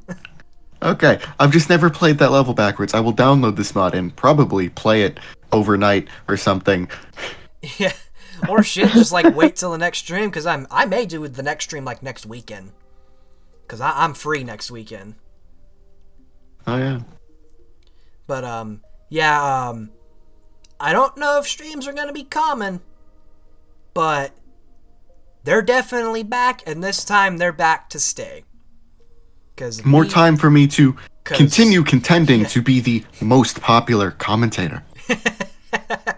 Because, yeah, we all had some fun here when Du Bois weren't here. I got to interact with the chat a lot because, you know, I actually have a community now. Who would have thought? I mean, most of that community's not on the stream right now, but I still had a pretty decent bit of interaction. But yeah, other than that, a lot of messages on there. Yeah. A lot of them. Some of them being from the man that played Winter Wonderland. Hold on, I'm gonna judge your game choices here. Wait a minute. Some of these are not for me, by the way. My stepbrother fucking loves the Legend of Spyro trilogy. And he comes down every so often, and I don't have ROMs of them. So I told him, I was like, hey, I'll put them on here if you want to play them. I definitely won't watch you, but like, I love Elijah Wood. I don't Legend of Spyro love him. And I love David Spade, Billy West, and the third guy. But I don't Legend of Spyro love him. I do install a lot of games that I don't necessarily want to play to all of my devices because I'm always the person driving on a car trip, so I usually have to resort to giving my stuff to the person in the passenger seat to entertain them while I have to look at the road for 12 hours. Yeah, like here's some stuff on the second screen too. BFBB Mix does not work right now. It does work on hardware, but for some reason it turned off the Wii U when I tried to turn it on when I was testing the stream. But yeah, like, that being said, everybody, as I miserably plug in my Wii U controller,